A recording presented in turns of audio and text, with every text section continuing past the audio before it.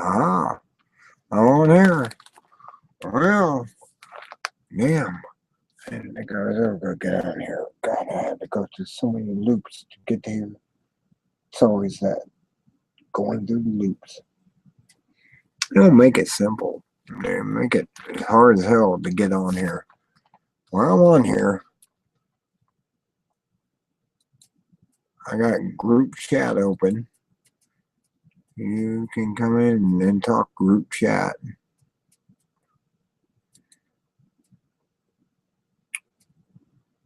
On my own app.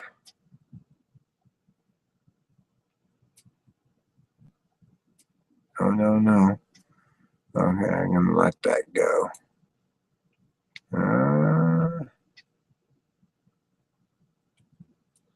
I don't care. I really don't care. I just don't care anymore. It don't matter. As long as they're 18 years or older and they come in here, and that's all it is. Okay, here I am. I'm on the air. I'm sitting here on the air. Waiting for people to show up. And I'm live. I'm on the air. And God, it took me a while to find this. And I got everything on here. I can put me on here. I can put anything on here. I got power. That's all that matters. I got power. Anyways, oh, geez Louise. Oh, God, what is it, 10 o'clock? Oh, my golly, it's 10:08. I have nobody on here. I didn't introduce it to anyone. I guess I need to do that. Just get them on here. Say hi, space, and then I'm able to copy it. Share. There you go. Circular Revenge is going to watch at 10:07. All right. Circular. Where you at? Not here yet? Well. Oh, crumbs. Circular Revenge. There you are. Circular Revenge came back on here at 10:07. I'm sorry I'm a couple of minutes late. You know how it is with Google Plus.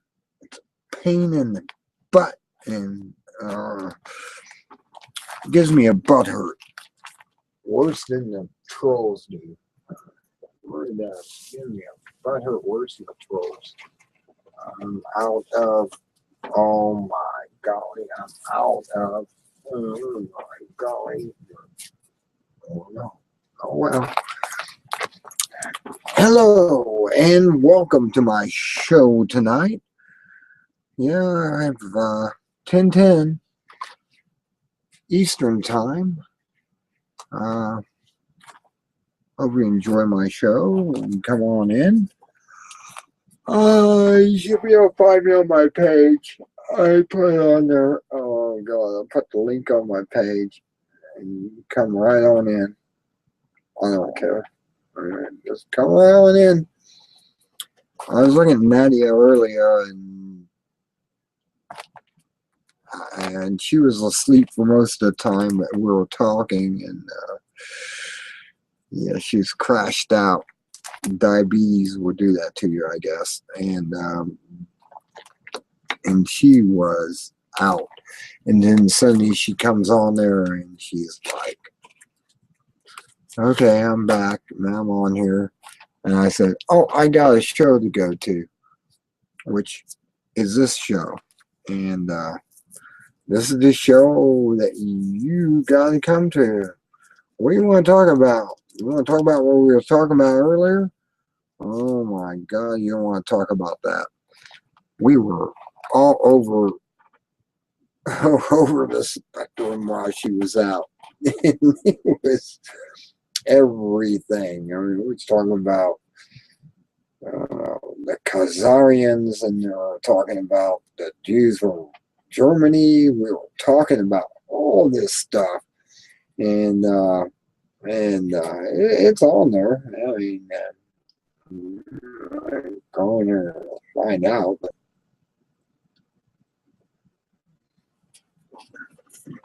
I don't know how to get you on here. If you're viewing this, then you're on here. All you have to do is line up.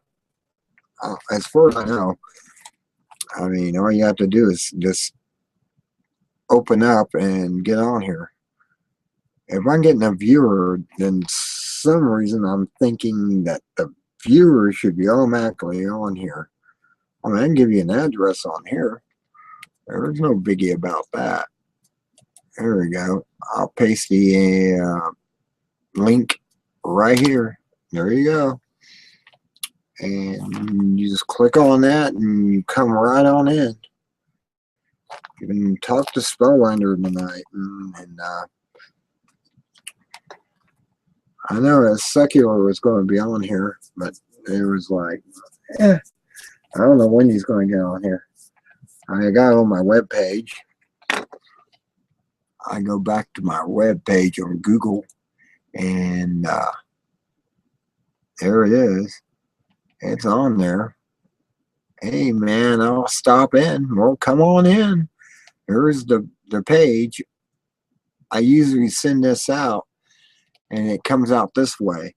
This is the way I get on Natalie's even, is come to this home page that she has, and I look for the link, and I put it down there, and you just click on it and you come right on in. I'll bring in 100 people here. At least 10. Today, January 28th, and it is details. Now, man, now, man, now. Anyways, yeah, I'm on here. I'm waiting for TJ to get in here.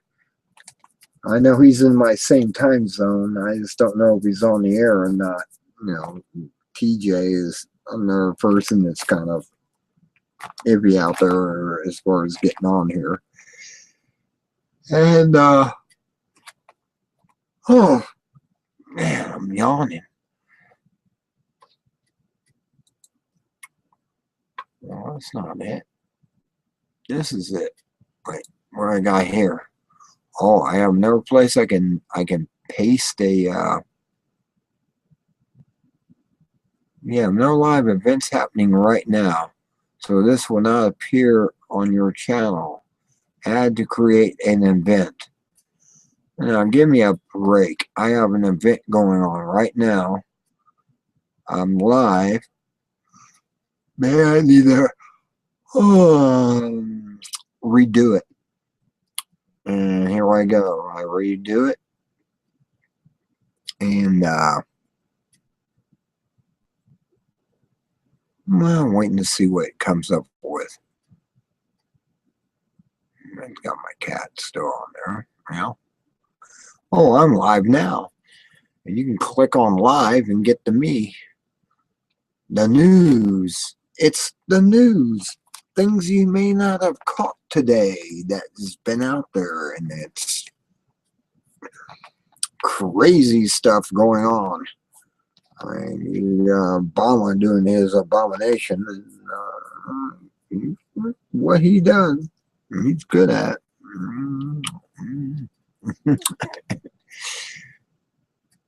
Yeah, rewatching right now. 90 minutes ago. You guys come on.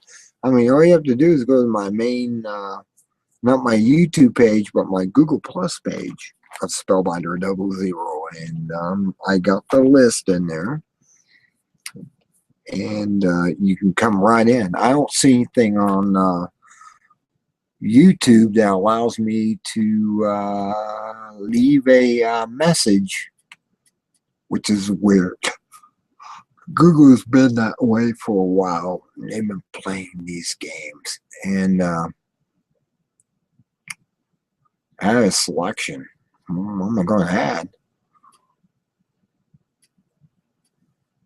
And let me open up the channels. He commented on them now, man. Now. Oh, you actually shared this, didn't you, Secular? Well, that's kind of nice. Now, how come you're not on here yet? Come on. Show up. Wake up. Speak up.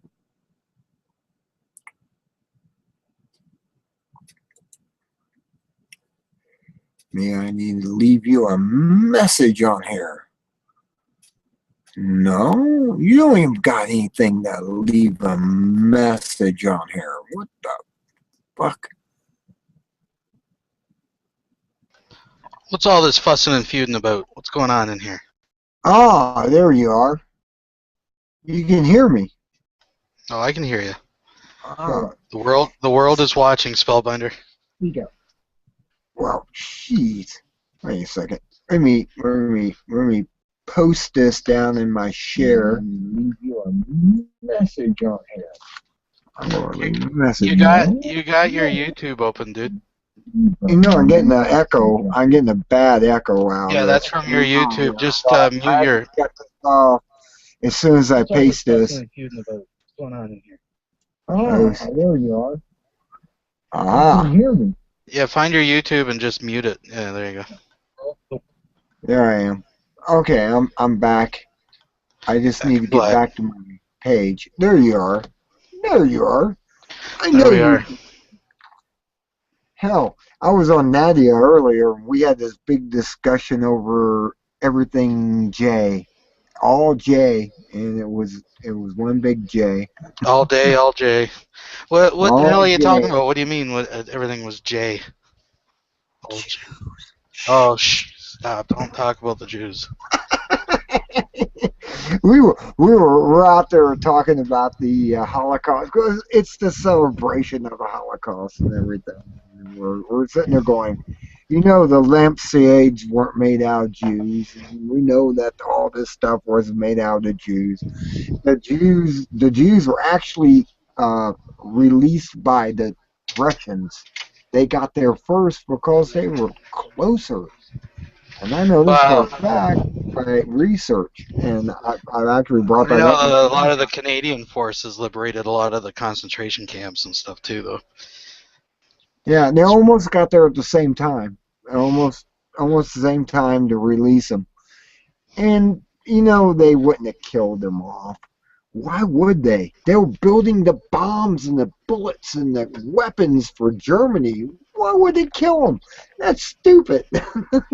They were good slaves. I mean, and that's how I kind of put it across to them. It's like they wouldn't have done that.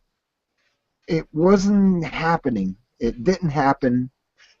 What are you 6 talking million about? people died in the 1800s because they were sending letters out in the 1800s saying that we're starving to death. Please send us money so we can feed ourselves. And Are you a Holocaust denier? I don't deny anything. I only present the truth. Oh, what's the truth? What do you in your eyes? The truth is that they in 1800s were doing the same thing. 6 million people dying of starvation died. And Yeah, so please send us money up there. Well, they don't say today that was 1,200 people, do they? No, they say well, I don't know what you're Germany. talking about. What's this got to do with? Oh, they're saying that the Holocaust was blown out of proportion. Exactly. It's blown out of proportion. Really. I want you to listen. I want you to tell all the Jews out there watching right now to get over it. Get over it. It didn't happen. You're all dead. Wait.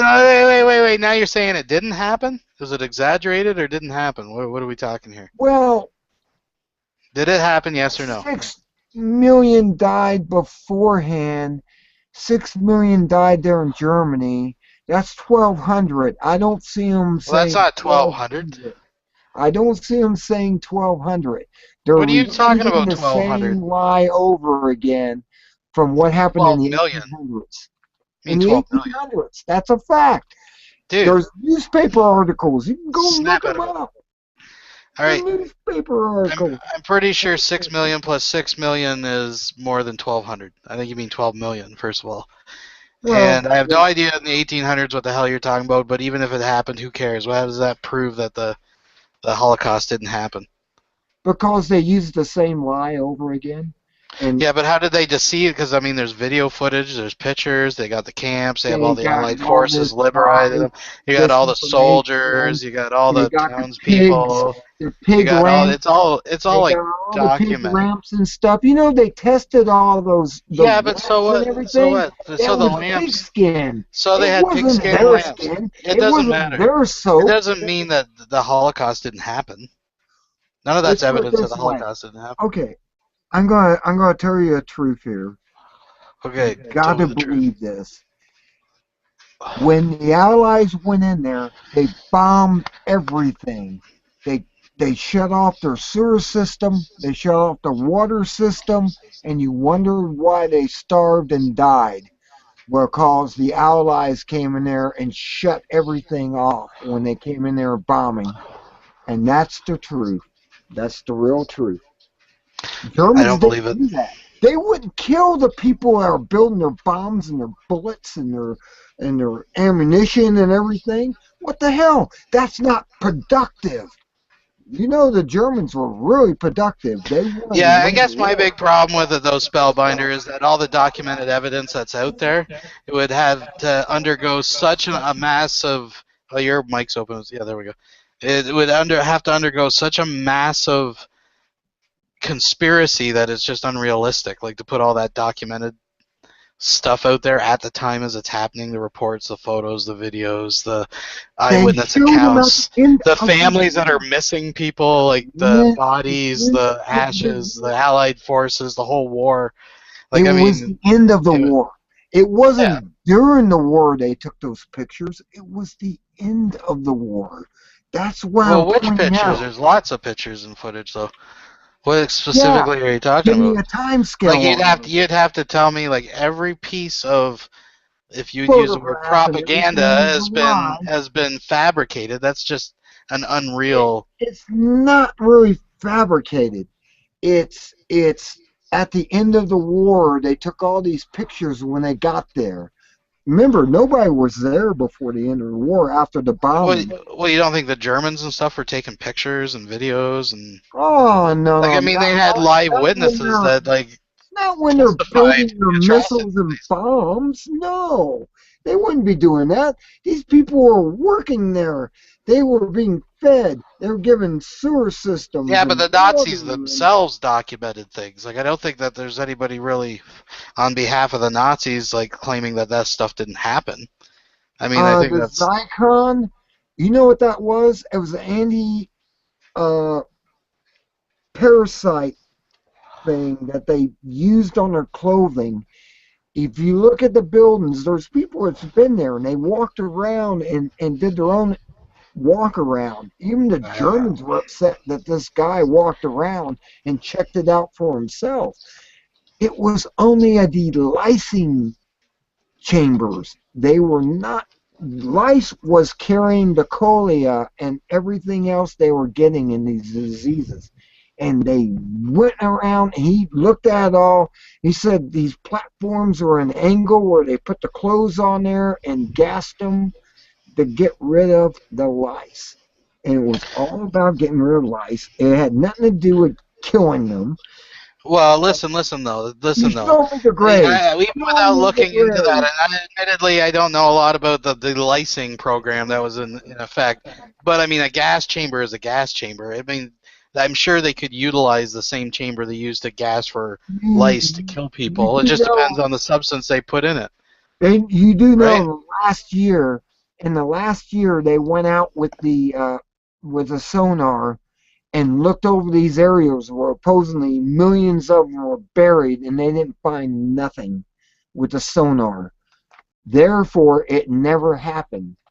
You got to remember, the Jews are Who? playing us. They're playing us like a fiddle, and Well, you're who did that? You right say along with them. you say vague things like they went out. Who went out? Who did this? I never remember seeing anything like this. Who? You didn't see anything like this? Who? Who went out? Just tell me, answer me that. Who went out and did it? You want me to look it up? Well, no, it doesn't matter. I thought maybe you knew. I was just asking out of I just don't curiosity. know offhand, but I've read some of the articles, and I can't remember the names of the people Like, who I'd have did to the know who did it and exactly what sonar. happened and what But went they down. went out with sonar, with that sonar unit, and went out there and they said, "There's no bodies out here. There's nothing buried out here. They're all." Yeah, I would have to read that myself, dude. I don't know what. You have It's to kind of check it hard to out. take it You on hearsay. really have to check it out because they have lied to Well, us I don't for think so anybody in their long. right mind would They deny have that the played Holocaust happened. America as a fiddle so long. We give them $6 billion a year, and they are living off of us, and we Well, are they're living poor. off a lot more than 6 billion, but yeah. Well, I mean, yeah. Well, We're whatever. poor. Those. We're poor. They're trying to take more money from us. They're saying, "You So you guys think the Jews conspired during World War II? That? Oh man. No, after World War II. They didn't do it during World War II. They were Well, what only about all the Jews getting killed during World War II? okay. You have to remember the Allies came in there and did massive bombings on the sewer systems and the water system. That created all these problems when they cut all that off from these prison camps. And then they start to starve because they blew everything up. And it Okay, was so okay, our, I got it. So not Germans, what you're the saying Allies is, did what that. you're saying. Okay, I'm just making clear what you're saying here. So what you're saying is they were in prison camps, but they weren't being mistreated. It was because the Allied forces, when they bombed and cut off the supplies and whatnot, the suffering actually was because of that of the inmates, and then the footage we see is post the Allies attacking, is the case you're trying to make, right? It was actually a That's result. exactly basically what they did because they were well fed, they were well taken care of because they were slaves. They were building the bombs and bullets for Nazi Germany. You think they Well, want to kill their own people that are building all this stuff and they make them hated them. go away? Really? But Really? I'll tell you this. I'll tell you this. I'll I'm admit going this. to I've seen tell to Hogan's you. Heroes. I've seen Hogan's Heroes, so that's true. No, I'm just saying that Well, it doesn't make sense that they would do this to the people that are building everything for their war machine the and Schultz kill them Brigade. all. Why would they do that? That wouldn't be. I work for Bowen. I know what they do. Bowen is a Nazi organization. If you really want to know it, but I'm not going to go further than that. You just don't see where these Nazis came from and how they work. They want their people to be healthy. They want them to be the most physical people they can have to build everything that they got. And that's what's happening. I don't work That, for Bowen anymore, so I can say this because Bowen let me go because I was too efficient. There's yeah. a there's a new one. I was too efficient.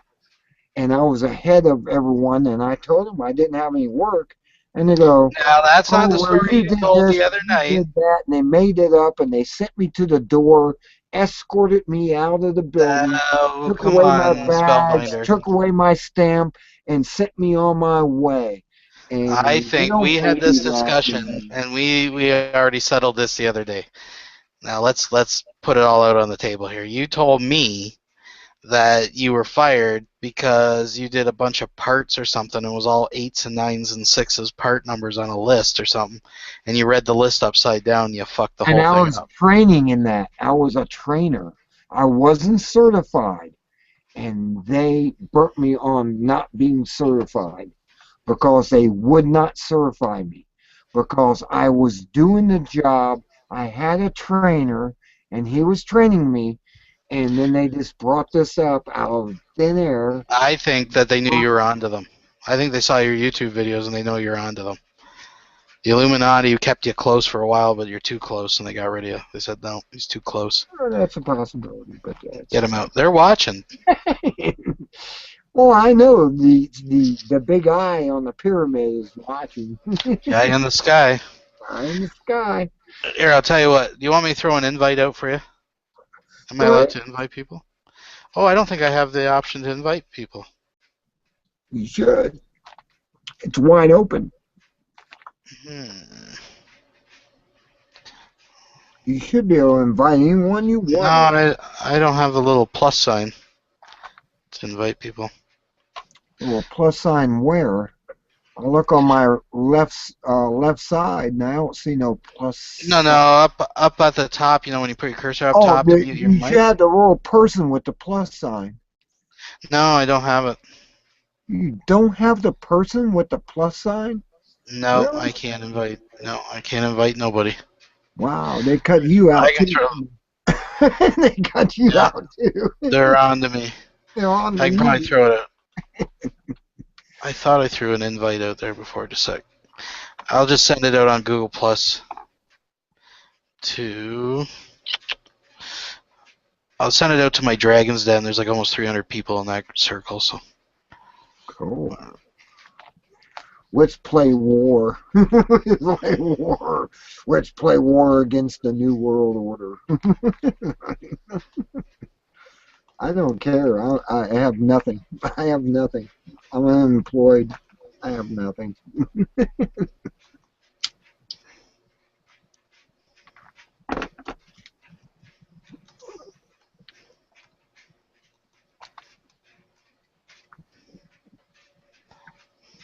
We got 2 viewers out there. Somebody's not talking.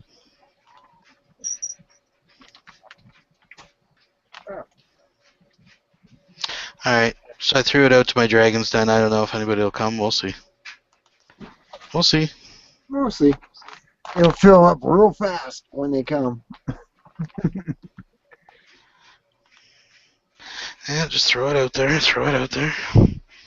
Yeah, Spellbinder, I'll have to get you over for a hangout over in my fucking arena.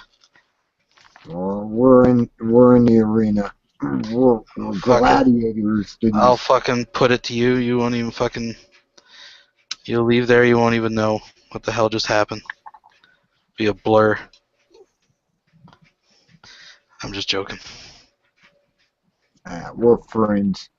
We're friends on the same line. We're at the bottom of the pyramid. You know what? You know what they say, Spellbinder? It might be a rat race, but it doesn't matter if you win because you're still a rat. Oh, well. Yeah. Spellbinder hangout. See there. There we go. Oh, I saw him earlier on Nadia. He was at Nadia's place. Who? TJ?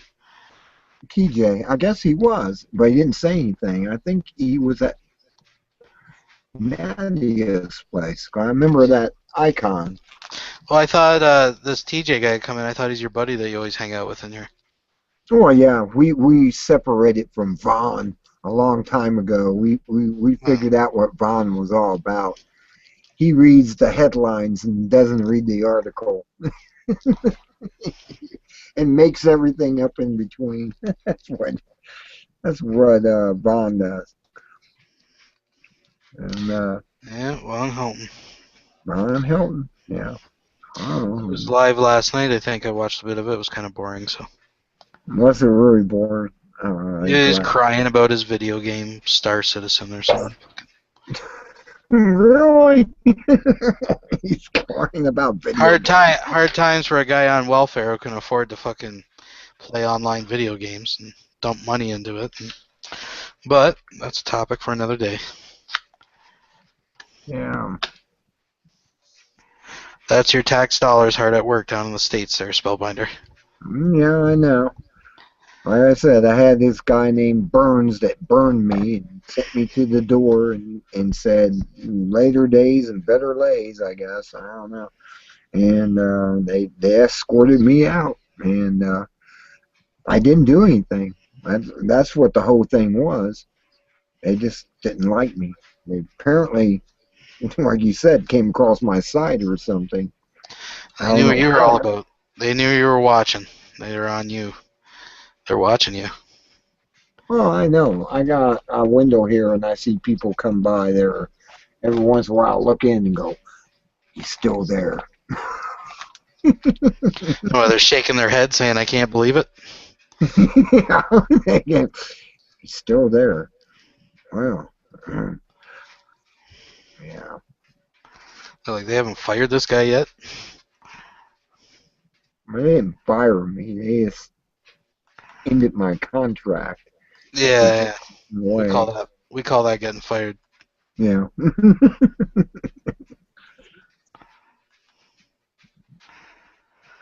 Yeah, I think you were given the business. TJ, say something. Do something. Your microphone's off. Oh, turn it on. Yeah, my microphone was buried under a whole bunch of junk and clutter and everything else, and I had to dig it out. First, I just got done testing my headphones. Of course, they quit working now. Both sets act up now. I don't know. The cord's got a short in it, and the other cord now, I guess, doesn't work. So, yeah. That's obsolescence. It's called obsolescence. They build this stuff to break right after you buy it. You should have heard me screaming at this old woman. She looked at me and she said, "Look, the rich, they have all the tax loopholes." And I go, "What are you talking about?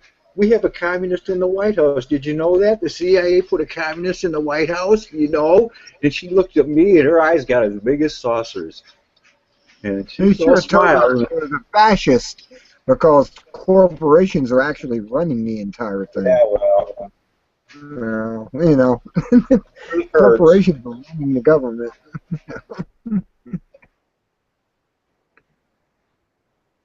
Yeah, that's what we're living in, a fascist state, and it's spreading to Canada and everywhere. I know Canada is like, we gotta go to Israel and kiss the wall and put on a beanie and bow down to Netanyahu, who is God, I guess. I don't know. This isn't live, is it? Yeah, it is. It actually is live. Oh my gosh! I take back everything. Obama is not a communist. Obama is just our president. He's not working for the CPC. He's good. I didn't mean it. No, I didn't know this was live. I know nothing. I know nothing at all. I will be Schwartz. I know nothing at all. Well, of course, I found a new 911 video for you. I found a 911 video that just came out, or I hadn't seen before, and it's a good one. They proved Pyroclastic clouds of dust and an equal opposite reaction going straight up. Newton's third law. Something like that. All I know is Building 7 fell in its footprint and it had minor fires. And that was supposed to be the most strongest building they ever built to take a nuclear blast in New York. And it fell in its footprint. Now, he explains it. I can't explain it. How can you explain a building that's built to take a nuclear blast and it falls in its footprint? It doesn't make any sense.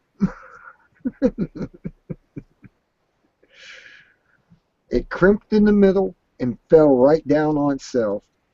I mean, even an amateur explosive expert can see that. More or less, these guys are experts who see all this and know what happened. I mean, they're looking at going, we've done demolition like that and made buildings fall just like that. And I mean, they're experts.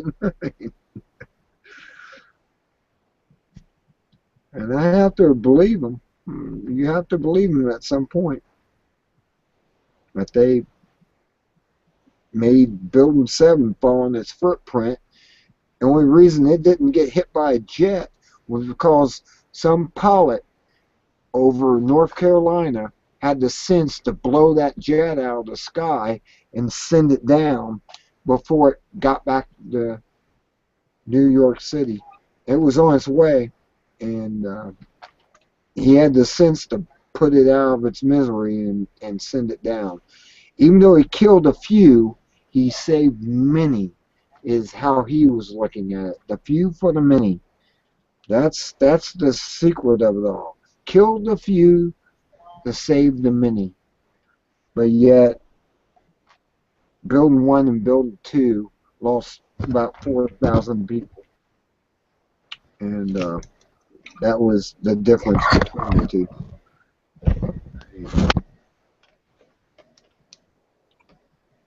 And we're living in a delusional world where they're able to get on mainstream media and tell you how things are, and you must believe it.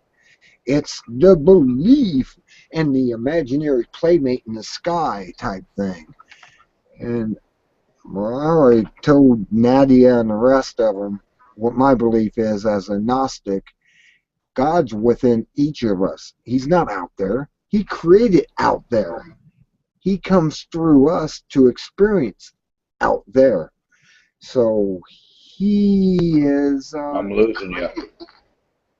You're losing me on this. So you don't believe that Yeah. God is within us all because you're alive and thriving, but yet he created this illusion outside our eyes, this magnetic field that we interpreted inside our brains, inside of a dark box called the skull. Spellbinder, you're cray cray. Hey, you don't see what the holographic universe is all about.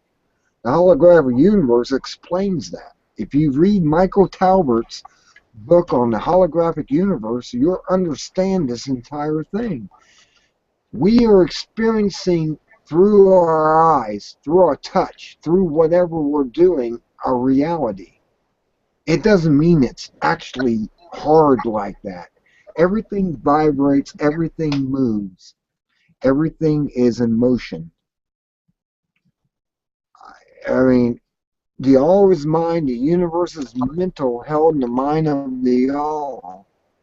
These are very old philosophies that go back 2,000 years, and they make perfect sense. I love it. I love it when guys like you will like make an absolutely absurd claim, and then like in your attempts to like back it up, just name a bunch of facts that are completely unrelated, and somehow it's supposed to prove. Like you made a statement that like God is experiencing the universe, His creation through us. And to back that up, you stated like obvious axioms of the world, like things are in motion. Like, what the hell does that got to do with proving that the Creator is experiencing the universe through us? Just because things are in motion. Like, what do you even talk about? Everything vibrates, everything moves. Well, so what? Everything is in motion.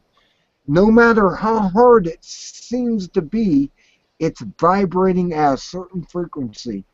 Though you tap your finger on the desk, Well, and yeah, it's so. hard to you. Yeah, but where's the connection to, like, Meaning God that is it's not living through us vibrating and all this and stuff? moving. Because things move and vibrate. So what? What's the ultimate point that you're making? Like, how does that connect to your statement about God living through us or whatever? Because we vibrate faster. We actually have a faster vibration, and we're able to experience vibrations through ourselves if we just concentrate and not focus ourselves on matter. Matter is always in motion. I don't care if it's a solid piece of stone like granite. It's vibrating. It's actually moving. Did you know that they theorize? What's this got to do with physicists- God?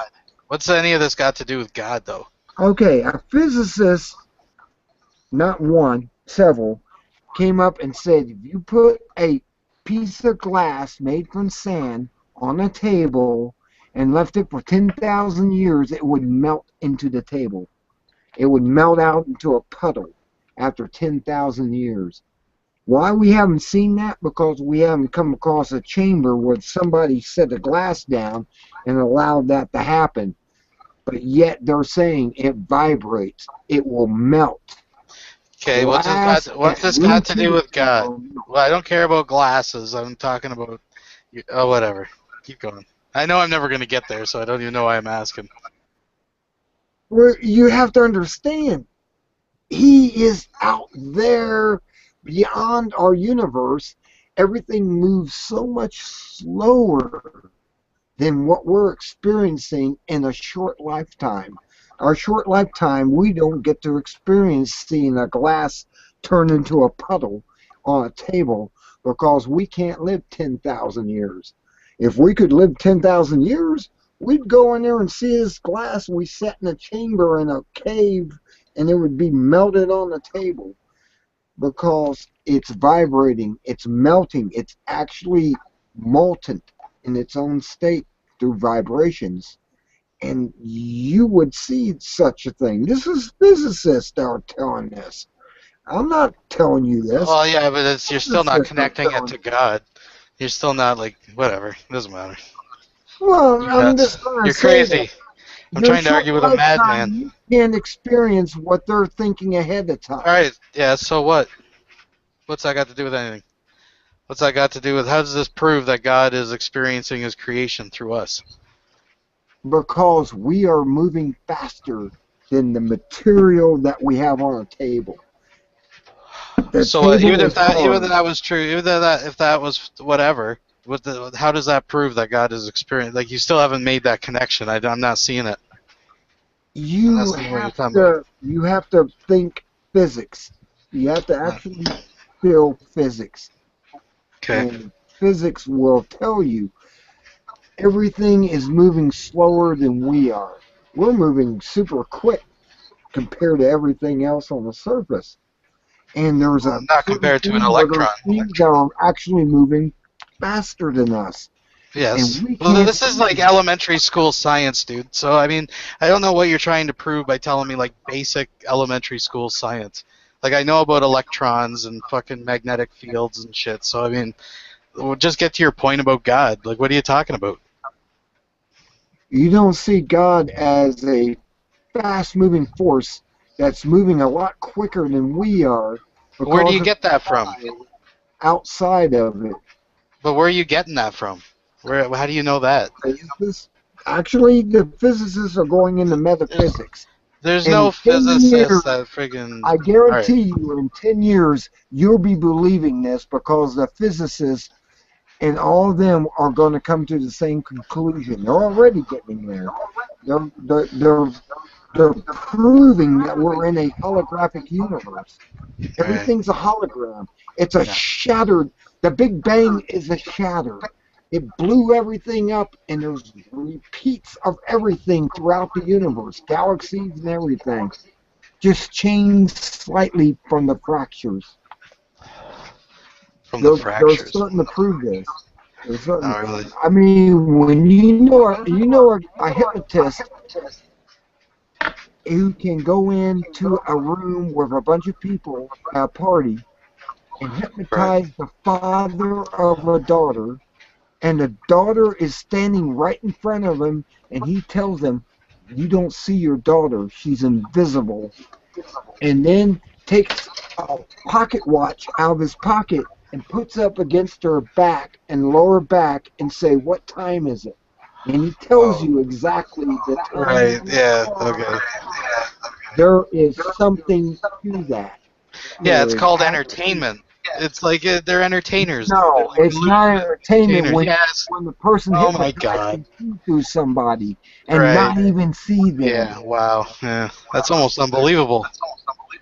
Well, if I had the chance, I would come and perform the same art on you and show you, but that's just you not accepting it because it's so fantastic. It's so outside of reality that you can't perceive something that could happen like that. But Well, yet no, it it's that does. I don't believe things without a reason to believe them. I mean, anybody can say anything. You could tell me a purple friggin' leprechaun performed the trick. It's not going to make it any more true. Well, yeah, but this guy opened up this pocket watch and put it up against the daughter's back and said, "What time is on this clock?" And everybody in the room saw what happened, and he says it's 9:10, and he pulls it back, shows it to everyone in the room. He's seeing that. He's hypnotized, but he's able to see through his daughter because he was hypnotized. Where did you see this? The daughter was invisible. Where did you see this? It's in the Holographic Universe by Michael Talbert. It's Oh, so it's in a book about a holograms. Right. actual Yeah. documentation that Yeah. he did in his Right. research. He Uh-huh. talked about Don Juan even, where Yeah, there but was how about how can you collaborate it then if he just wrote it in his book and he's like, oh, I saw this. Like there must be a way that we can verify it somehow. Like I'd be Spellbinder. interested. people he showed the watch to. It may be still alive. Yeah. I can come All right. I can Spellbinder. give you names of them if you want them, and he Spellbinder. will. Yeah. I went to professional hypnotist, and I'd like to tell you about it briefly. I'm laying in the barber's chair. Yes, it looked more like a barber's chair or a dental chair. And I'm sitting there, and she goes, okay, you're going to be hypnotized now. Within 5 minutes, I was laying there, and I'm thinking, am I hypnotized? Am I not hypnotized? I'm tired. I feel relaxed. I feel perfectly happy and fine. And I don't know, my eyes were shut. The next thing I know, I go, maybe I'll just take a little peek to see what's going on while my eyes are shut. I know I'm supposed to be hypnotized. I might be, but I doubt it. So I opened my eyes, and guess what? This woman at that time had her hands passing near my abdomen towards my groin, and she had her hands, no, she was not touching me. No, of course not. But she was like passing some kind of energy field all over me, and then she's saying things like, you don't want to smoke, you could get bladder cancer. You don't want to smoke, you could get liver cancer. And then I looked down, I peeked, I cheated, yes I did, and I saw her passing her hands over me. What the heck? That isn't a classic hypnotist as far as I know. Spellbinder? Well, see, I was under a hypnotist at one time also. He wanted me to find this treasure at Discovered Bridge that I just took him to. And he couldn't find it at the time, but there was a chest of silver sitting in his bridge underneath there somewhere. He couldn't find it. But yet, he believed in me because under hypnotist, he asked me about this murder that happened down in Georgia. Now, this is a real thing that happened to me. And he believed that I was a psychic at that point because of the hypnotism. And I didn't believe the blue rose. That was something he threw in there. I don't Blue know. rose, you won't remember, right? Okay. This guy, I was able to picture him. It was a black guy who was doing murders to small children in Georgia. That's racist. And I was able, this racist, it's a black guy doing the murders I'm just to black children. I'm just saying. I'm just saying. That's racist. And he got me to the point where I was able to see him on his porch. I knew what he looked like. And guess what? 3 years later, they caught this guy. And he was sitting on his porch. And he was, when they grabbed him up and took him away, he was the one guilty for the pedophile. Now wait. Hold up now. You're saying he was a black guy on a porch. That's racist. Hey, I just saw what I saw. It wasn't what I wanted to see. He directed me to find out what happened down there. And I was able to come up with the vision of it and able to see it. I was perfectly seeing this person as if my eyes were open and I was seeing the entire scene of what was going on. And he called me up at the Air Force Base at Nellis. My mom did. She called me up and said, this guy called up and said that you're right. You knew everything that was happening down there. And this death of these black children. And I said, well, yeah, but I'm in the Air Force now. I can't come back there and Racist. be part of his White Lodge. He was part of the White Lodge. and they were an occultist group, but they were able to get me to open up, and I was able to visionize the whole thing, and I knew it all. I knew it.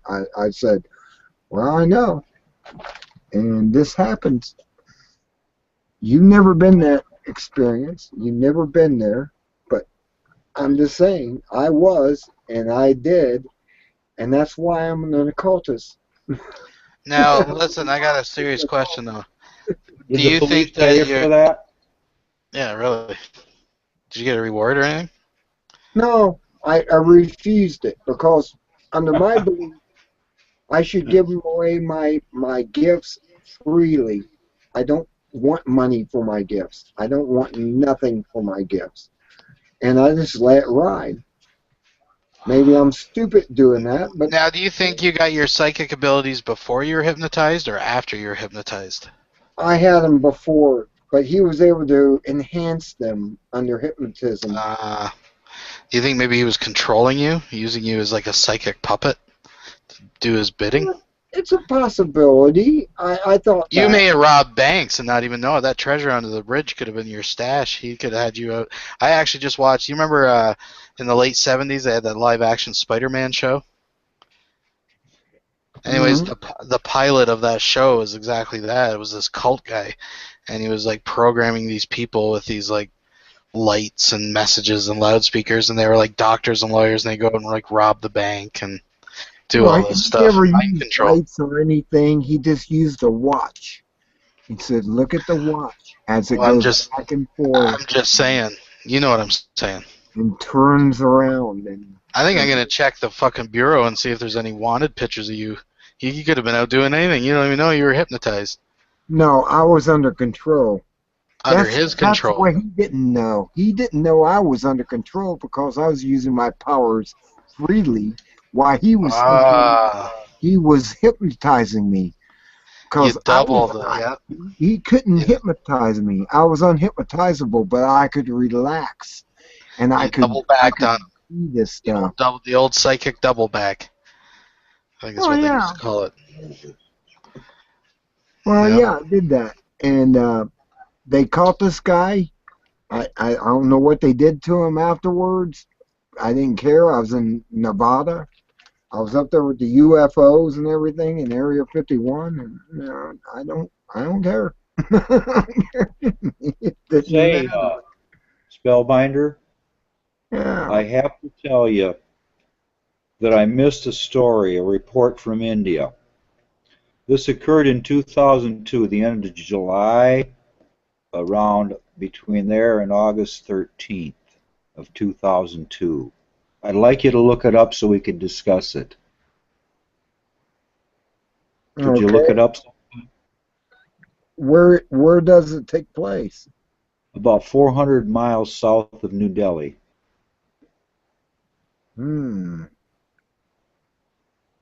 It's one of the strangest cases I've ever heard of. And the stories appeared in dozens of newspapers. So it was a real life news. The Walking Dead or something. I remember hearing some people seeing the ghost of people. And does the Hindi word Manachua mean anything to you? Manachua. I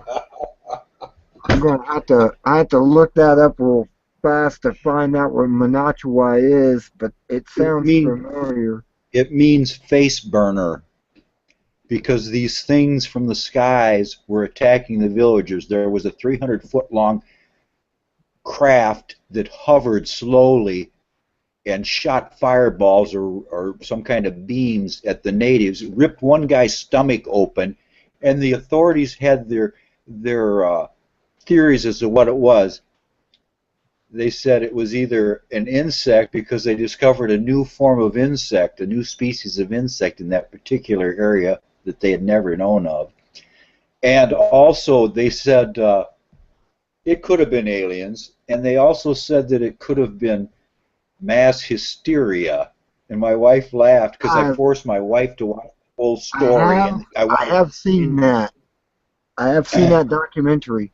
There actually was a documentary based on that. And Yes. I have seen that. Yes. And Tell me about it.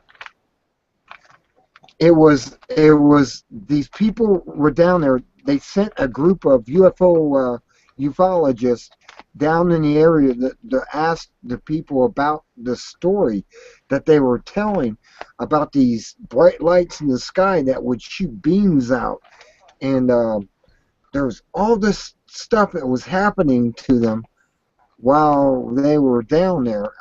I do recall that. I know I do my research, and I do a bunch of research.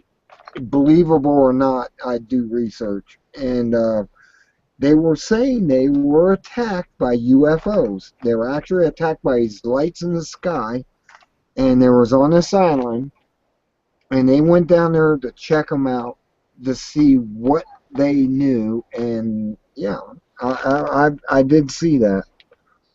And they basically said that these things came down and they did what you said, tear them apart and stuff, and do other things.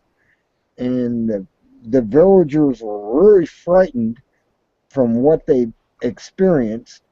And it was just on this island, and they say it was the sky gods or whatever that came down. But yeah, I do recall that. I do recall the sky gods, and it's a possibility. I mean, No, this is a different story because these guys weren't on an island. These guys were just in a little jungle village or whatever in central India. No, this is nothing, no island. well, In they're my story, along the the worst part about shoreline. it was, It was how would you along like to the have one of your shoreline. loved ones?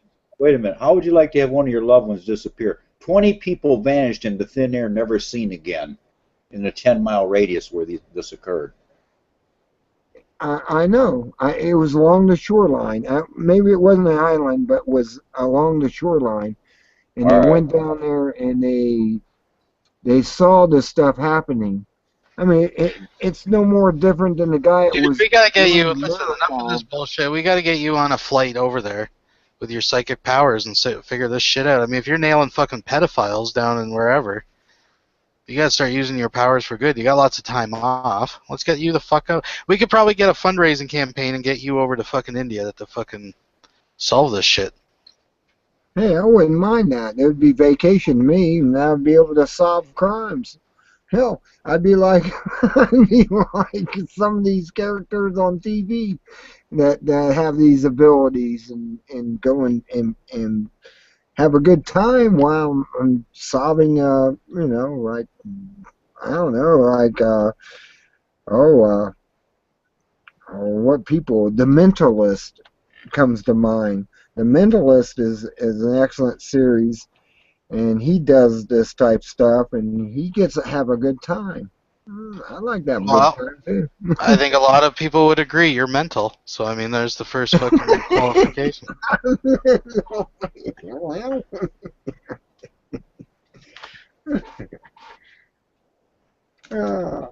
no, I would love to be able to travel the world and make money doing it like that. Just like that. Just traveling the world and going down and investigating stuff. See, you could use your powers for good, and you don't have to be profiting or taking advantage of people. But you could offer a service where they pay for your travel and expenses. That's fair. Yeah. And you come Yeah, over, I could do and it.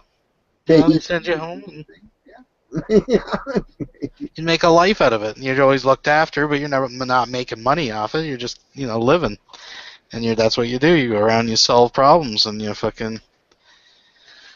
Up in Canada here, we used to have this show called The Littlest Hobo. It was about this fucking German Shepherd or something that used to wander around from town to town and solve problems. That's what you could be like the psychic Littlest Hobo. See, I can do that. Somebody wants to finance me. Gotta keep moving on.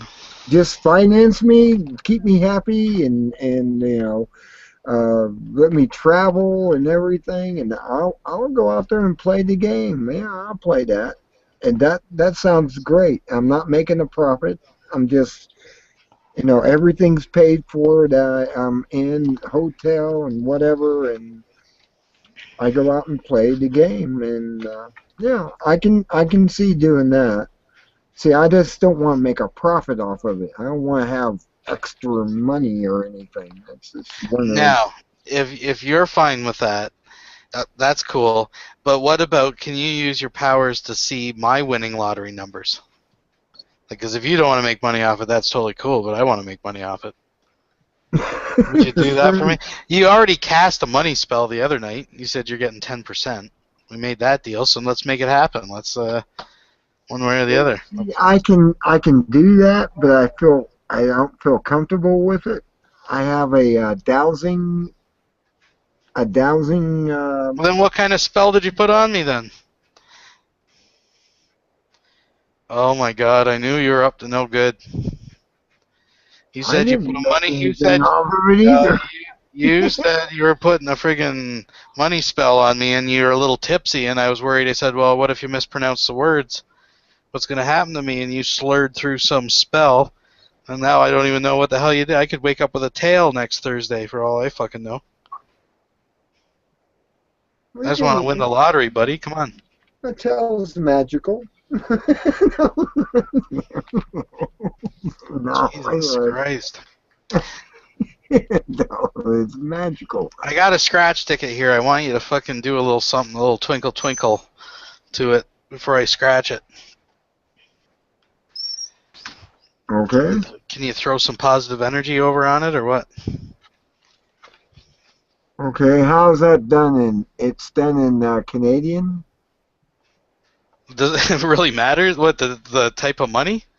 Well, Like the payout? Yeah, it'd be in Canadian dollars to me, but I'll take American dollars. I think you're going to win $5 if nothing else. Maybe. I really see. Well, that's what I'm saying. Work your mojo. Work a little magic on that. Let's slap down the friggin'. I don't have to really. Let's turn that around. I just kind of see it. I'm like, next. All right. I kind of see ahead, and. All right. Well, we'll see what happens. You're saying $5. You're saying I'm gonna win $5 on it. Yeah. Could have a couple of extra zeros, but. Ooh. So you're saying a 5. You're seeing a 5 though. Maybe a That's couple what extra zeros. I instantly came to mind was a 5, but. That's interesting. That's interesting.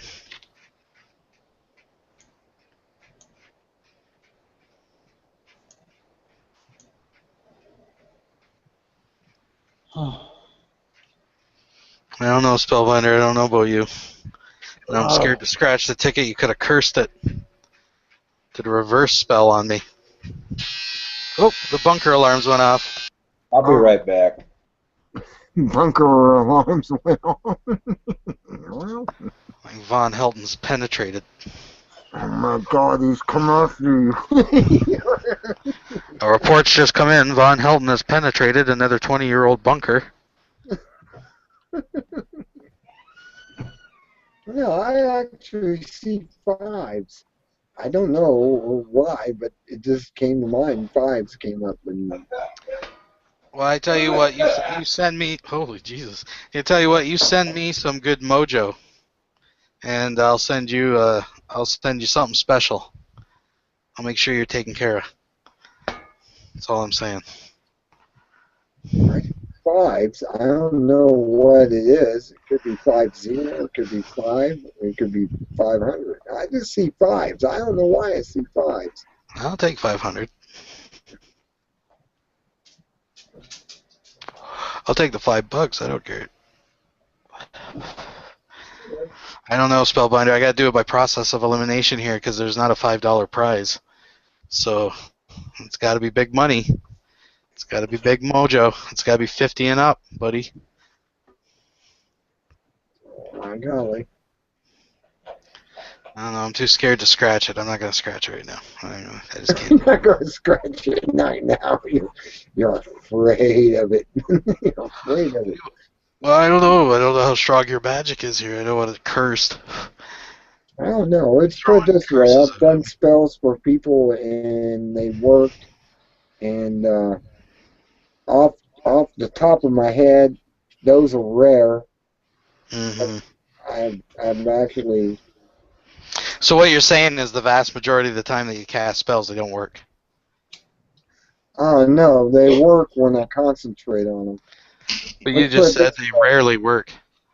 Okay, let's put it this way. I knew two guys in the Air Force that smoked a lot of dope, Right. and I bet. and they passed their piss test. If I can imagine. And I did a ritual and made him pass, but that's something I did in the past. And Wow. I've never been hit myself because, well, I'm able to self cast, but it's a weird thing. Weird. Self-casting. It's weird that they both passed, and they were smoking a joint every day and everything, and they passed. And it was like, it was like, I'm going to guarantee you passed your piss test when you go to it in the Air Force, and they did. They passed it, and they went on. But that was me doing a ritual, though, an actual ritual, which I had candles and everything else I had to use for focusing. Dude, It's all about focusing. will you please, on a live hangout with me, will you do that? Like darken it all up, get the candles. Spellbinder. Would you put on the robe? Would you hire a female assistant? That Then robe negotiate? on, don't you? You've seen me in the robe. You don't have to see me in the robe anymore. I had the robe on. Yeah, it just it would just give it. I think it would give it more potency, though, more power, more focus, more reverence. I mean, that's a silk robe. That's what I'm You saying. see me in. It's actually made out of silk. I bought the silk, gave it to the guy who made Elvis Presley, you know, suits that he wore on stage, and you have to go down a Bell Book and Candle to really meet this guy if he's still alive. He was pretty old when I met him, and I gave him this, and he charged me $35 to make my robe. I was like, oh, that's cool. You only charged me $35 to make a robe with the hood and everything on it, and that was great. I was really impressed that he only charged me $35 to turn that into a robe. And he made costumes for Elvis Presley to be on stage. And Are you serious? I am. Well, serious. he made costumes for an Elvis Presley impersonator, not Elvis Presley, right? No, it was actually Elvis Presley. This guy's was 54 when I gave him the material at Bell Book and Candle in Las Vegas, and he said, "Okay, I'm gonna make this rope for you." He went off with my material. I had I don't know, 10 yards of it or whatever. He cut it and made it and put it and sewed it and did everything for it. And I actually have a nice robe. It's a white robe. It goes down to my feet. He actually measured me and everything, so he knew how long to make it and everything. He actually went through the process of being a tailor, and he blew me away. He came back with this. It was beautiful. I mean, absolutely beautiful. The hood and everything. And the hood came down. It could fall over my face even. It was a hood made that way. It was beautiful. It was the most beautiful thing I ever seen done magically. I mean, this guy worked at Bell Book and Candle, and they sell occult books and do spells and do all that stuff. And It was a curio shop. a curio shop. Yes, it was. It was a curio shop. I mean, this guy was on the phone constantly, his partner. He was a big guy. He was probably about 290 pounds or something. He was kind of a big guy. He's on phone talking to people in Las Vegas telling them their future and everything, and they sounded like people that ran casinos and all that stuff. And he was able to do all that. And I was like, I sat there for about 10 minutes while I was on the phone, and I just kind of looked at that, and I went, wow, you mean you can make money doing that? But I wasn't into the money, though. I was the opposite. I was like, this is a gift, and it should be given freely to people, not get on the phone and make That's communism. $90, $100, just talking to somebody. And he was making money on the phone as well as selling curios. I mean, it was amazing. I was impressed. Bizarre. And I used to be involved in all these groups. I mean, I went in there, I was going to learn astrology. They had an astrologist there who was in a wheelchair, and he was teaching me astrology. And I couldn't afford it, so I stopped going to him. I couldn't afford the $30 a session. That's how much he was charging per session to teach me astrology. But I learned enough that I could make my own charts and stuff out of the book that he was using as a textbook. And I was actually able to do my own chart and everything. And it said that I had a up and down type thing going on with my astrology. It was make money here, lose money there, back and forth. And I saw that and I went, well, I don't need him anymore if I'm just going up and down. And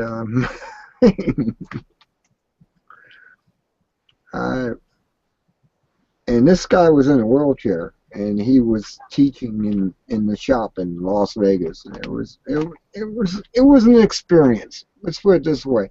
That was my favorite place to go, was the curio shop. Book and Candle.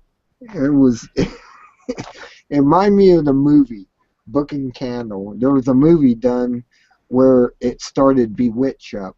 Bewitched came from this shop called Book and Candle. And they had this in Las Vegas. It was Book and Candle. And I went in there. They had all the occult books I could choose from. It was amazing. I could just go in there and go, oh, wow, there's a book I need right now. And pull it out. I got several books still in my library of occult studies. And I just sit back and I read through them. And they make perfect sense. They really do, because this is what the rich do. They read through these books and they're able to use this magic on themselves, but they're using it for the wrong reason. And I'm kind of reading through it going, well, I could use this for good instead of evil. It's a two-sided sword. It's always been a two-sided sword. Magic is a two-sided sword. Well, I'll tell you some magic. There was a Twilight Zone show, and a guy bought a wind-up racetrack, and he had little horses that would run around the racetrack, and he'd wind it up, and whatever way they'd finish, he'd go onto the real live racetrack, and boom, boom, boom, he was raking in the dough like you would not believe. Now, I'd like for you to put a hex on a little machine. I'll buy the machine, and I'll send it to you and have you perform your magic. You name your price. And when I get it back, I will thank you. You got one of those machines? Oh, man, you got that right. When I hit the twin trifecta because of you and your spell, man. Twin tri. You actually have one of those little wind-up machines with the racehorses and goes around the track? Not anymore. No, the cost would be prohibitive in today's Chinese plasticized market. I'm just looking at it going, well, you have something like that. It's a possibility to enchant it. And it's called enchantment. And enchantment's possible, but it's a lot of work.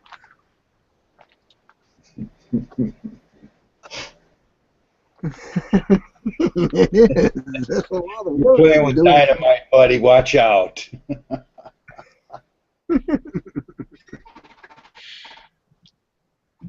But Oh, wouldn't it be worth it though? But wouldn't it be worth it if it was like for real? I mean, if I could enchant something that would like predict, the outcomes of horse races or whatever, right? Like, would it not be worth the work? I would do it. I'd be like, fuck it, yeah. You would be summoning devils from the depths of hell, my friend. Yeah, that's right. Be like a bad Tell- H.P. You'll be Lovecraft selling story. your soul to the devil, basically. Tell him, Spellbinder. Well, the devil's a hologram, right, Spellbinder? Well, yeah, in its own way, it's the dark side of oneself, and you're projecting the dark side out, and it's gaining something that you shouldn't have for nothing, and there's always a price to pay. Ask Rumpelstiltskin about that. Nothing comes cheap. It comes with a price. I have to say, Rumpelstiltskin was a fictional character. Jason, how's it going, buddy? Yeah, he's a fictional character, but yet it's based on a true fact of magic where things that you do have consequences. And if you can pass those consequences off to the person you're making this for, you're not touched. You give it all to them, and they get the consequences, and you don't get the consequences. See, there's certain things. That's how these millionaires are making millions of dollars and stuff in their cultism, because they're able to pass it on to somebody else. I thought it was because of their good investment decisions. No, there's no good investment. There's only magic going on somewhere in the making. Spellbinder? Yeah. President went to India. President went to India and he did something wrong. His etiquette wasn't right or something. He did something wrong, and there was a big commentary about it and so on. I could never figure out what he did. If he hugged the Prime Minister of India or something. Oh, you never touched the Hindu god or whatever. I don't know. He did something wrong. Did you hear about this story? I didn't hear about that one, but I did hear about Michelle Obama going through the streets without a hood on and everything in Arabia when they went there to bless the new king of Arabia after Abdullah died, and I know that one, but I didn't hear that one. Yeah. I think he gave the hug to the Prime Minister or something. Gave him a hug. I think that's what it was. I don't know. They do stuff that's not traditional, and you can get in trouble for doing non-traditional stuff to Definitely. royalties in those countries. Because I know that Michelle went through the streets without having a little hoodie on and everything, covering her face up, and that was an insult to the Arabians. And I did read through that today, and I went, "Whoa, she actually did that." They must think they're really royalty that go through the streets like that. Spellbinder. I heard that Saudi Arabia is the most evil place on earth. Have you ever heard that? Well, they're something. Really, they are.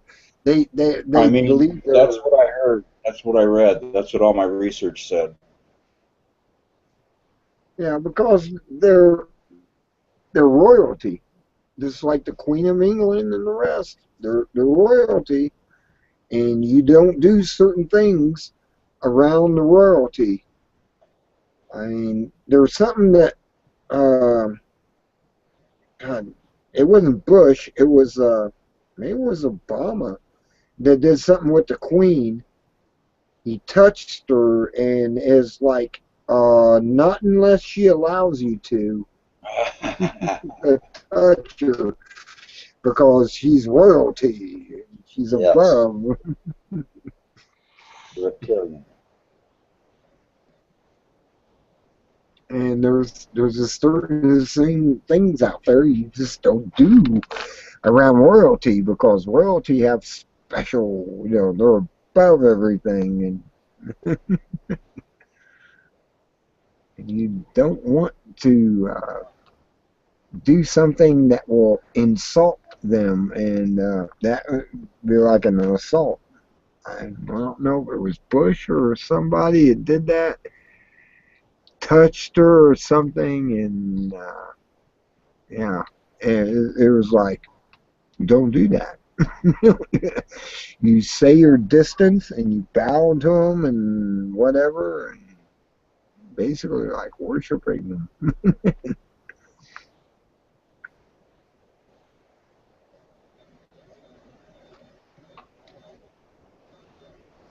Paul, come on there. Paul, Paul. Sorry, buddy. I just got home from work. I was having some dinner. I was on mute. Ah, okay. Hi, Paul. Good evening, TJ. How you doing, buddy? Well, I'm doing great. I've got both my vehicles tuned up as much as I can with as much money as I can because every other day is a car part day around this place. It's sickening. But right That's now, what you were saying. You said everybody at AutoZone will start to know you by name, man. The Ford system, the piping system on a Ford Taurus or Mercury Sable type vehicle is like there are so many hoses, doodads, and twists and piping on that radiator system. I can't hardly find a leak in it, and I've been looking and looking, and I got to buy another. Have you ran dye through the system yet? Well, this is what happened. I took a big screw and put it in the overflow hose. And then the other hole in the split Y pipe, it's a new thing. They got to have a split Y pipe for your coolant holes now. And it's got a plastic center within the rubber part on both sides of tubes with a solid plastic center. Well, out of that comes a relief valve port for your relief tank, your pressurized auxiliary radiator tank. And Right, it your shoots overflow stuff. that pressurized tank back into that tube. But now that I got it all blocked off, it's just when I stop and it builds up heat, it pressurizes it so much that it bleeds out must bleed out around the clamps. That's all I can think of. I'm getting sick of it because I got to add a quarter radiator fluid every day, every week. Bro, here's the direction I would go, just because I know that car so well. That's the 3-liter V6 that Ford put in all of those Sables, Tauruses. Those things are notorious for losing the water jackets on the head gasket. And what happens is the antifreeze actually bleeds into the cylinder and goes out the exhaust. I mean, it's a real common problem. I would get a pint of dye, pour it into the radiator, ultraviolet, and then just use a handheld blacklight and see if it's coming out the exhaust. I'll bet you 10 to 1 that you've got a bad head gasket. Wow.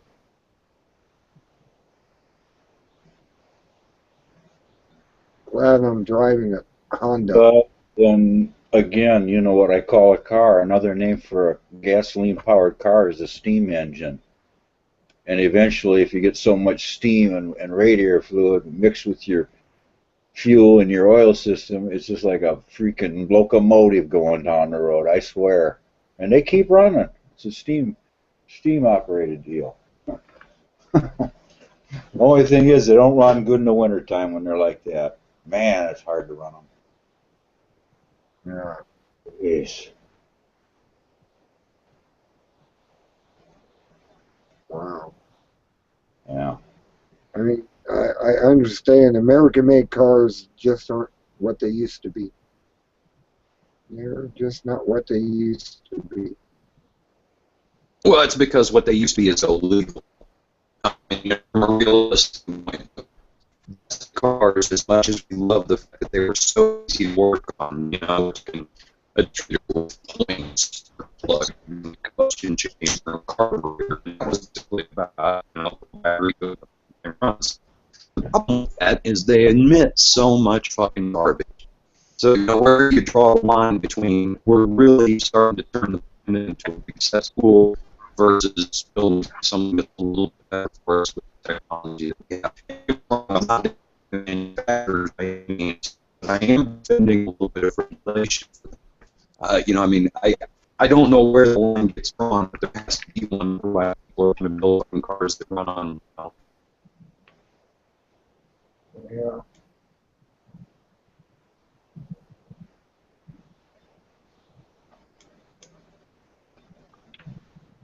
Don't know. We just don't know how they're doing this stuff. It's all obsolescence. Obsolescence. I see obsolescence in everything. I go buy a set of headphones for my computer. It breaks within a week. Fucking. It's like, what I gotta do? Spend $200 for a headset for my computer, and it won't break for at least a half a year. Really, I mean.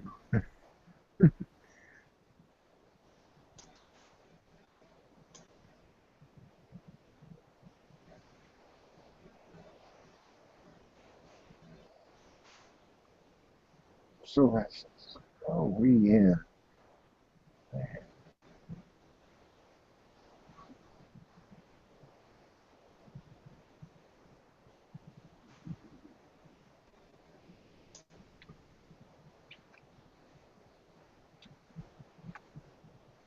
So how's everyone doing anyways?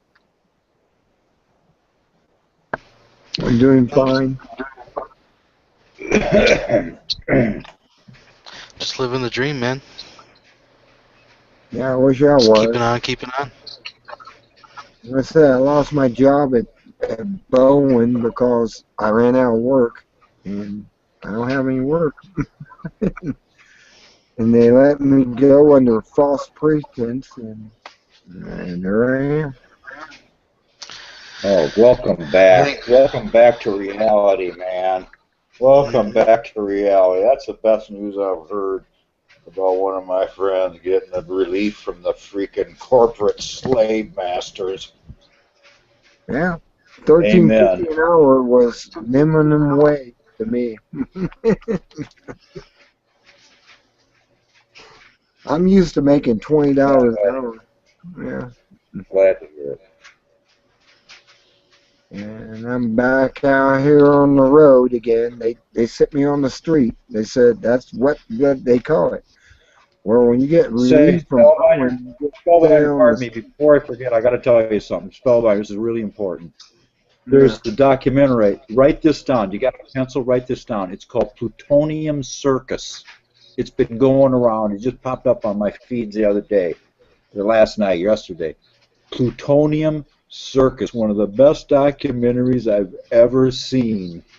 Yes, and it's all about how they take apart a nuclear bomb, okay? But when they started talking about the raw plutonium in the pits, I didn't like that because I'm thinking about what kind of plutonium in pits are they talking about, you know? But the weird part about it is, Spellbinder, interspersed through this documentary, they flash to this real big, like, intellectual type and world traveler. He's talking about big game hunting and everything, and he's showing his trophies and all this other weird stuff, and it just doesn't fit, man. I don't know if was an executive or what, but could you watch that documentary and possibly explain it to me?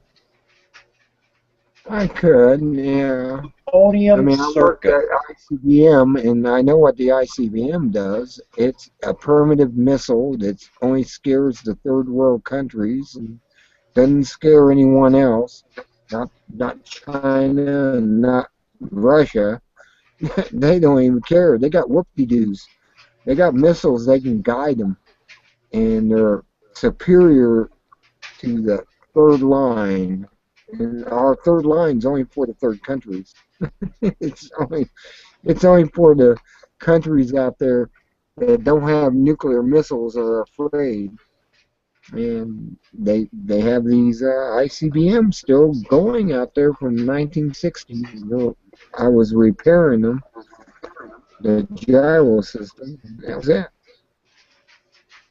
And they have no capability of hitting a target in a second and third world or first world country. Second and third.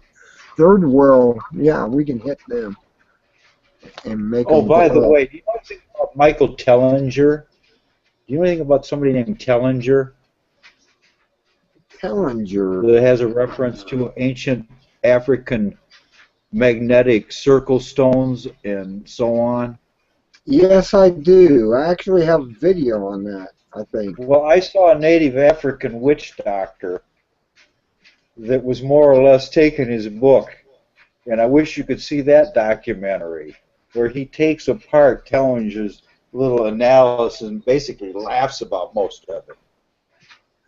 I don't know. They said that Tellinger went inside these circles with cell phones or GPSs, not really cell phones, but GPSs, and it was showing them being 30 miles to the west, 20 miles to the west, and the east and west, and they went in there, and he brought down this guy who brought this equipment in and says, these circles are power centers.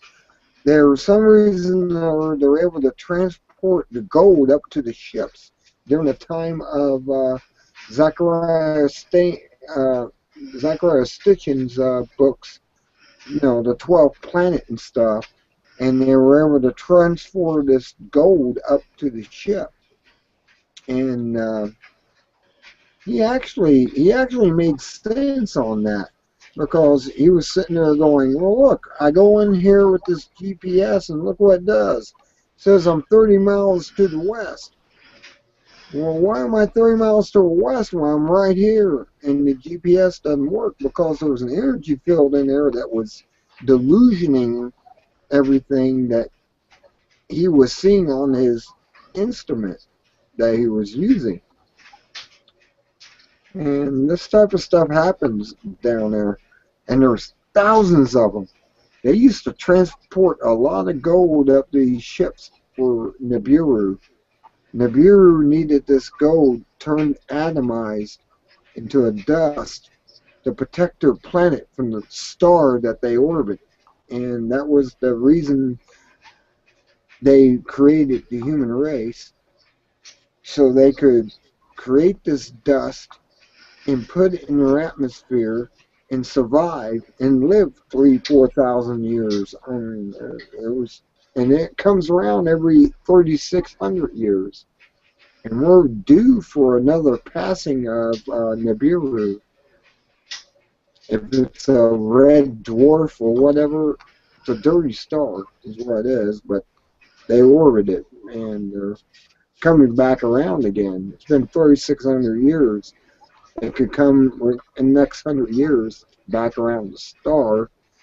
They're saying in some of these films that it's going to come between Earth and Venus or something. It doesn't. It goes out there where the asteroid belt is, and it comes through there, which is called the necklace, or the diamond necklace, as they called it in the Babylonian text, because it blew up a planet, which our planet is a piece of that, and it got shoved closer to the sun, and it still had water around it.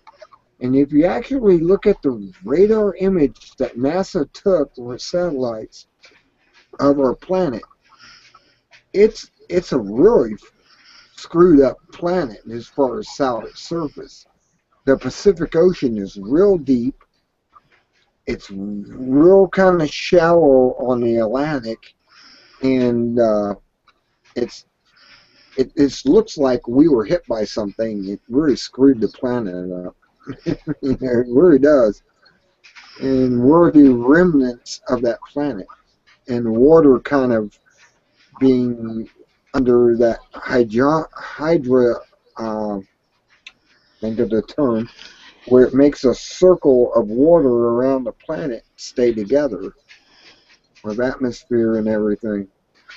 And it's really screwed up. Hydrogen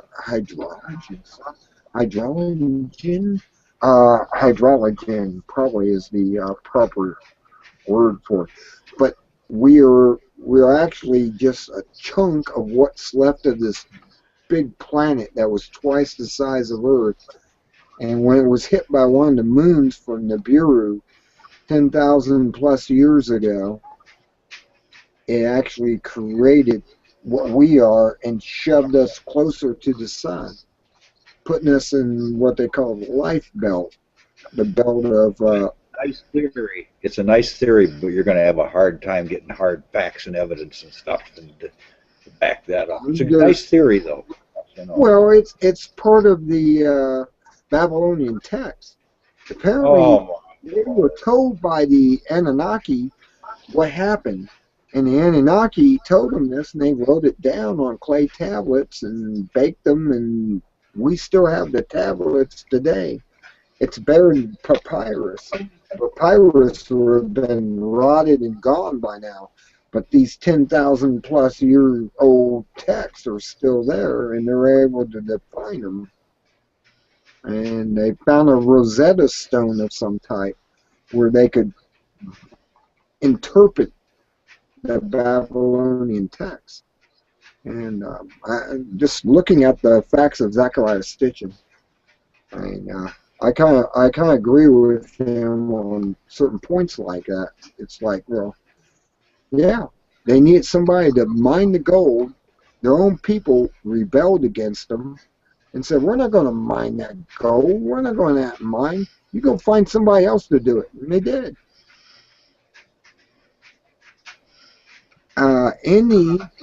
Any came along, and any created the human race. He took some of the genes from his partner and some of the genes from himself and put it in the primates and advanced us into a point where we're at. We're able to take instructions, be told, you go down there and you get that gold. And they're like, okay. But we have advanced since then through the same evolution that happens. There's evolution that occurred afterwards. And we became smarter. We became more like them. And then they took off and went back to their world, went away, back to 3,600 years twice. And, I mean, they're saying that in biblical texts, the raining of the frogs, the raining of the blood rain, and all this stuff that came down during the Pharaoh's time was basically it coming back 3,600 years ago. And it came back around, and it created all this stuff. Didn't damage us that bad. We didn't have the Great Flood like we had, 1,200 and, well, be more than that, 6,000 plus 600 plus 600 years ago. We had the flood, and it came around. As a matter of fact, one of these hybridization processes led to several races of giants and tribes of giants around the earth. They've been discovered, and archaeology proves it. And it just so happens they found a whole tribe of them in Ohio, probably somewhere near your home. A totally unexplainable red-haired giants, yes. They also discovered them in Wyoming.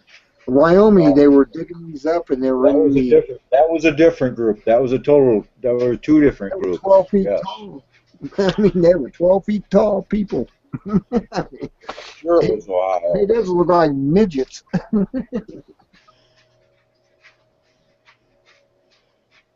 looking for it.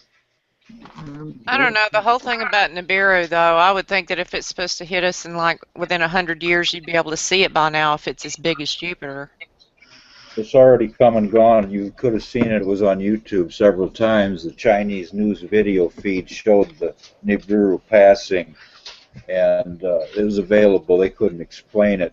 It left. Its effects are gone as of February 2013. Oh, you'd see it with the naked eye. It's gone. It's over. It's over. In its wake, it caused 2 major earthquakes that almost split the Earth in half. One near South America and one off the coast of Japan that caused 3 nuclear plants to melt down. That was its going away present. And then the final icing on the cake, the huge meteor that almost blew out that hotel in Russia. Well, you heard about the asteroid that's supposed to hit us in 7 months, haven't you? We're under attack for the next 100 years. They just discovered an asteroid field so vast they never even knew existed, and it's coming our way. I don't know what we're going to do. We got to find a missile defense, and Spellbinder, you would know about that. We're going to have to.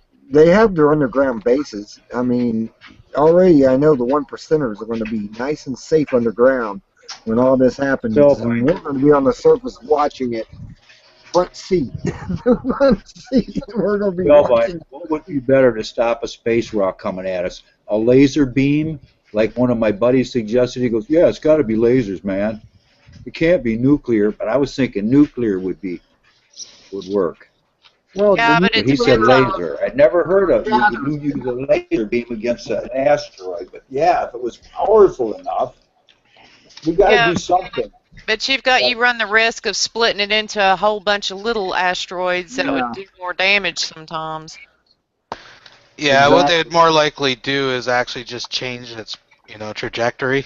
They wouldn't actually try to blow up the asteroid necessarily. They would just try to bump it to knock it into a different path, right? That's what I've heard they're working on. They're working on these little rockets they can send up there that will thrust the asteroid away from its orbit by minute degrees. That's all it has to be.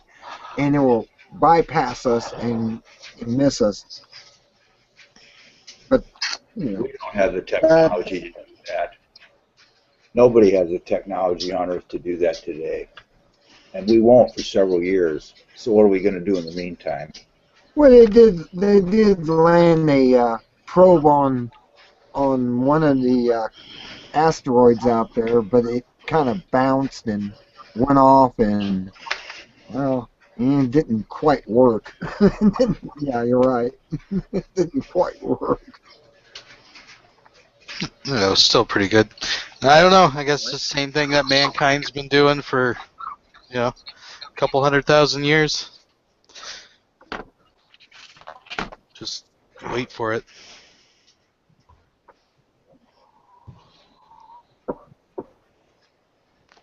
But you see, Spellbinder would warn us all he'd predict it.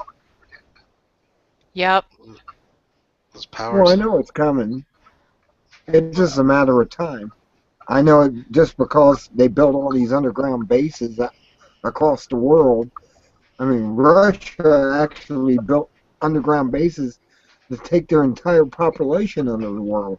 So I think Russia's going to survive. I don't know what China's doing right now. They're probably doing the same thing. North Korea. In North Korea and the rest of them, they're building these underground bunkers called DUMBs, which is a strange word. Deep underground military bases, and then DUMBs. I can't believe they call it that. But that's what they're up to. Screw that going underground mess, man. I'm going to be like that movie Book of Eli. I'm just going to wander the earth. Take my chances. That's right. Yeah, Be you a have rogue. to do something like that, or we end up like in the movie where they had the submarines, and they were called the Arks, and they all went to China to get in these Arks, and they sell it until the flood goes away and everything, because when one of those things hit, it's going to cause a tsunami, unpredictable. I mean, absolute unpredictable tsunami. They hit the ocean all the time.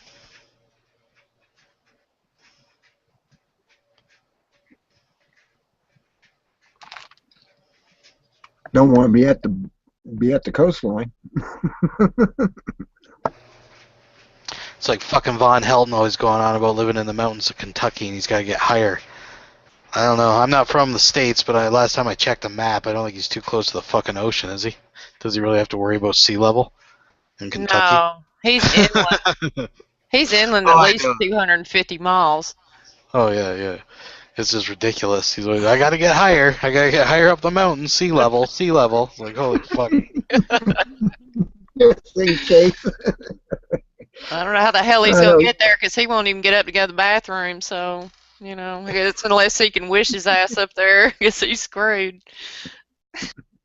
Yeah, unless Ma moves up the mountain. Mom moves up the mountain. Where's he at? Odin miracle his ass up there.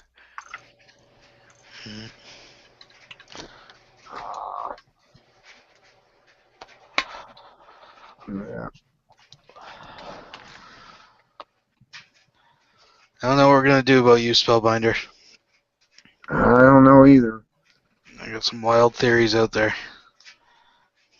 Well, I have all types of theories, but they're all like Tesla and the rest of them out there. What's his name? It's used to work for NASA. Picture his face, but I can't think of his name. Oh my golly! I don't know I ever come up with his name. He's the one that came up with the hyperphysics and all that stuff, and he's out doing circuits right now out across the country. What is it? Oh, okay. All right. Well, you know his name. You'll know him if I mentioned it. It's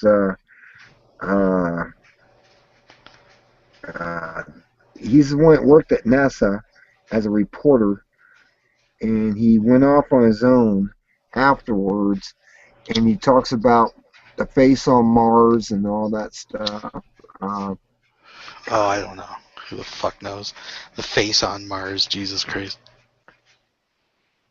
There's a bunch of strange stuff on Mars that the rover's coming across, and you kind of look at it and go, yeah, it does look like a little rodent running out and sitting out there. You're not talking about Richard C. Hoagland, are you? Yeah, Hoagland. There you go, Hoagland. Yeah. I wouldn't trust a guy with the name Hoagland. Sounds pretty shady right off the fucking bat. Too close to hokey. Fucking Hoagland. That's not a real name. That's a troll name right there. Yeah, Hoagland and what's his buddy that he knows? Stan Deyo and who's Stan the other? Deyo and what's the other ones out there? There's a bunch of them. There's Quell, Stephen Quell. There's another guy. He believes in the giants, though. He says that all these giants were, demons that came down. And Yeah, he believes gargoyles are real too. You got to chain them down or they'll fly off and shit. Okay. If we're gonna point,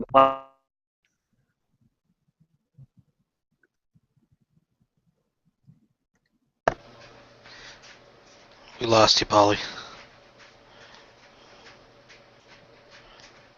oh, probably. Yeah, I think we Steve lost. Quell's another one out there in his website where he talks about the giants and everything. And well, they did discover these giant skeletons in Wyoming, and they were taken to the Smithsonian and disappeared. And I don't know. Yeah, right. I mean, and that was back in the 1800s when they dug these creatures up that were 12 feet tall. And, Yeah. Yeah, I've heard all that And, crap, and the double rows of teeth, and the fucking blah blah blah. There were just a lot of hoaxes and pranks and shit. Well, didn't Von Helton have a double row of teeth before his mommy started pulling teeth with pliers? Yeah, you're a vampire. yanked his fangs. Yanked his fangs out so he couldn't suck blood anymore. What? Yeah.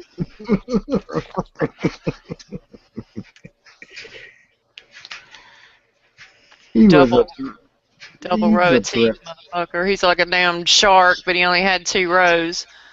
That fucking motherfucker. He was given 2 chances in life with a set of teeth, and he still doesn't have any. He's a fucking 2-time loser. He's got no excuse not to have teeth. Most people are born with their fucking 1 row. He was given 2.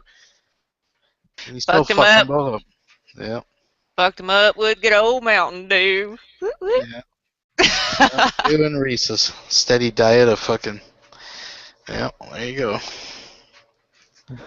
Rotted all his teeth out. Yeah. Pieces. All the money he saved on toothpaste. Oh, yeah. And deodorant and soap and toilet paper and Mm-hmm. Oh, Von's a trip. He is such a trip. I Yeah, always love going on there just to listen to him talk bull.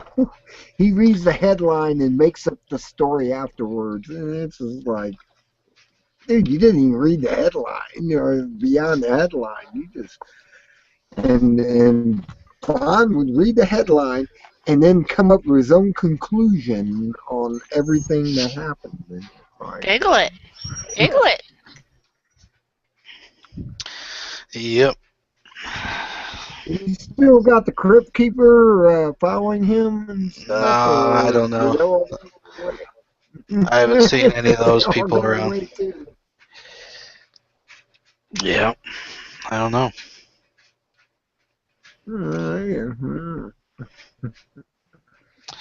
Don't know what to tell you, Spellbinder. He doesn't seem to keep friends very long. No, he lost me when they just cut me off, and I said, "Oh, you're gonna do that?" I was always doubting him because he would get on there and talk about the headline and make his own stuff up, and I was like questioning him, like Secular does, and well, hell, they just cut me off, and I went, "Oh, you're gonna do that?" And I went out and made a video right afterwards. Yeah. You're going to do that to me. How dare you question the great and mighty Von Helton on anything? Oh, true. Don't question him. He knows everything. What a circus. What a circus. It was a circus. Von Helton was a circus.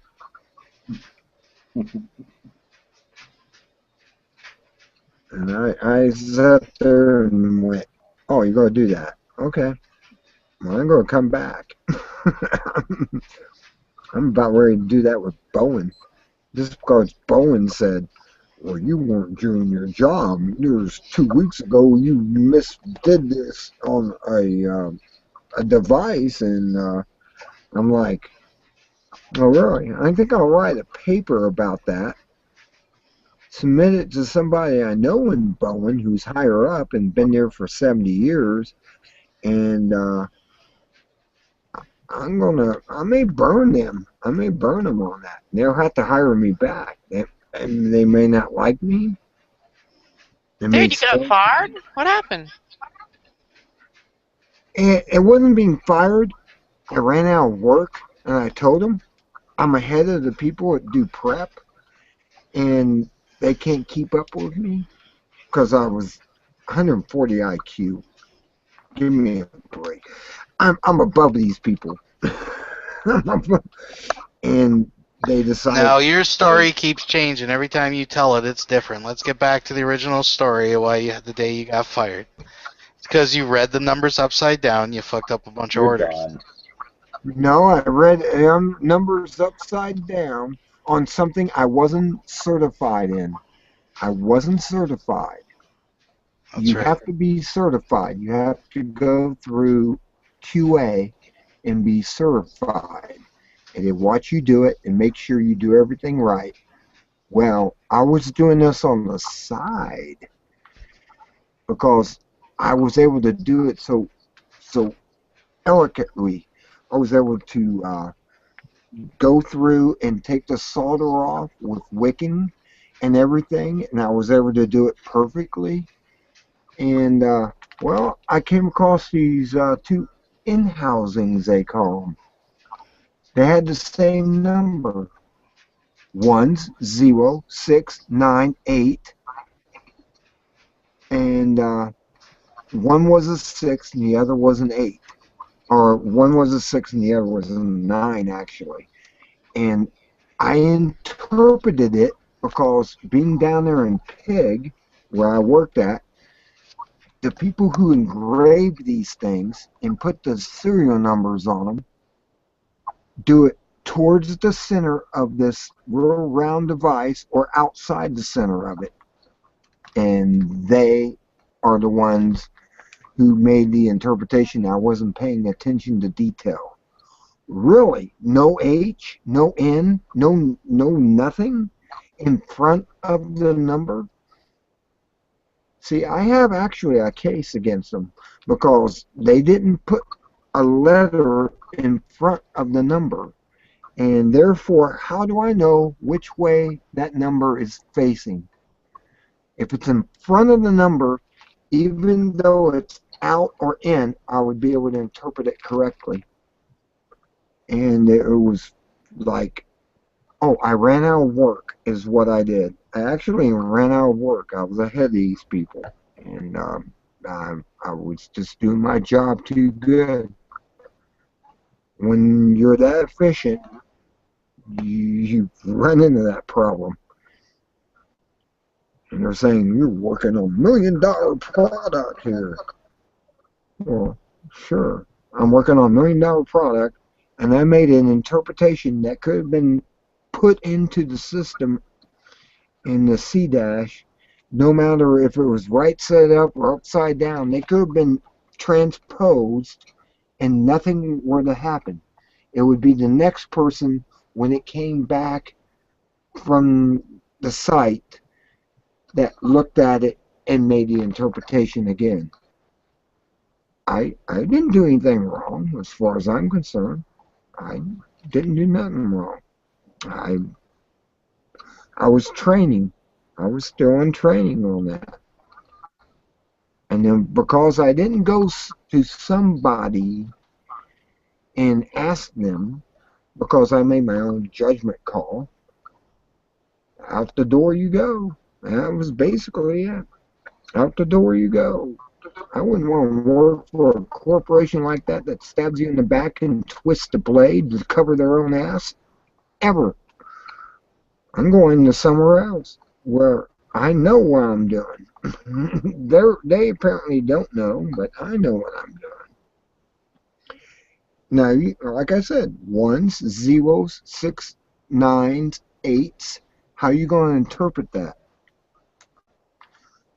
When you're looking at a particular serial number, it doesn't have a letter to tell you which way it's up or down. And I made judgment call, and they didn't like it. Like I said, CYA, cover your ass. And it's like, no, I understand that. I really do. They did. They covered their ass. I think it was a setup, man. I'm sure I think it was too. Well, I can tell you, this guy named Jay, I won't say his whole name, is looking to be a manager, and he went and said things to Burns, which I will say his whole name, and he burned me. He burned me. He said, "You're out the door for this because because I was doing certain things that were more efficient, and they didn't want efficient. They wanted you to take the time, make the money from our customer, the Air Force. Well, that's what you get when you try to do what you know to do right in the Air Force, is make it more efficient. And, well, I got burnt.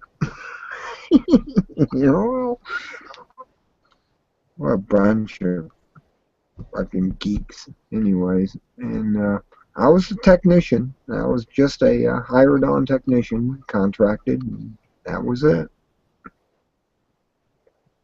Being a contractor, you get that. You get burnt. If I was full time, they would overlooked it.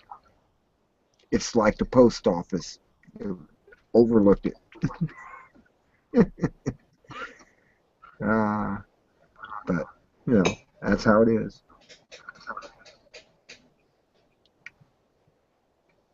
How it is working for the government. You get burnt. Think of the freedom you have. Think of the freedom of thought. Think of the freedom of movement, the action, the sleeping, the rising, the movement, the outdoors, the indoors, the driving, the this, the that. You're on your own. There's no time clock. There's nothing. There's you. There's peace of mind and your thoughts and your family. That's true. That's all you need. That's all you need, man. That's all You see, need. the only problem was it was only 6 miles away or 7 one way, and it wasn't that far away. That was the only thing I liked about it, and it was a controlled atmosphere. Everything had to be around 60 degrees, and it was great. I mean, I would sweat being in there with the clean suit on. I had to be in the clean suit to do this stuff. You know, so you can get any hair follicles or dandruff or anything on the product, and it was kind of nice being in a controlled environment. And well, yeah, it's gone now, but I don't care. I can go to this place 20 miles away, instead of 7, and I can go there and do precision drilling of panels and putting switches and wires and wire bundles in. They've actually are requesting my help in their factory, and that's a direct hire in. I'm not a contractor in that, and I can go right into that, and I can do the work. I mean, I'm an electrician. I can do that work. You know, making wire bundles, wrapping them up and stuff, no problem. I can do all that. That's just something else, and I get $15 an hour instead of $13.50. I can get a couple of bucks more, you know, and working that job. Or I can just go through Aerotech, and Aerotech says they're glad to find me a $20 an hour job. I'm like, cool. I'll go that. I get a raise going out of them. I mean, it would have been nice to become a Boeing employee and have Boeing and everything and running around in a smock that makes you look like you're a scientist or something, and you know, that sounded good. Spellbinder, be ready to mute whoever just came in and take their video off.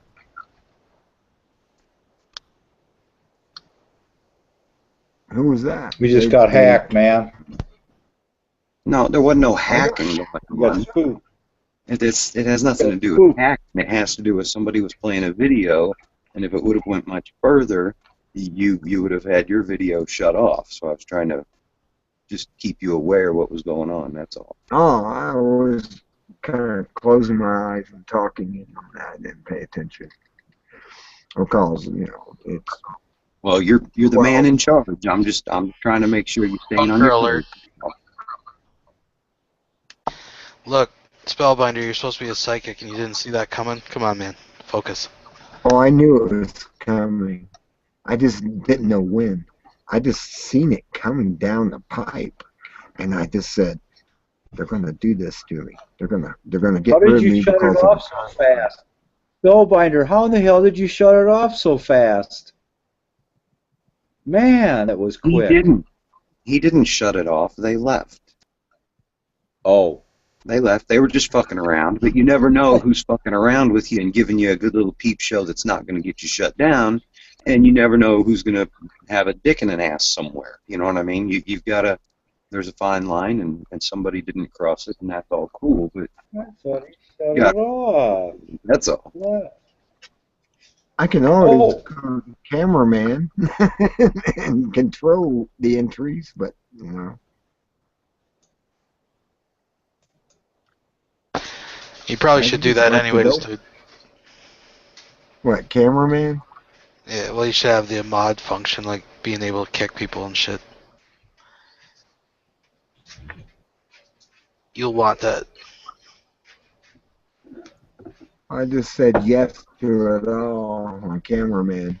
So you guys are okay because you're already here. I'm alright. When they come on, they're going to have to get permission before I let them on. So on a completely unrelated topic, I see that that dude Hell Wars or whatever, he's freaking because he found a YouTube automated channel about him. Have you guys ever seen those YouTube automated channels where YouTube just makes a channel? No, I haven't seen that. I never really heard too much about it either, but he's pissed because there's a channel now called Hell Wars Topics, and it's got like a playlist with all his videos, and when you go to it, it says YouTube automated channel. So I looked it up, and apparently they've been experimenting with it since 2012, and what they're doing is they have these algorithms that go and search out all these just random videos out on the fringe of YouTube, like all, the old user videos and just stuff that wasn't categorized properly. And if they find a common thread amongst them, they'll pull them together and just automate a channel called whatever topics. There'll be a playlist of all your shit, right? So God knows what's out there for channels, right? Wow. Like I'm sure there's got to be a Von Helton Topics channel somewhere. Or if not, there will be, because what it does, it'll just sort those pages of videos and put them all on a YouTube playlist, right? It's kind of a remnant what I'm gathering from. I remember back in the old days, they actually had the categories; they meant something, and you'd always get those updates. It'd be like #1 in news, #3 in this category, and you get all these updates all the time. Way back in the old days of YouTube. So How this would is you find kind of. these? I don't know. I don't really know that much about them, but I'll post an article here in the chat if you guys want to read about it. It's an old article from 2012 when they were first just starting it. But yeah, this Hell Wars guy's freaking because he's figuring that YouTube's stealing his content or they're part of the New World Order or something. I don't know, but there you go. That's an article on it. I'll post a video to you guys too that this guy will go on about it. At least I think I still have it.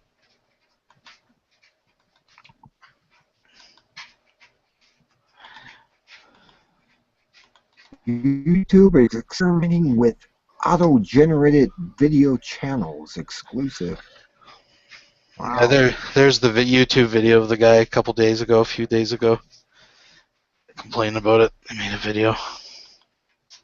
It's kind of funny.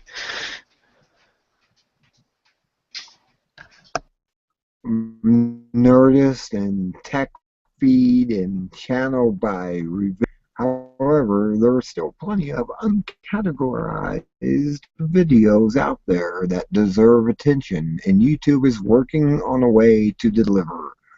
Oh, isn't that so nice of them? Google Home Video site is experimenting with new automated channel features that uses algorithms and user behavior to create feeds of video content related to specific subjects. For example, there are auto-generated channels featuring your regular brand of YouTube craziness, like wingsuit flying and tooting, dancing with your hands and fingers, as well as educationally focused channels. This one is based on cymatics. Study of visible sound. Not only will you be able to get a auto-generated channel for cats, but you can also specify the kitty type. Domestic long-haired cats, bicolor cats, so on and so forth. Really? they're playing this game? What the hell are they up to? God, every time I come in here and there's something new that YouTube is doing. What's kind of funny in that video too is that fucking he's trying to file a copyright claim against them for whatever, and it won't even let him. It won't recognize the URL of the channel to report it. So you're fucked. But it's probably in the terms of service anyways. Like, it's what are you gonna do, right? It's Well, their site. They do whatever the fuck they want, right? yeah. There you go. Wow. That blows me away. Just reading over some of that stuff they're doing now. How far will it go? They're watching you. They're watching you, Spellbinder. I'm telling you. I know. They're watching. They're Boeing having was me on to here. you. Boeing I was don't- on to you. Wow. I've got 6, 7, 8, 900 channels or videos. I got about 1,000 videos right now. Wow.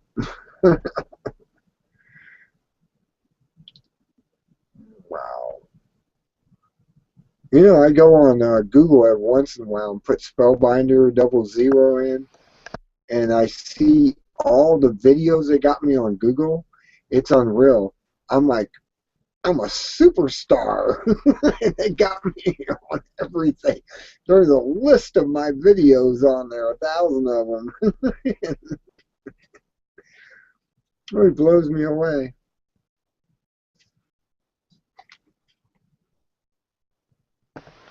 You are the Spellbinder. I am Spellbinder. The one Ann. Is that Ann? The one Ann. I know I got the one Ann. Is that Ann? Is it her? No, that's me. Oh, that's you. Why, you're the one and only or something, right? The one and only Southern Raven. Ah, Southern Raven. Welcome. I've heard you earlier, but I knew it was you, but I didn't see your icon or anything. It's showing blanks on between Secular and myself. TJ's even kind of blank. TJ's kind of off. Where'd TJ go? That's interesting. TJ disappeared.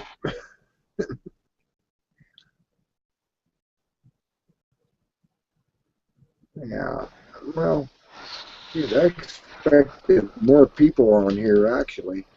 I mean, I don't get the audience that Nadia gets, Chambers. Yeah, I I've heard been she on doesn't her. get that big. She doesn't get that big of an audience. There's not that many people watching. Well, Really? she gets a full channel, though. I mean, Oh, she there's gets a bunch of people that just want to shoot the shit, yeah, because they talk about religion and fight and all that kind of stuff. yeah, You they're just got like, to reach your circles out, man. You just got to start getting out there more. That's what I I'm saying. am We out got to there. make you famous. We got to make you famous, man. I am famous. Like I said, just Google Spellbinder 00. I'm a superstar. But that's beside the point. Oh, if you're a superstar, where's everybody? When you have thousands of viewers. Well, I have 173 on my channel, and I invited them all, and I only got, what, 4? Come on, Spellbinder. It's early in the night.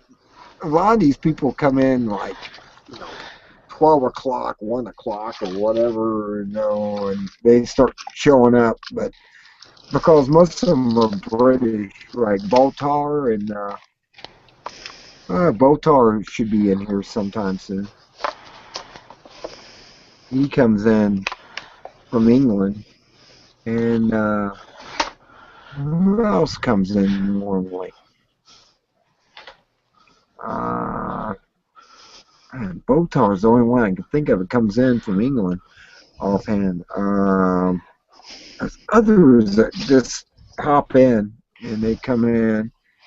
I leave them a link on my main page, and they just kind of show up and pop in here. And TJ is rare. Getting TJ in here is a rarity because I hardly ever see him when I'm on here late at night.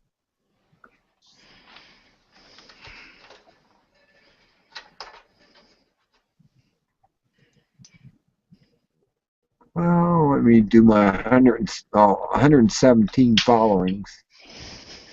Let me do that one. Invite.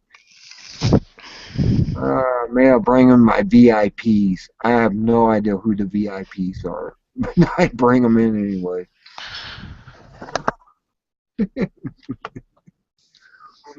Who are my VIPs? I have no idea what my VIPs are.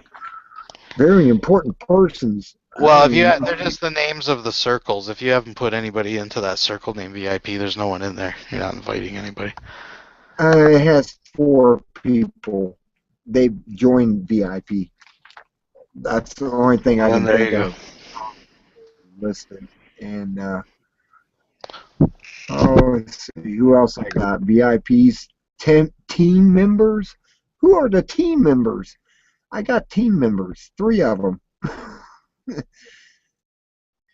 Okay, and I'll even bring in my where are they? All of us. Let's bring in all of us. Whoever the 6 people are, bring them all in. See what they. I can't get public. I tried that, and they won't let me have public. No, not if you're on air. If you're live, you can't do public. Oh, is that what it is? I didn't know that. That's something I didn't. Yeah, if it was just a hangout, like it's just not on being broadcast, you can put it out to the public. Oh. I know it's weird. It's just because you can just invite whoever you want anyway. So I don't know why, but whatever. Yeah. It's one of those weird little quirks. I bring in public just for a big mix. Bring people in. Never been here before. Want to have a conversation, and let them come in. And that's usually why I do the public. Hey, if you do it as a live event through YouTube, like if you go to your uploads page or go to your live event and schedule it that way, even if you want to go live, it'll give you the option. You can have that text chat on the side of the window on the right side, so people can text chat over on YouTube. Because for the longest time, I couldn't figure out how to get that chat window right. I'd always just go live or whatever.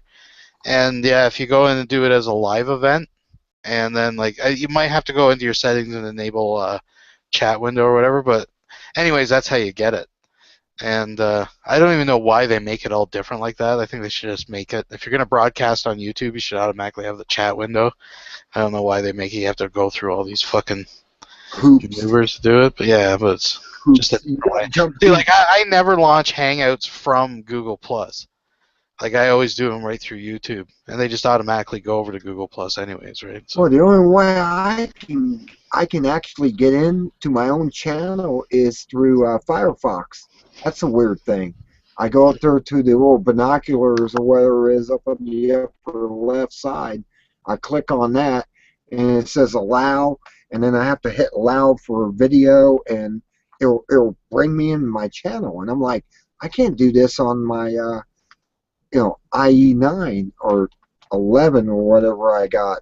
I can't get in. It won't let me in. And I'm like, man, I'm always fighting this stuff. I'm fighting them constantly trying to get into my channel. I don't know if you run in that same problem or not of getting into IE. No, I used to have problems with Google Plus Hangouts. Once in a while, it's finicky. I find I always have to open it in a private window or something now. But certain browsers have certain functionality issues for sure with some of the Google stuff. I use Firefox mostly, but I did have to download and use Chrome for a few features that it just happens to run better on. But yeah, it's a pain in the butt. I don't use Internet Explorer. Nobody uses that. Get rid of that fucking thing. Yeah, no one uses that. Why would you? You know, I had to. You know, when I updated my my net frame, I had to back up a couple of days and get rid of it because it didn't work. It gave me the blue screen with the welcome and the little turning thing, and would never put me in on my system. So I had to actually get rid of that, and then go back to last month so I can get on my computer. I mean, it's really bad. I mean, Microsoft has really went down the tubes. They're waiting for you to complain about it so they'll fix it. That's pretty bad. And that was net frame. And I was like, really? I can't get in my system because of that. So I had to go through and back up a couple of days. I had to go to Skynet, man. It's Skynet. yeah. And I'm on last month's net frame because the new net frame has bugs in it and it's not working. It's got bugs. It's really horrible.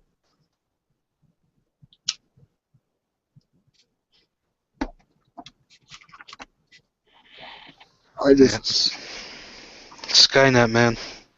Just like Terminator. yeah, you're working in Terminator world here. And this is Windows 7. Now, I thought Windows 7 was stable.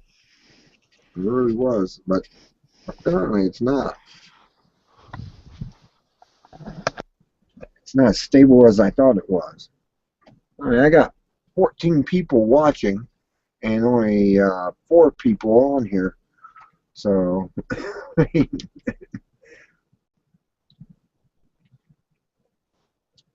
how do you... They want you to entertain them. Get out the rope. I know. I'll paste it on here and do it again. And if they're on here watching, they should be able to see my group chat, maybe.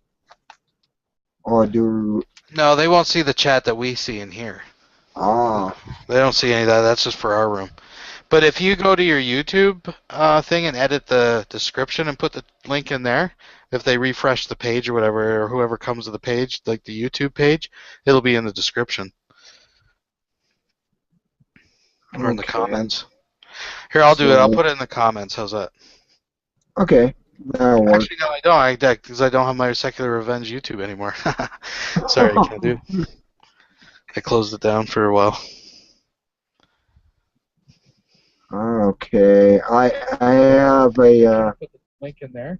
If they refresh the page or whatever, or whoever comes to the page, like the YouTube page, it'll be in the description. Okay, mute your Google, or mute your YouTube though, because you're just gonna get a bunch of echo. Here, I'll do it. I'll put it in the comments. How's that? okay. That'll work. No, I don't. Because I don't have my Secular Revenge YouTube anymore. Sorry, dude. Hang on here. I have to get off this page after I paste it again. Just mute your YouTube though, dude, because that's why we're getting all the echo. Just Yeah, I know. So I have to close that tab. Yeah, okay, mute your Google, or mute your YouTube, because you're just going to get a bunch of echo. Yeah. just open your YouTube page and just click the volume. Yeah, just the volume button and mute it. Okay, I put it back up there on my page a second time on my YouTube Okay. and closed it. Yeah, but do you know how to edit your description? Like of the YouTube video? You know, like the YouTube, where it's showing on YouTube, right? Under the title, there's a description. You should have an edit option. It looks like a little pencil or something in the corner, and you click it. And then just post the link to get in here and there.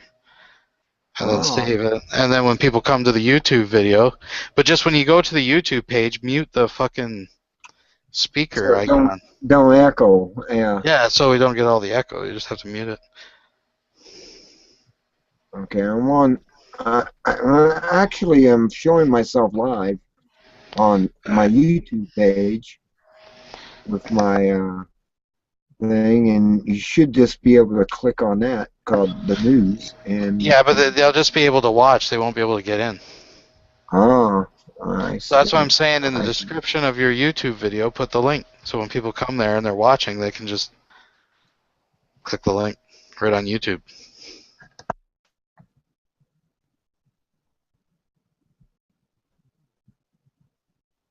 Well, let's see. Or just put it in the comments section down below. Just leave a comment on the YouTube and just post the link in there. So everybody else does. Is that in my channels or my channels, right? No, just go to the video. Like, you know where we're broadcasting on YouTube where you just were, where we're echoing? Yeah. Yeah, just mute it so you don't have to listen to it, but just go down to the comments and leave a comment and put the link there.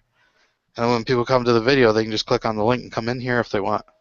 Like take the link that's on the page where we're talking, the window where we are. Take the link up above. There should be an address bar. Take the Hangout link or wherever you're getting it, and then go over to the YouTube video and just leave the comment. Okay. Anybody that's watching on YouTube, like those 14 people or whatever, if they want in, they can just click the link right in the comments. Ah. Okay. Okay. See what I'm saying? Yeah. I did that. That's why I'm not echoing right now. I already did it and closed it. All right, so you put the link in the comments? Yes. All right, yep, well, there you go. Bob's your uncle. You are so good at this.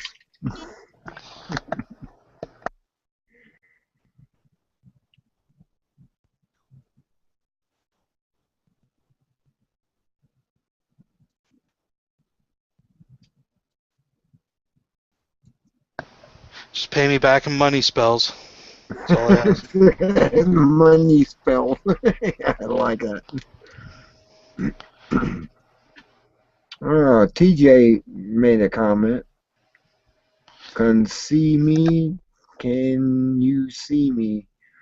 Well, I don't see you, TJ. I have a dark spot there. I kind of see him. Yeah, I see his name. Shaded TJ. it. Yeah. I see him. I can see him. Still see his camera. It's just like tinted. It's like kind of like a dark filter on it, but I can still see him. Yeah, he's mouthing something right now. Now he's looking at the camera. It's got a light. I can't hear him though. He might be talking to somebody else. I'm not sure. Yeah, he may be on something else. That's why he's Can you see my video? My mic is stuck on unmute. Wait. Hey, am I on or blocked by? Well, I don't think anybody's got you blocked. You're still here. I can see you. yeah, you're kind of here, but yeah, hit present to everyone. There you are. I present you to everyone. You're in a dark room. And I can't hear you. I try to unmute him, Spellbinder. Try to unmute him. I tried, but I can't do anything. Just click on his name, and you see it.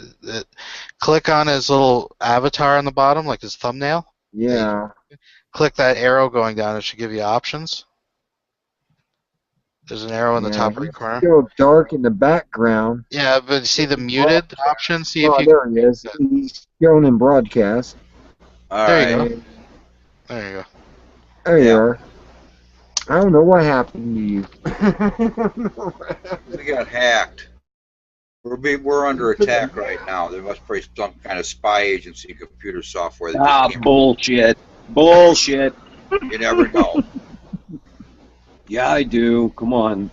The algorithms are readable. If you understand the language, come on. It's not that difficult. There ain't no hacking going on. I was on half speed, man. I couldn't see myself. Here. Wow, I'm center stage now. Let me go back to my...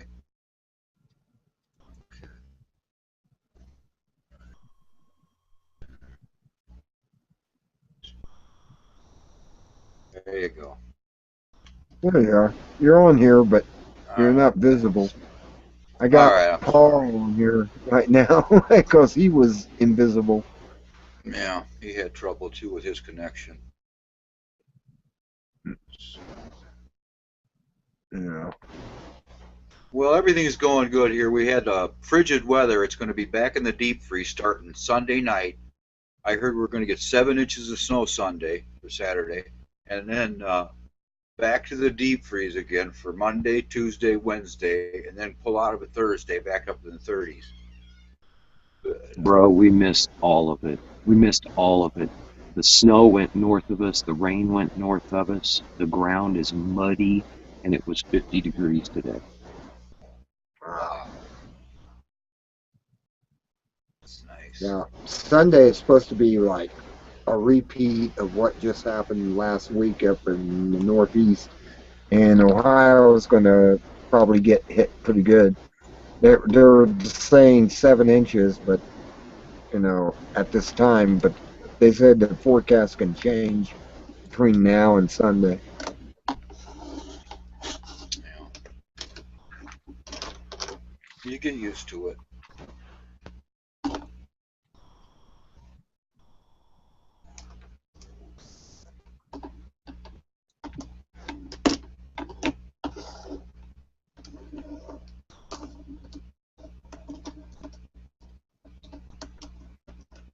The one and only.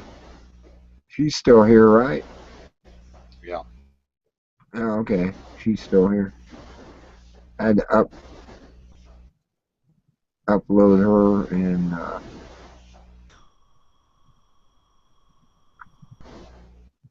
Yeah. See, the later it gets, the better the connection's going to be, because then all your local people are going night-night, and all the late-night viewers, the few of them, they get a better, stronger connection. oh yeah, it's after midnight now. It's Boy, gonna be a better connection. there's peak times, and they can't concentrate, can't get a good connection. Yeah. Yeah.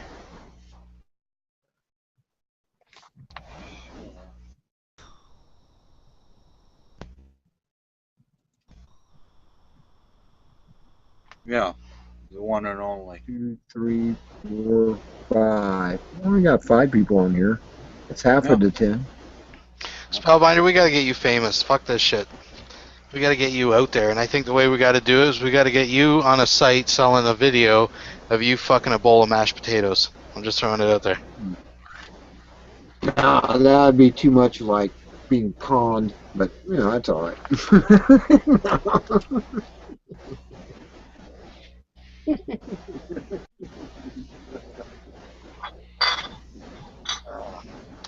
I'm just saying. We put a video of you that goes viral fucking a bowl of hot mashed potatoes.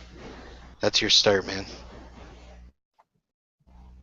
Yeah, let me think of something. I can show my camera off again. I can do that. Yeah, I'll get me some people. Want to see my Polaroid camera? That's a rarity. I had it on last night on Natalie's site.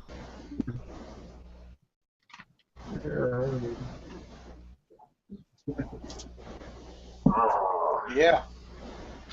Yep. Okay, here we go. We're going to go with my camera. Here we go. Oh, not going to work with that. It's going to work with this. Aha! Camera in a box. How is it big enough? Oh, you're going to love What this. kind of camera would require such a giant box? This is like something back in the 1890s. Oh, it is. It's one of these. It's a Polaroid. Oh yeah, I had God. one like that. You haven't seen these in years, have you? No, I didn't have one like that. It's a I nice can one. pull it out. I can pull the. Oh my God, this thing is in top. Look at that. It's in tip shape. Oh, and I got that's film nice. for it. I don't know if it's any good.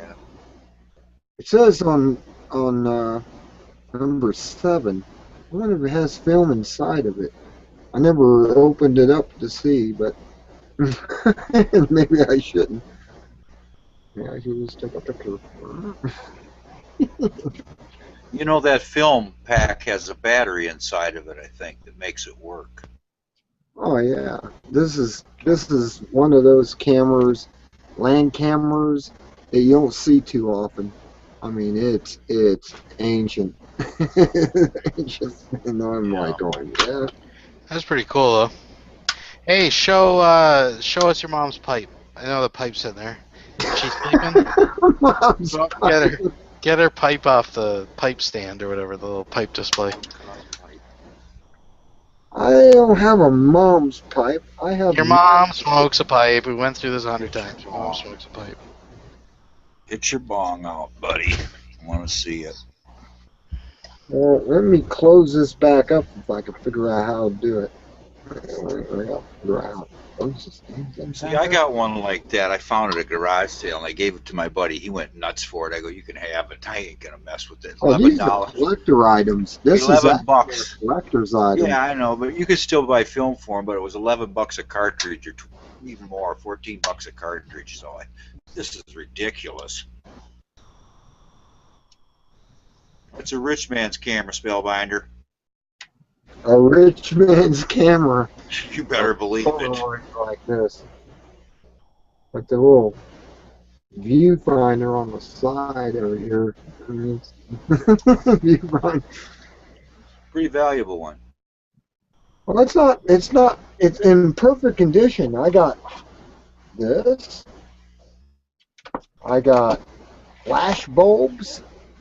Oh my God, I got 5 packs of flash bulbs in here. It's got the instruction manual.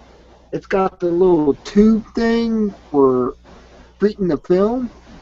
Yeah. It's got everything in it. There it goes. There it is. There, we'll close it up. It has a handle on it. Well, it has a handle. Got the lens. It's still got the thing in the back. It tells you how to put the film in. What year is it? I have no idea. I just know it's a 95A camera, and it fits in the box. It comes with the box, and here's the film. I got film with it. I don't know if it's any good, but I got film with it. I got all the paperwork that comes with it. Got the paperwork. Oh, wow. All the paperwork. It tells you how to use it. Oh my golly. Polaroid master compartment case for complete Polaroid photography. It's a, like I said, it's a model 95A. And I got all the paperwork with it. I think we picked this up in a garage sale for $5, as you said. I mean, but it has everything. It has the little flash lens for it, and I mean, this thing is complete. It's a complete Polaroid camera with flash bulbs that have never been used, and oh my golly. That's quite a hairdo you're sporting there, Spellbinder. Spellbinder, can you load the camera up and take a shot, and then when it develops, you can slide that slippery solution over it, and then you can show it and wave it up. It only takes, what, 2 or 3 minutes to develop a fully color picture? Let's get going. Load it up. Press the button, man. I want to see it. This is great, man. I love these cameras. I'm a camera collector. I bought a big camera. It's obsolete now. I don't even know if it has film in it. I really don't. All I know is I can open it up, I can pull the lens out, and it locks in place, and I can, I don't even know how to make it, I don't even know where the click is on it. The directions.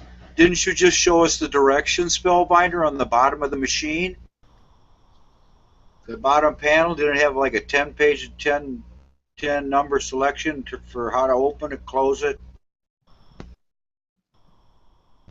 I have no idea how to use this If thing. your eyes are as bad as mine, it's hard to see that stuff, I'll tell you. The older I get, I can't even hardly read directions. All I know is I have this thing, and I have no idea how it works. I don't even know how you get the film out when you take a picture. I thought this is opened up, and it would shoot out the back. Acts like it's got film in it. I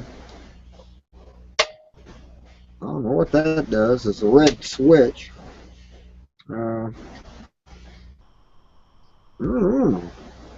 I'm impressed with it. Oh, that's what that does. Oh, there's a little eyepiece thing that comes out on the side there, right there. You look through that and you go, Wow. You got wow. quite a rig there, man. That's the top of the line there for Polaroid, man. That's Wow, premium. I don't even know how to use it. That's pretty bad. I don't even know how to use a Polaroid like this. Oh, they're a lot of fun. It's a I love collector's those item, is what it is to me. But 60-second photography camera. Yeah. Takes 60 seconds to.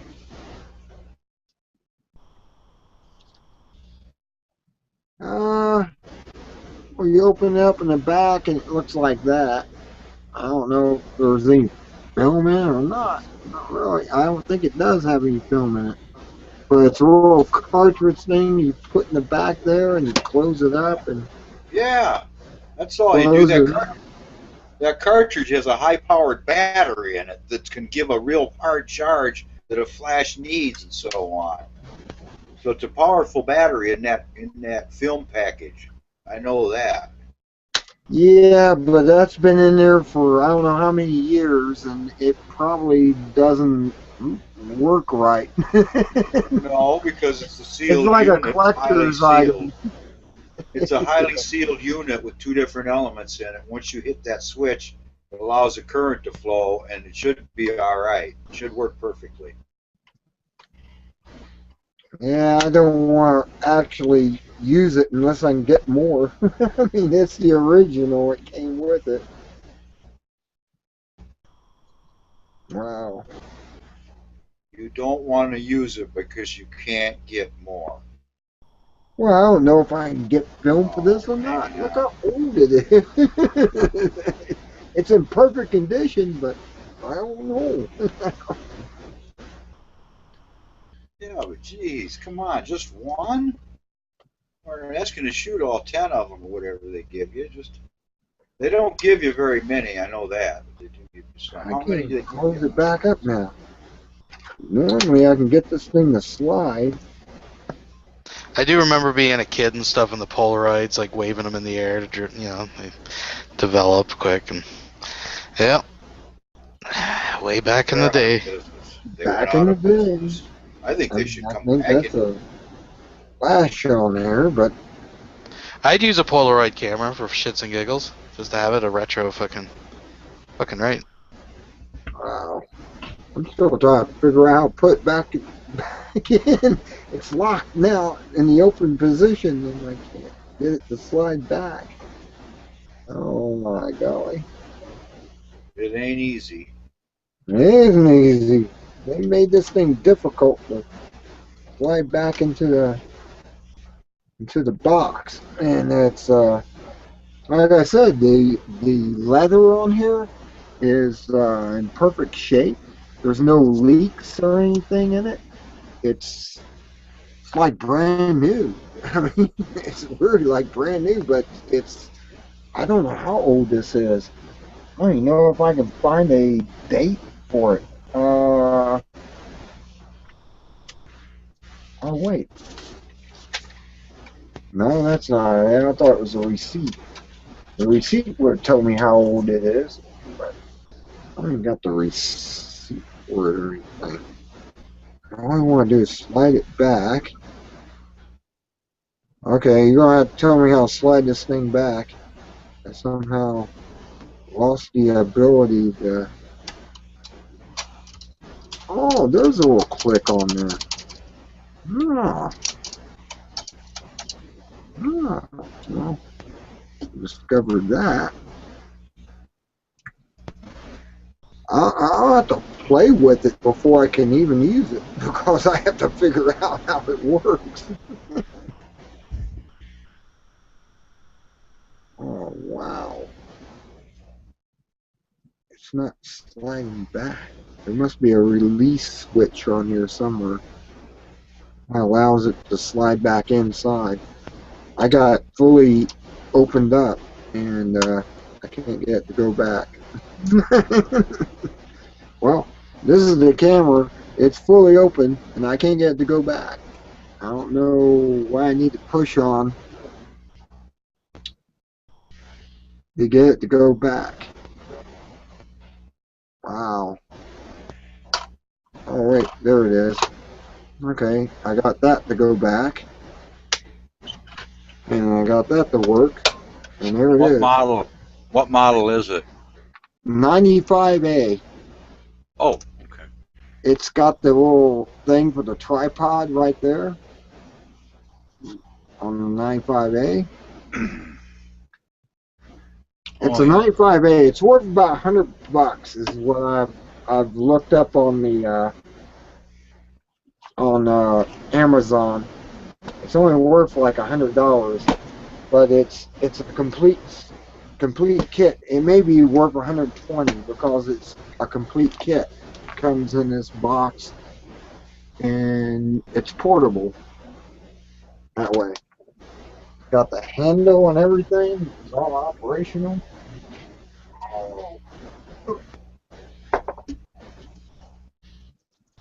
Yeah, I put it back up there. Oh, I put it back up. I just happen to have that. And I'm waiting for it to get more expensive, but, you know. It's probably a 20-year-old camera at least. I can probably look it up. Yeah. I got one on Amazon. We can You get got it two. on Amazon? Looks kind of like yours. Let's It's see. just a straight 95. I don't have the deluxe 95. Just the regular model 95, not the deluxe. It looks like yours may be more valuable than $125 collectible. Yeah, cause it has everything. The flash unit, the bulbs with it. It may be worth a little bit more. Polaroid camera. I'll look it up on here. Okay, and I'm going and it's doing Polaroid camera. There it is. I got it. 95A. Yep. 95A. Okay, let me search and see what it comes up with. I think it's only like 100 on eBay. It's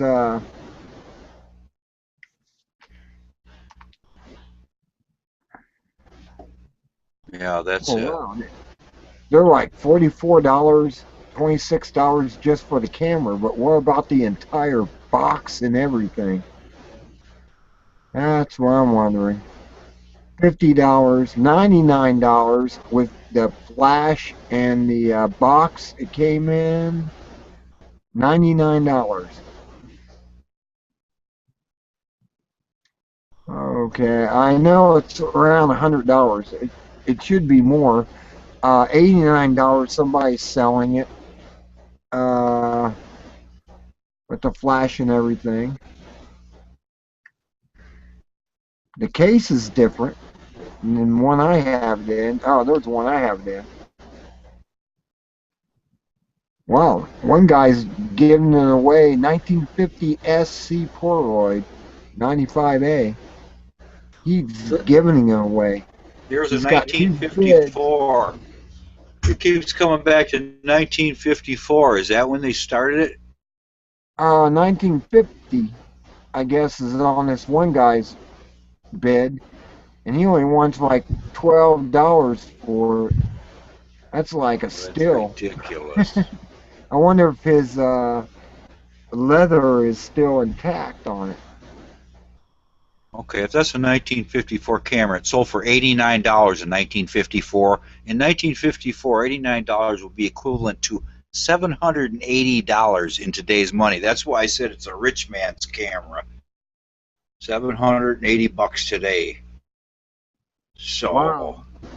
What's really weird is I'm going through eBay and they're giving it away. $48 or best offer. I mean, well, the film is so expensive. I mean, you want to shoot up a roll of film on your vacation, it might cost you $150 for a few days. You know. oh yeah, $55, $44.99, and that's not what I got. I got everything with it, and it's not like that looks like it. They're for $49.94. Buy it now, and you can get some stuff from it, and it's a 95A Flash 202, $89.99. I'm going through the cameras actually, and they're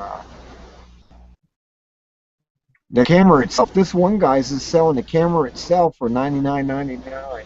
Just the camera. It's a beautiful machine. Oh, it is. It's an absolute beautiful Polaroid, and I'm looking at these people selling them. I don't know what the leather extension is on some of these. You know, if they're cracked or whatever, and there's light leaking in.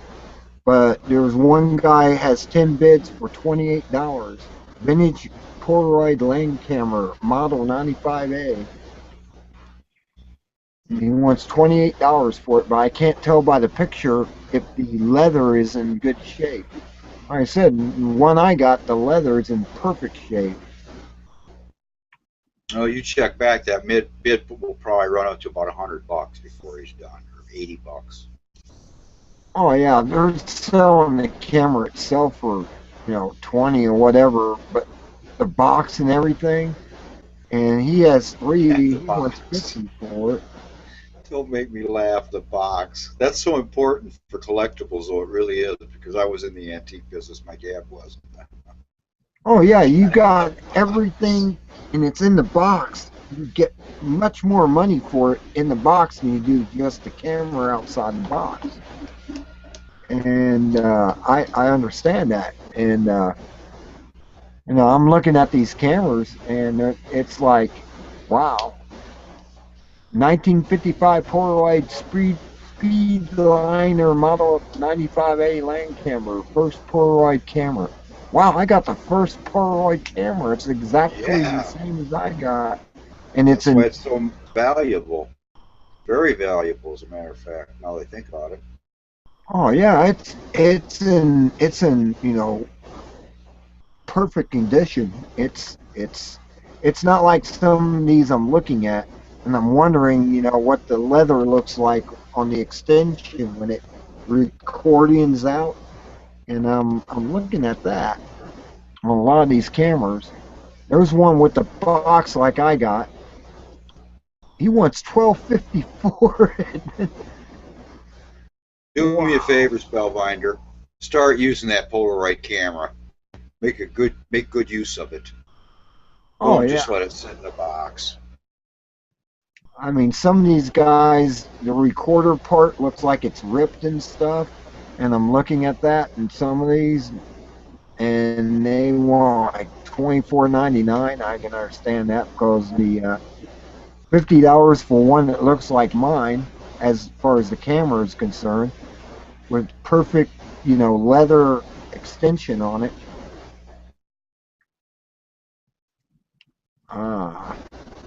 Hang on to it. That's what my dad always said. Hang on to it. It might be worth a lot of money someday. He always said that. Don't get rid of it. Save it. I'm 10 years from now. Polaroid land camera film. Oh my God! They want $250 for the film and stuff for the original land camera. I wonder if it's any good though. That battery, I don't know what the electronics of a battery is. Is it going to last? You say no. So I don't know. That's a special battery. I think it would last. You think? Yeah. Check on the net. Ask the net. and then find out right away, and they'll say you got a 50-50 chance or whatever. There's one guy on here has one bid for 1 cent for the camera, and it looks pretty good. And he wants 1 cent for it. Wow. 4 days, 17 hours left, Monday, 6 p.m., and he wants 1 penny for it. My buddy put a decimal in the wrong place, and he bid on something that was for $9, and he put it in the wrong place, and he bid $90, and I tried to help him find out how to retract his bid, and it would not let him retract his bid. And finally, he said, I want the bid, and then he said, I only bid 10 cents more than they were asking, than to buy it now, and so they didn't charge him. They didn't. There was no problem at all. They reverted right back to the buy it now price. Wow. Auto part. But that was a nightmare. If you ever make a bid, you cannot retract it easily. No. Jesus. No. Found that Oh, out. wow, they got these Polaroids. I'd like to find some of these at a yard sale.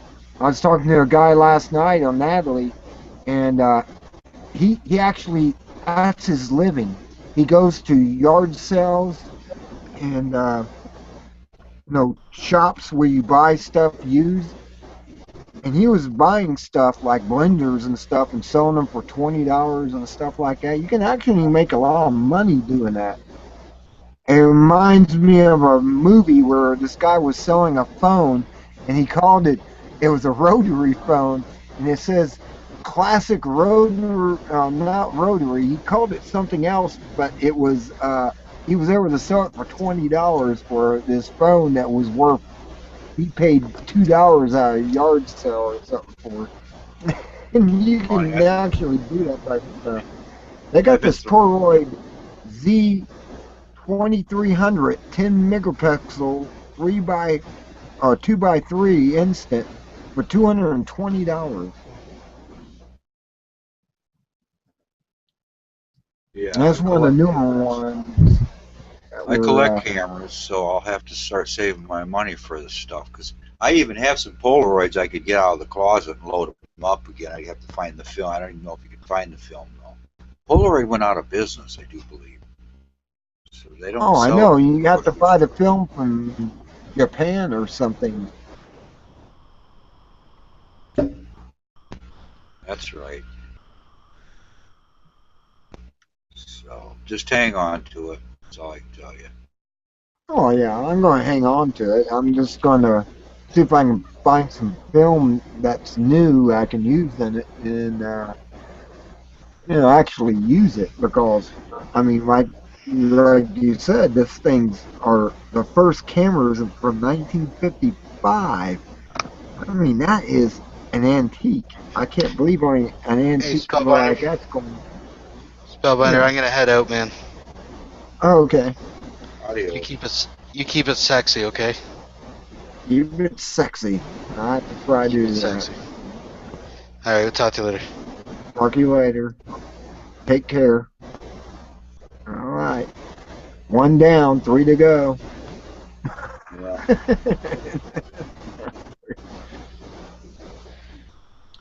Yeah, I was looking at these cameras, and like I said, I was talking to a guy over in Nadia's Chambers site, and she went to bed, and the channel was still open, and we were talking about the stuff that he does. He goes around to all these thrift shops and buys the stuff, old blenders or whatever. He has the technology to recondition them and make them look new, and sells them for $20, $30 a piece. That's how he makes his money. So I don't have a job. I just recondition items and put them up on eBay. That's what he does. I mean, I guess that's a good way of making money. I'm thinking about that. He had me seriously thinking about that when he was showing the stuff that he had, and he says, yeah, I put this up on eBay, and people will give me $20 for a blender, and You know, it's a classic blender in the way he picked it up at a thrift shop. He reconditions it, cleans it up, and makes it sellable. And people will give him $20, $30 for a blender, and that's how he makes his money. He said. And I went, well, hell, I should be doing something like that. I mean, I got all types of stuff. He's talking about power supplies, like for your phones and stuff. He says I can sell them for $10 a piece, and people will give it to me on eBay for old power supplies for phones you don't even have anymore. They just need the power supply, you know, that you plug it in and charge your phone up with. And he's actually got me thinking about doing something like that. It's got me on that salvage, salvage job. Well, I go out and salvage things, kind of like the guys that do the antique show thing. I mean, they go out and find these people who have old stuff in their barns and stuff, and they bring it out. And well, I'll give you, $50 for that, and he turns around and sells it for $400. And it's that type of stuff. There's a lot of money. What happened is, you're talking about my life as I was growing up. That's all my dad did, was travel around to every auction he could, every thrift shop, every antique store within 100 miles or 50, 75 miles, just constantly. Finally, he opened up this shop, stuffed it full of all these goodies. And, he had some nice pipes there. He had this one like a pet of a bull, and he even had little miniature horns coming out of it. That thing was so cool. And he had everything. Yeah, so he did that. He made good money at it, too, until the lease went up. They had to tear the building down. They just knocked the shop off, and he couldn't find a place. It had been too hard for him. So, but he sold out after about, 10 years or 8 years. 7, 8 years, I think he did it. But it was a riot, man. And he did make money. He did make a lot of money. Yeah. Yeah, you can do that. But you got to learn how to talk to people. Can you talk to people? I can on eBay. Just put it up there and say, hey, because now we have the internet, and you can use the internet, and you don't really have to say anything to them. Just put it up there and say, I want this much for it, and take a bid or whatever, and hell, you can make a lot of money. Well, let me tell you my eBay experience. I signed up, got my product, I conned somebody out of it, and the guy goes, man, this was a bad deal. And he goes, that's all right, it was only $15. And so anyway, the battery was all right. It was electric drill. My brother said there was nothing wrong with it, but the guy told me, yeah, the switch was bad. I go, all it needs is a battery. And he goes, the battery wasn't any good and the switch wasn't any good. Well, that's all right, I can fix it. So I felt terrible. And I thought, now I've got a bad mark against me and everything on eBay. But the thing is, nowadays, you've got to go through PayPal. You've got to have credit card validation. You've got to have security clearance, this, that, and the other thing. And by the time you get done doing it, you're going to have charges coming out the yin-yang. And then there's a pop-up every 5 seconds on eBay. You sure you don't want to go to the top of heading? We can bold your heading on eBay for an extra 5 cents a listing, 5 cents a day for 2 weeks. And you think, well, that's only $1. Sure, I'll do it. The next day, hey, we could move you up. We could put you in 50 categories. It'll only cost you 50 cents for the rest of your auction. We can do that. And if you want to put up with that and trying to keep track of all those records, and you're thinking, is this a scam or what? Why do they keep asking me more and more and more? Jesus oh yeah, God. they're trying to make money too. You know that eBay is always trying to make money off of everything. And they want a piece of the action, is what they want. Yeah, I understand that. If you have valid credit cards and stuff, I would highly recommend starting this process. For the simple reason, yes, I did get a notice and I got an email, but the sad part about it was, what really made me upset, there was some kind of time restriction. When this guy paid me from his PayPal into my account, it said, you got this money, you got this money. And it was like I had a week or 2 weeks to respond and get this money out of there, or I would be unable to get this money out. It would be locked down. Jesus. God, Wow. I thought, what the hell kind of system is this? Can't you give a guy? What if he made a mistake? He didn't see it for a month or something. Wow. You gotta be on top of it, I guess. They want you on top of it all. Why would they say you had to get it out right away? I could never heard of such a thing. That made me mad. You'd think they'd be So I never collecting signed up interest for it, off of it or something. I mean, during the meantime. Collecting interest. Yeah, I don't know why. I have no idea. PayPal's a very, very peculiar entity. I've heard some bad horror stories about PayPal. I don't know if you like them or not, but do you have a I've PayPal never account? used them offhand. So. Okay, I had one years ago. I don't know if Very they improved it or not. Never knew if they improved the system or whatever, in PayPal. Well, my buddy that won the lottery had a custom-built computer ordered right away, in addition to his convertible car and his new house, and he has nothing good to say about PayPal. In fact, he got ripped off bad, real Wow. bad, and he couldn't get his money back. I guess he never did get it back. Wow. So, I guess you got to be on top of it, I guess, and keep on them and whatever, because they're out to make a profit too. And but this guy was telling me that was his living. He just went around the thrift stores and yard sales and buy stuff, and he would recondition it because he had enough technical experience with motors and stuff that he could, if they're broke, he could fix them and make them work again. well, buying and selling is always very lucrative, but the best thing is to buy bigger items. And you'll find out that if you could buy the refrigerators, the stoves, the refrigerators, and the washers and dryers, and couches, big chairs and big couches, if you could buy that kind of stuff and store it in a garage, you could make a lot of money. I mean, a lot of money. But you're going to need a pickup truck with a Tommy lift. And if you have a Tommy lift, you'll be making thousands of dollars. You'll pay for that Tommy lift in no time. But go for your bigger items. Don't go for your mixed masters, man. Go for your big stuff. Do it right out of your garage. I understand that. I mean, you can do it in small stuff, but it's faster in the big stuff. Yeah. Yeah, you got a strong back, don't you? I don't know. I'm 55. How close I am to you? Well, you'll have a Tommy lift. That's the key. I don't know how expensive they are. But I've heard these guys making hand over fist money, saying that I do this for a living and I'm able to sell this stuff and push it over the market on the internet, and they're doing it, and it's just a matter of packaging it right and everything, and getting it with the right packaging, and make sure it gets to them in one piece, I guess. Make sure it's stored away. Yeah.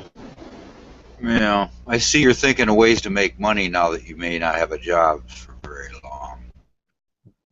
Oh, yeah, I'm trying to think of alternative ways where I'm my own boss and I don't have no boss. I am the boss and I do it all. No, that is. You want to be your own boss. You don't want to work for somebody. You want to be the one working for yourself. And as much as you put into it, as much you're going to get out of it. And I'm just, this guy just had me almost convinced that, he was just saying this is what he does, and I'm sitting there going, man, I got thrift stores all around me and stuff. All I have to do is go in there and find something I think people will want and put it up on eBay and make money off of it. That's about what it sounded like. Yeah, if you don't mind paying eBay. Yeah, you have to pay the piper. Oh, yeah, and it gets expensive, man. It gets very expensive. I mean, if you're moving a lot of stuff, I guess it's pretty good. If you're moving this stuff. Yeah, but you got to do a lot of data entry. And you always got to keep track of your auctions. Oh, another one expiring. I can imagine these guys have these systems, and they got 100 auctions going, and how they monitor them all. They probably have some kind of software that does it for them, basically. But I always wanted to start up one of those magazines or like catalogs, and you just send out the catalog. All you do is take care of the computing on it, of billing and everything, and you send it to a warehouse, and they package the stuff up and send it out, and you're down in the Caribbean, sitting on the beach with a laptop and making money. Yeah, catalogs are good, man. Catalogs are a real good way to. It's big printing costs and stuff. Yeah, the printing cost is something there, but if you have it over the internet, maybe it's cheaper, like GoDaddy or something, and you got a business started through one of them, and it's all mail order, and all you're doing is handling the billing and sending it to the warehouse where they're going to package everything up for you and send it out. And you just sit on the beach and type away, and that's basically it. You're down there on the beach looking at the sunset, whatever. I mean, I always thought of that one. That was one of my best ideas that came up out of a book, How to Make Money. And it was one of the things was mail order, and you just handle the billing is all you're doing. They send you the billing, you do it on a computer, it goes to the, like I said, a warehouse somewhere in the States. They package it up and send it out. I even worked at one of these places where they do lipstick and all types of cosmetics, and they just package the stuff up. I worked there packaging it up, and it's sealed up, boxes sealed, address stickers on it, off it goes. Like CVS or wherever, it's going to. One of these places like Walmart or something like that. And yeah, my aunt and uncle did that, or my uncle did that, a sunglass packaged in factory. So those sunglasses are suntan lotion. That suntan lotion was selling like hotcakes, and he was packaging it just like you were saying with the cosmetics. Yeah, made a lot of money. They had an internet site. Yeah, now what they did is handle the internet site, and then some, warehouse, took care of the rest of the business, packaging it and putting it out there. Throw some stuff in there to make sure it doesn't get broke on the way, and yeah, there's all types of ways of making money like that, and I'm really considering trying to try something like that because I'm tired of working. I'm just tired of working, man. I'd rather be sitting on the beach somewhere with a laptop doing all the work, and let somebody else. I'll tell you how to get started. I'll tell you exactly how to get started. First thing you're going to have to do is you're going to have to get up real early in the morning and study all your auction reports. When you got all your auction reports, decide which ones you can go to what time of day, because an auction might last 5 hours, and the item you want might be first, it might be last.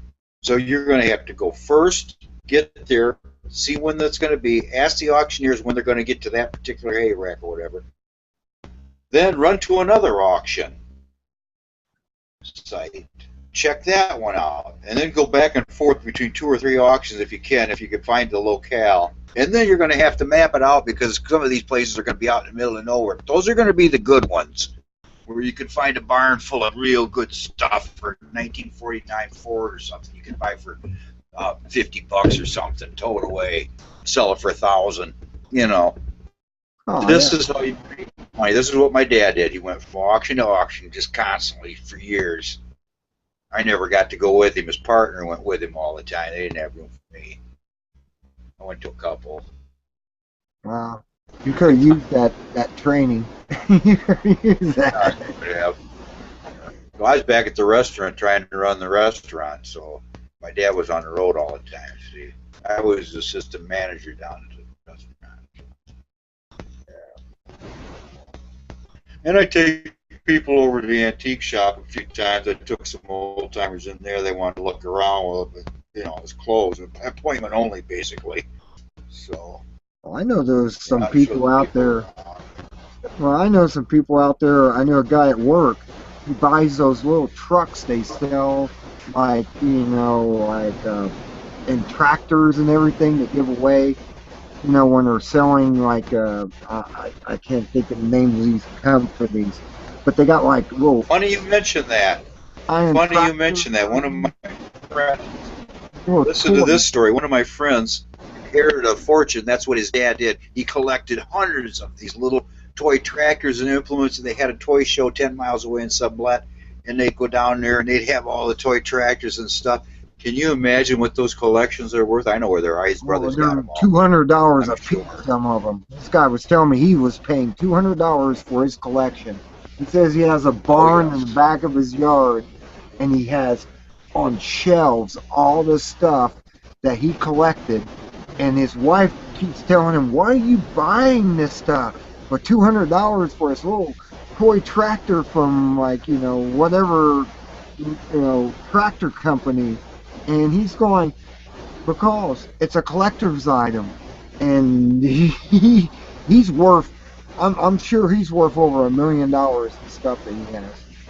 Worth over I knew a $1 guy million. exactly like that. I knew another guy exactly like that. And the thing is, about a year or so ago, they said, "You remember old Harold?" Yeah. Oh, yeah, I know him. He went out back. He was laying outside his back door. He was just laying on the ground asleep, and then he died.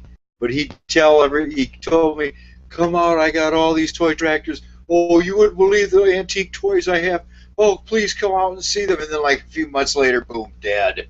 And then one guy goes, he's got the first nickel he ever made, that guy. And I go, "What?" "Oh, man, is that guy?"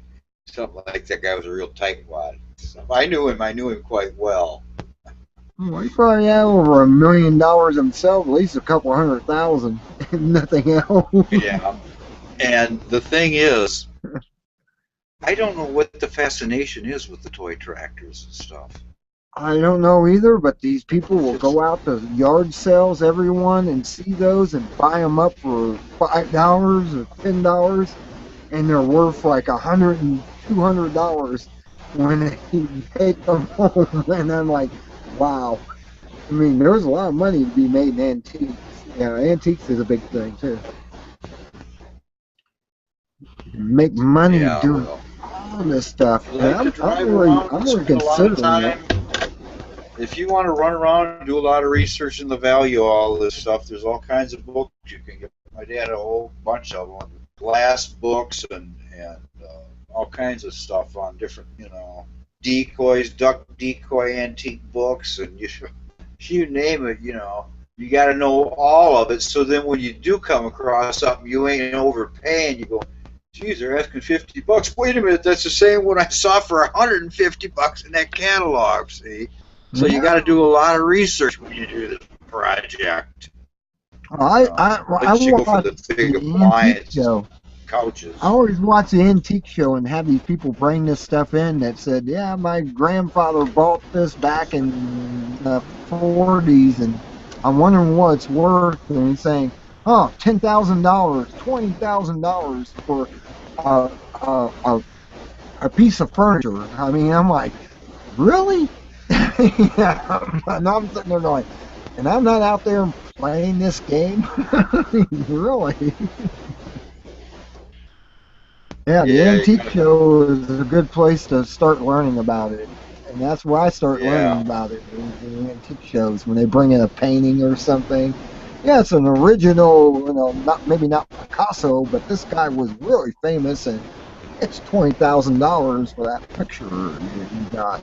"Well, really?" And they're all like excited, and I'm like, "Really?" And this collector's going, "Yeah, you want to sell it?"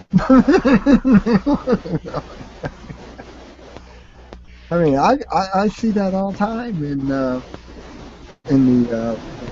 antique show, and But see, I know this stuff. you got to realize that we've got tough economic times for these last 10 years or so.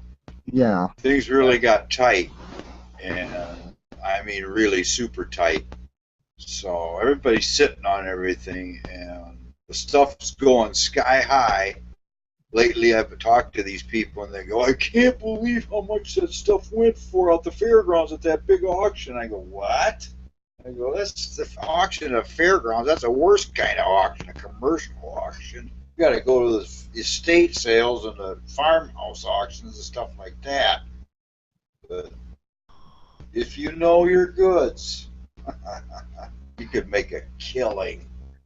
Oh, Railroad I know. lanterns. We used to have old railroad lanterns. One railroad lantern worth like $200-300. You bought it for like $50, $20. I was actually back in the day, back in the 70s, getting $5 to $10 for insulators they used to have at the railroad tracks for telephone lines and We had stuff. one. Yeah, we had. And we those had antique insulators, glass insulators, were going for a big price. People wanted them back then. They were willing to pay you $5 to Depending on $10. the age, Yeah. depending on how old they are. Yeah. Oh, I know. You gotta get them off an old railroad track that's been decommissioned, and you know it's an old railroad track when they decommission it. And those telephone poles are still standing there with those glass insulators on.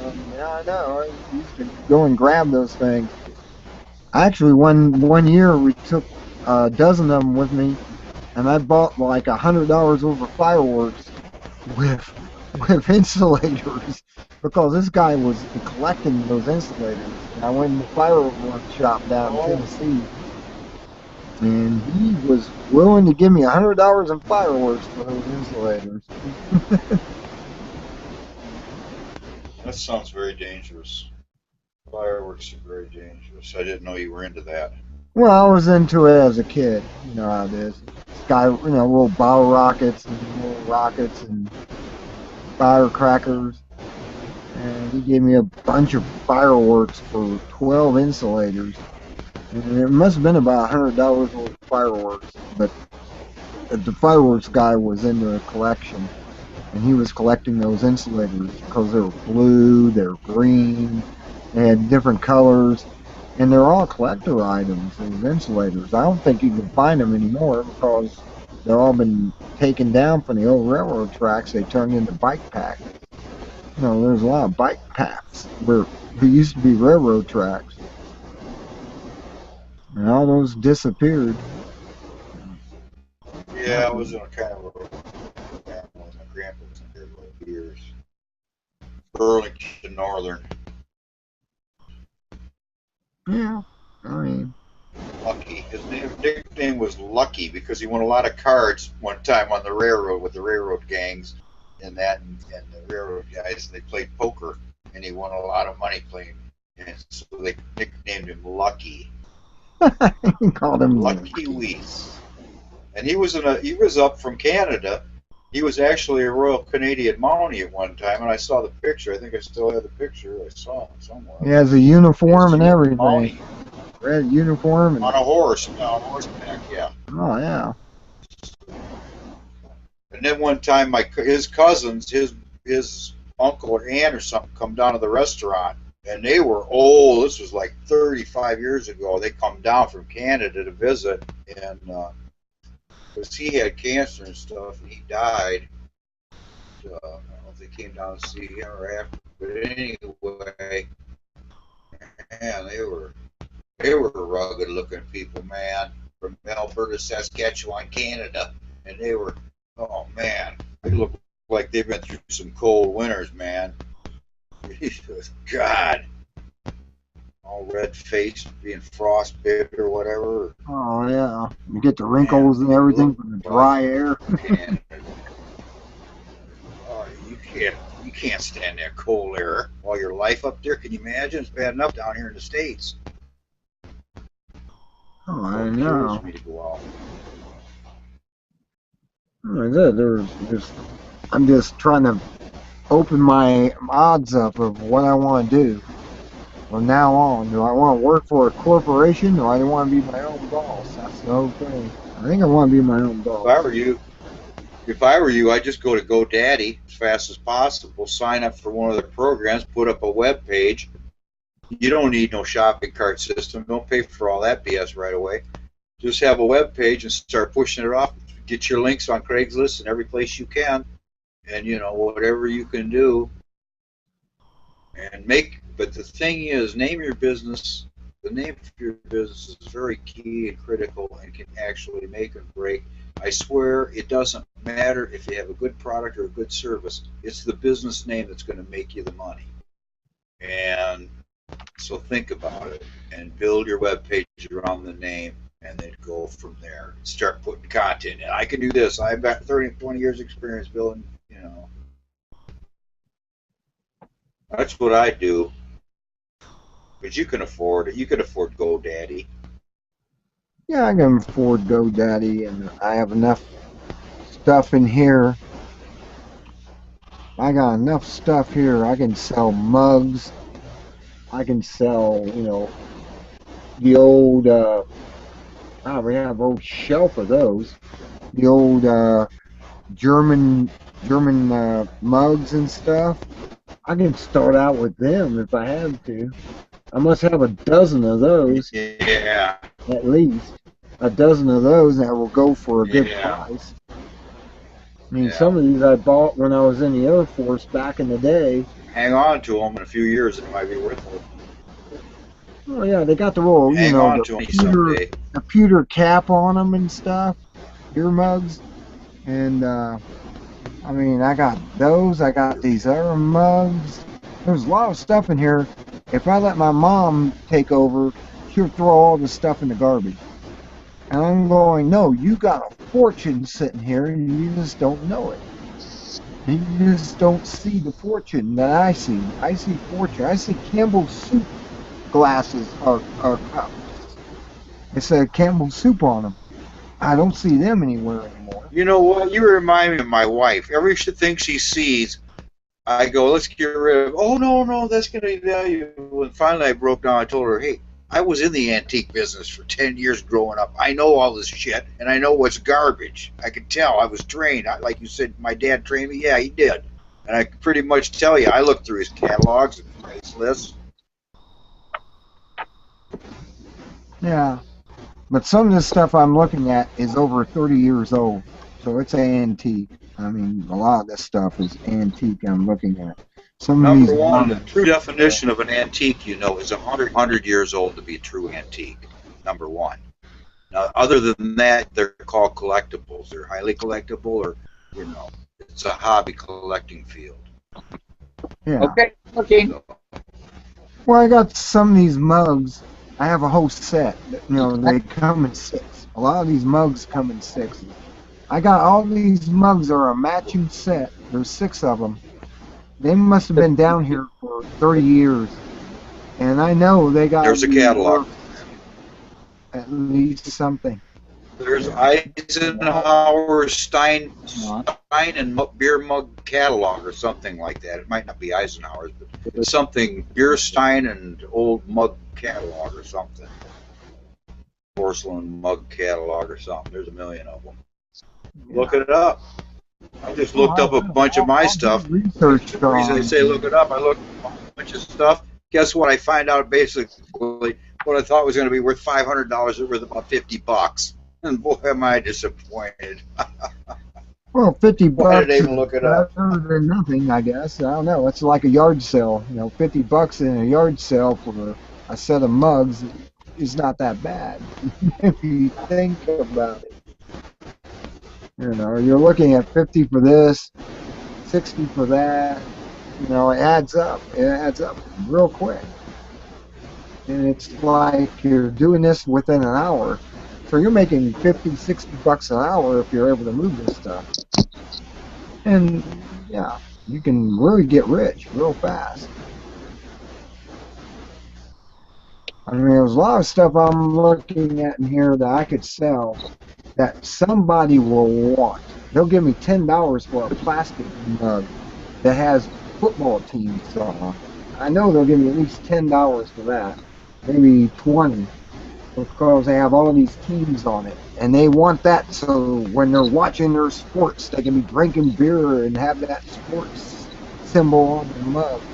I mean, it's a plastic mug, But yet, I'm sure that, stuff like that will go on the market real good. I got gold. What is that? It's called, I got I got a whole set of those. It's Olympia. Now, Olympia Gold hasn't made a mug in years, and I have a set of them. Plastic mugs. They're in perfect shape. May need to be cleaned up, but it's Olympia Gold light beer mugs. Somebody's going to want that gold. Here, have a beer of Olympia or something. And, there's stuff like that. I'm looking at Playboy mugs that have the rabbit on it. Now, those may be worth a little bit more because they're Playboy mugs and they have the rabbit on it. I mean, I'm looking at this. I got Schlitz mugs.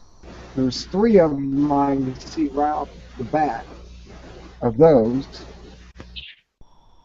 Okay. I mean, there's all types of money out there. I mean, to be made if you can just present them right on the internet. Yeah, there's all kinds of money to be made. You got that right.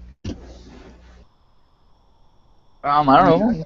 Stuff that my mom don't care about, and so they're basically mine, and I guess I can sell them off.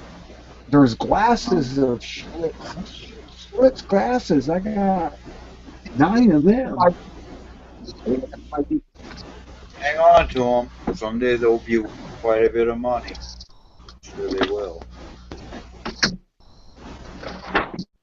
I mean, actually say Schlitz on them, and they're like glasses of almost like wine glasses, except bigger, and hold a 12-ounce beer.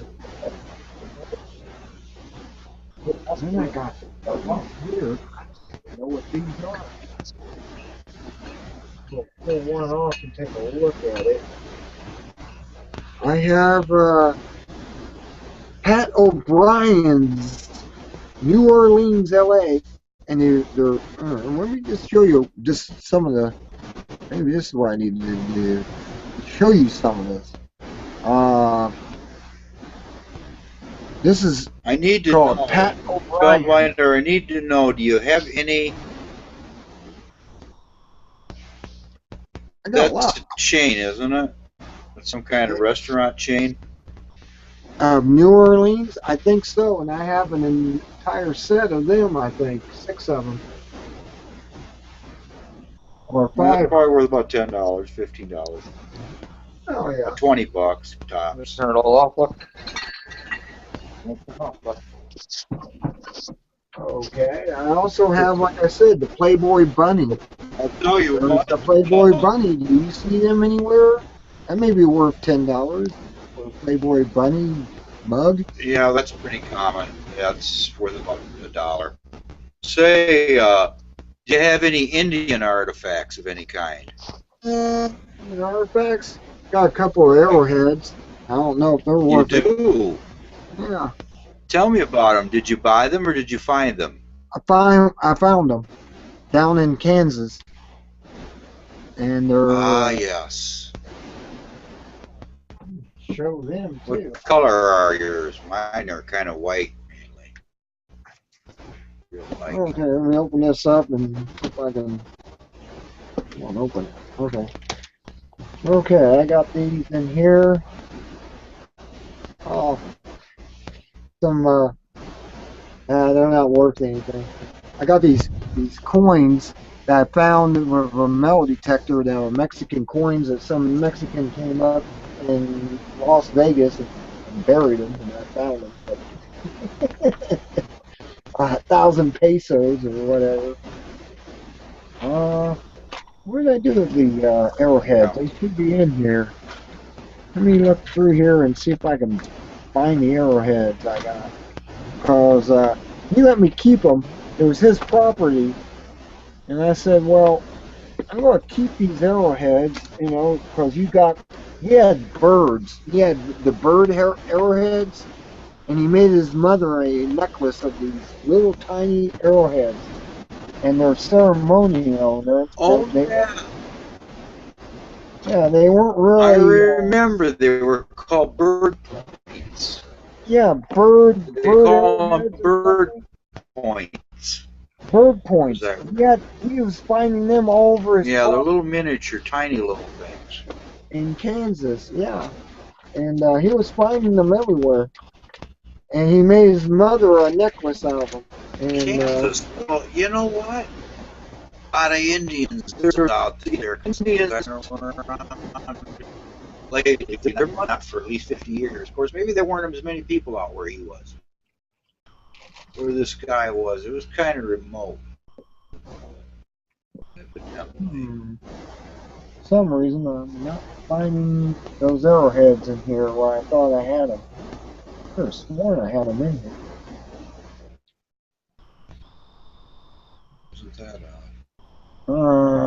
Where'd they go? Oh my golly, I'm missing my arrowhead. I do got my anti-gravity in the world grid book, but that doesn't help. It was in there with my books on technology. I have them in here. Where'd they go? I didn't take them out of here. Not that I know of. Got my cat in here. Yeah, it's funny you say that because I lost the rock specimen. I lost the finest rock specimen I ever found. I don't know what the hell it was, a black diamond or something. And I go, that's got to be corundum or something. It's like some kind of corundum crystal. It's rare. I got to find it. And I went through all my rock collection, and I never could find that one rock. I go, that's the best rock I ever found. Now where is it? It's vanished. Oh, I must have looked at this rock and didn't buy it. Oh, And this guy in Las Vegas bought it for like $5. It was the largest blue sapphire ever discovered. It was worth $2 million unpolished. And it just blew me away. I must have looked at that rock and didn't recognize it as a blue sapphire, star sapphire. It blew me away that I did not buy that myself. Oh, I wish I would have bought that. I'd be rich today. yeah, you would. What did you do? Crack it open and it fell out, or what? It was sitting at this what do you call those? Where you have a bunch of people get together and they are selling stuff. And this guy had a bunch of rocks and stuff and picked it. It was round, it was about that big around, and it was shown on the news. It was 3 inches in diameter, and the damn thing was a blue sapphire, unpolished. And the guy that sold it for $5 didn't know it was a blue sapphire. And, you know, actually, if you looked at it in raw form, you wouldn't have recognized it as a blue sapphire. That was the whole thing about that. And you just wouldn't have recognized it offhand unless you knew what you was looking for. But somehow they polished it up a little bit, and they realized it was blue, had the white star in the middle. It was a blue sapphire. I just went, oh my God, I didn't come across that. You've got to be kidding me. Oh, I was a rock hound when I was out in Las Vegas. Big time rock hound. You're lucky because that's good rock hunter's paradise out that way, but out west. But in Illinois, it's a rock hunter's nightmare. There's hardly anything here. And I even had my geology teacher. You got geodes. Kyle tell me there's no rock. Yeah, we got a few geodes there if you know where to go. But there's nothing. There is one peculiar thing that we have. It's on the world's archaeological most famous sites. I think I probably told you about it. And then I find out my buddy lived. It was only like a mile from his house. Not even that far. I think you have to have an enigma or something.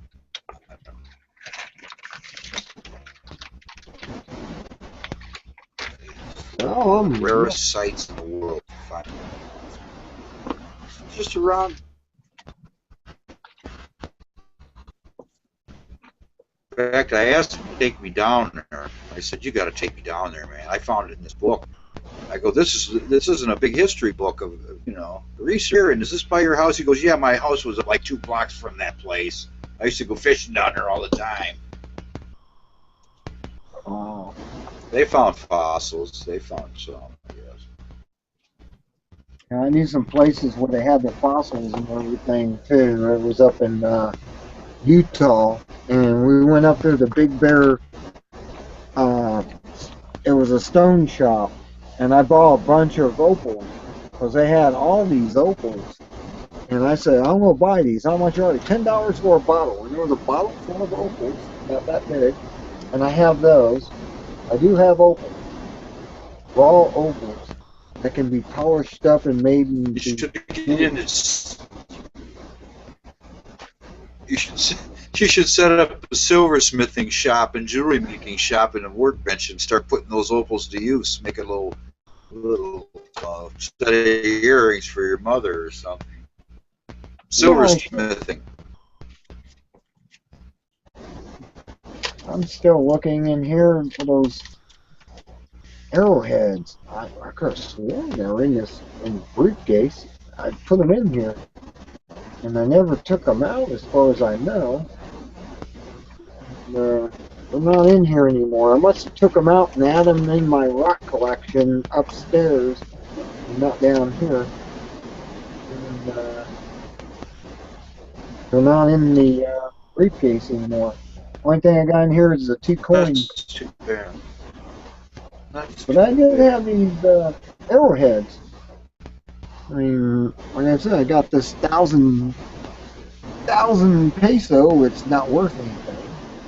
1,000 pesos. It looks goldish, but it's just bronze. And this one here is worth, I don't know what that's worth. 1,000 too, I guess. $1,000 peso. Yeah, $1,000 Mexican peso. It's not worth anything. It's almost like having worthless money. It's kind of a small find. But the thing is, these Indian artifacts are so valuable that we have thieves that have stolen these things, and they have big fairs down at the Starved Rock over here where they had Indian powwows.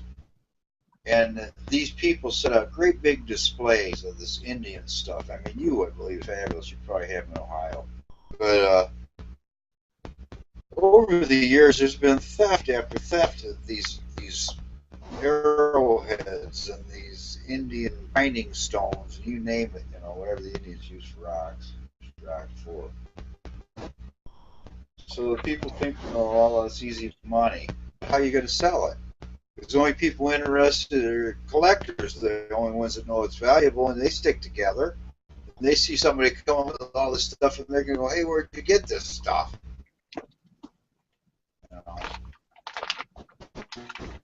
And they argue about it. I got it from over here, but I'm not. Because there's nowhere to get it. There's nowhere to get it anymore. Everybody's. When I'm where a farmer took a whole bunch of rocks out of a field of pile, I want to go through that pile with a metal detector, see if I can find a meteorite or something. Because there's always a remote possibility that in 1808, some farmer saw a big metal rock and said it's just a rock and threw it in a pile. A 5-pound rock would be worth $1,000, $2,000. Oh, I know. Meteor. Yeah, they did that. So I'm always looking for rock piles. Then I need a White's metal detector, and you to come down, fly down over here to Illinois and teach me how to use it. I used to have a White's magnetometer or something. I used to have a White's detector.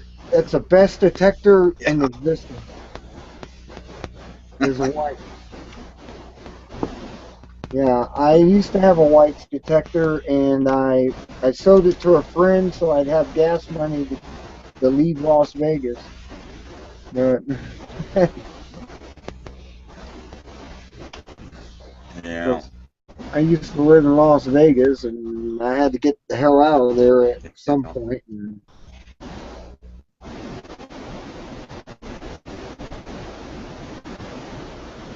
Oh, I got Bo Greitz's address. Where I got that at? Looking through this Yeah. book.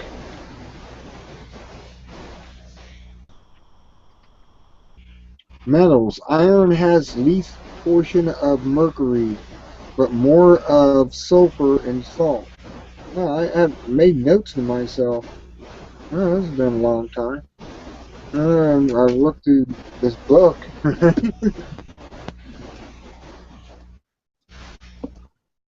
Oh, let's see. I gotta somehow put the stuff back in here so I can close it up.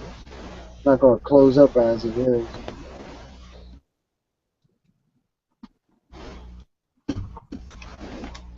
Well, that's too bad. Yeah, I looked. It's not in here.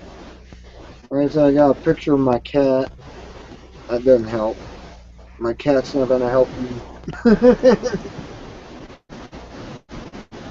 cat I used to have, it was Russian gray, which Yeah, I looked see. blue in the sunlight. I never had a cat that looked so blue in the sunlight. It blew me away. That cat looked that blue.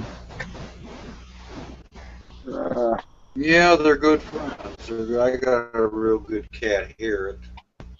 It does tricks and jumps around. And, you know, it was a lot of fun. I had the Russian. Like I said, I had a Russian gray. It looked blue. I mean, actually, in the sunlight, the man cat was blue. I mean, it was blue in color. It blew me away. That's I liked it so much. Like, is that them? Could it jump? Well, I threw it in the swimming pool a couple of times, and I never seen a cat walk on water before. Aha! I found one of them. Hang on here, I'll show it to you. That's a 10,000-year-old primitive Indian arrowhead. And he says that his land had the what do they call them? Almost the Stone Age Indians. They had the woodland, and then they had the modern Indians. And I found this down by the river. So it was the Stone Age Indians arrowhead. And it looks like that. Oh my god. There we go. Oh, man. Oh, like that. Or 200-year-old object. 200 or 300 years, maybe. Yeah, I say this thing's really ancient. And I got to keep that one. I think I have another one down here. I felt it. It was a small one. I think I have a bird point down here, maybe. Yeah.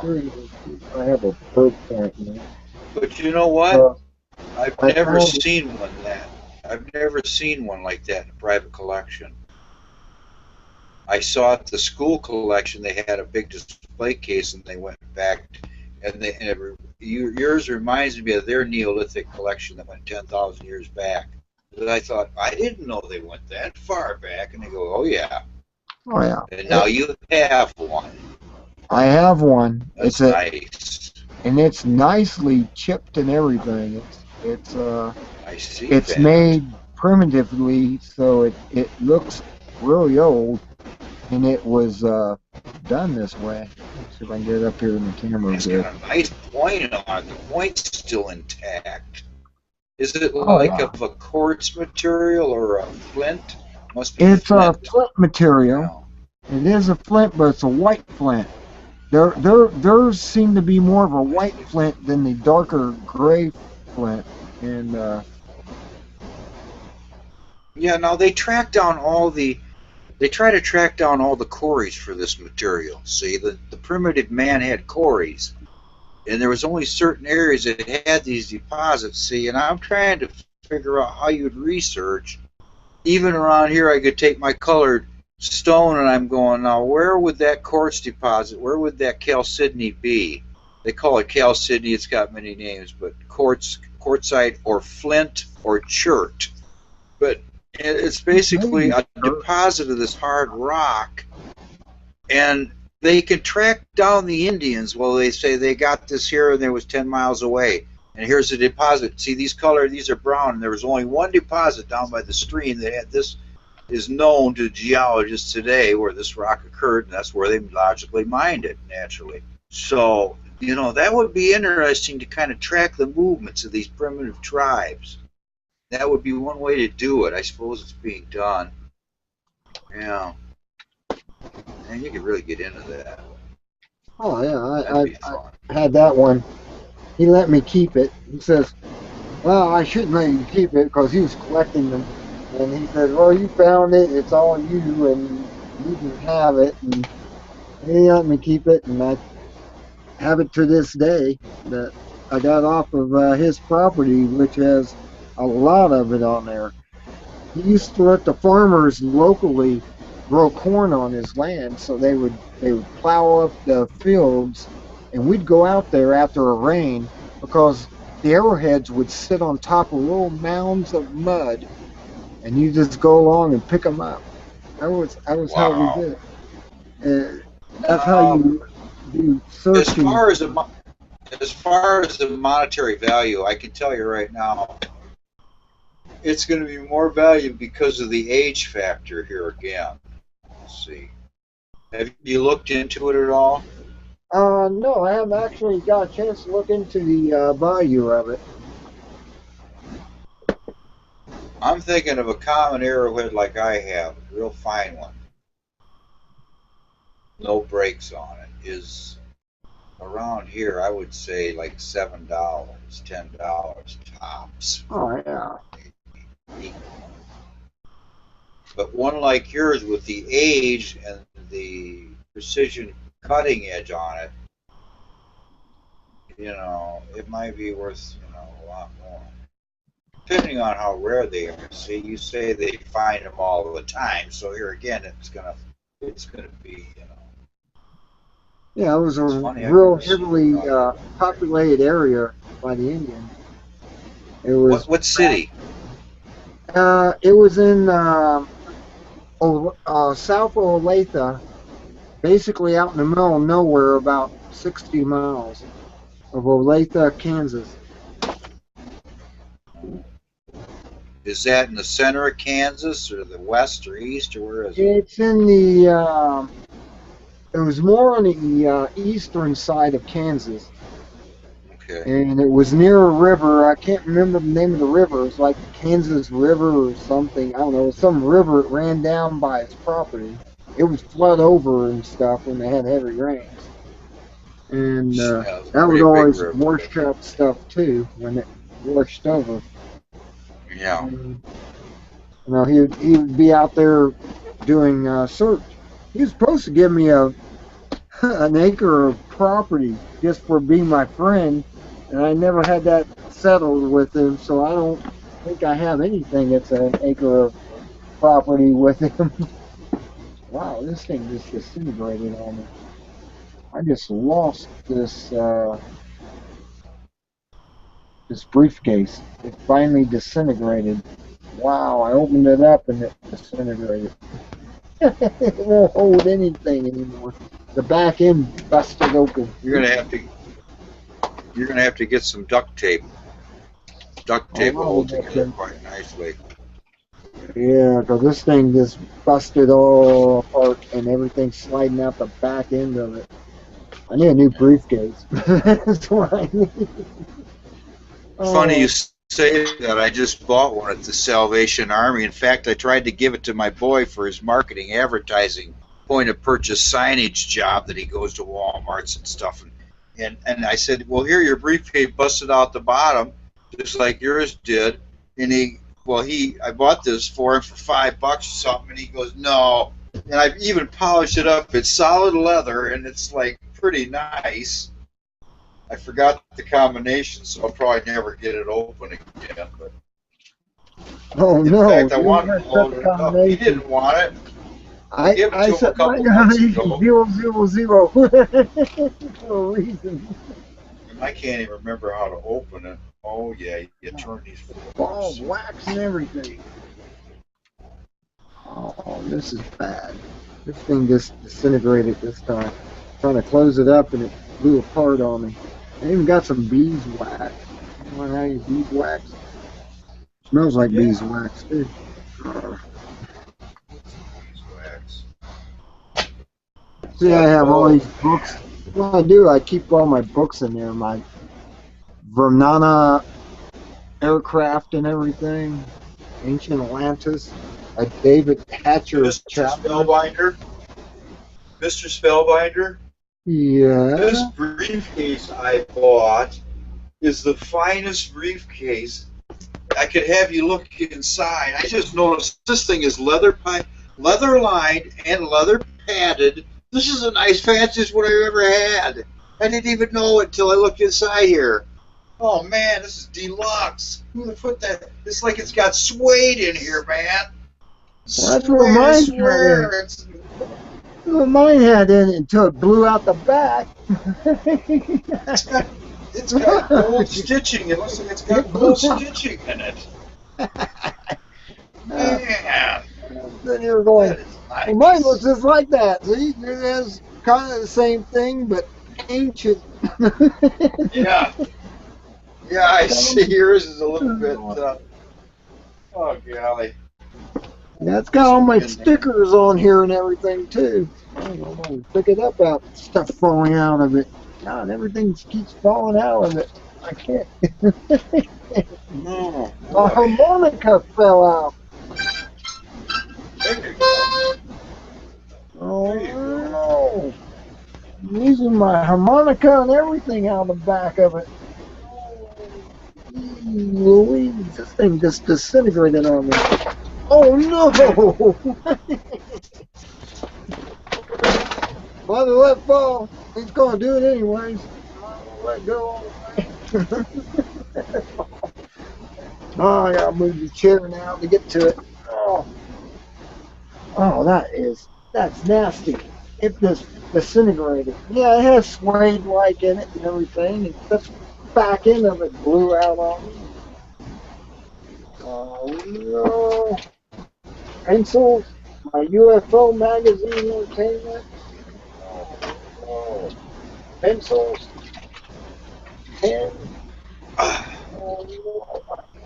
Run out of camera. I'm supposed to put everything back in here somehow. Yeah. No. No. Not that.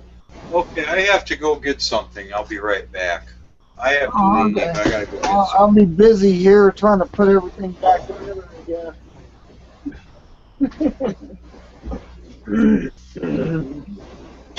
Fuck.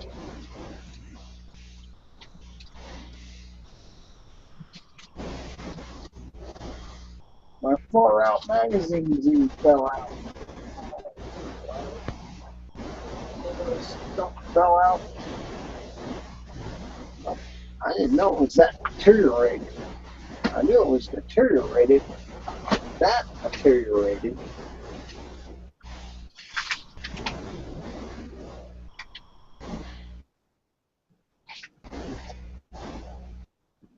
Oh my God. Coins all fell out. Go ahead, yeah. Ow. You know, ball of wax. Even my ball of wax fell out.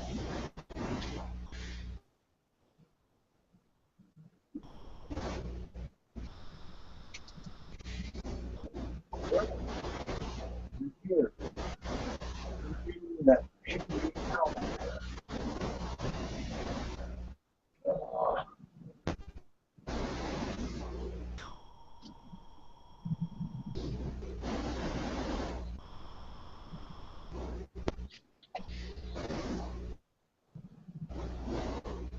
Can you see out? Oh my God. Really falling out. Resistors. Golly, I lost all my resistors. This is bad. It's really bad. I can't even keep anything in here. It's that bad. Wow. Holy old.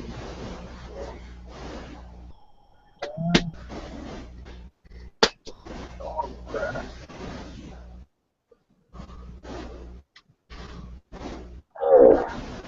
Anything on the floor I'm missing?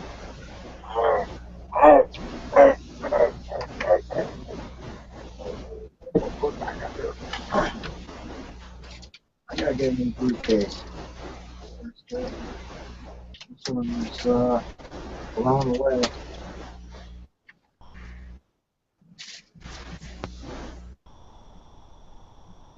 Well, that's gone. On the pieces that is. Wow. That's totally blown to pieces. Just stick with the other stick in case I need it.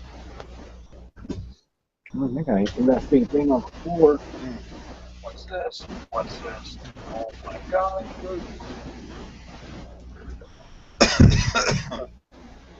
LG batteries. Need those.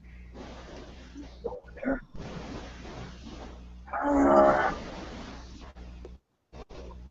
I can't believe it. It's all blown out the back.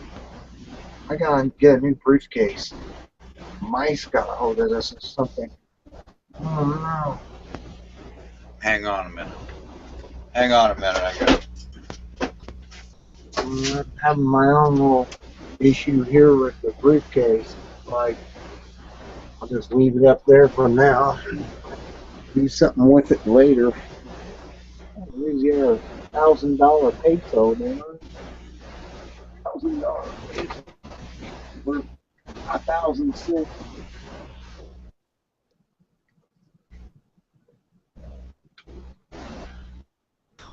Selling these damn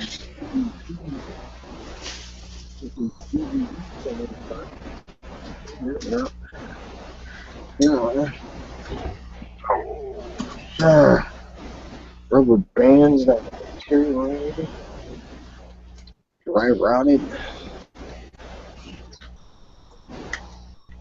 I'm back. Oh, kind of, sort of back.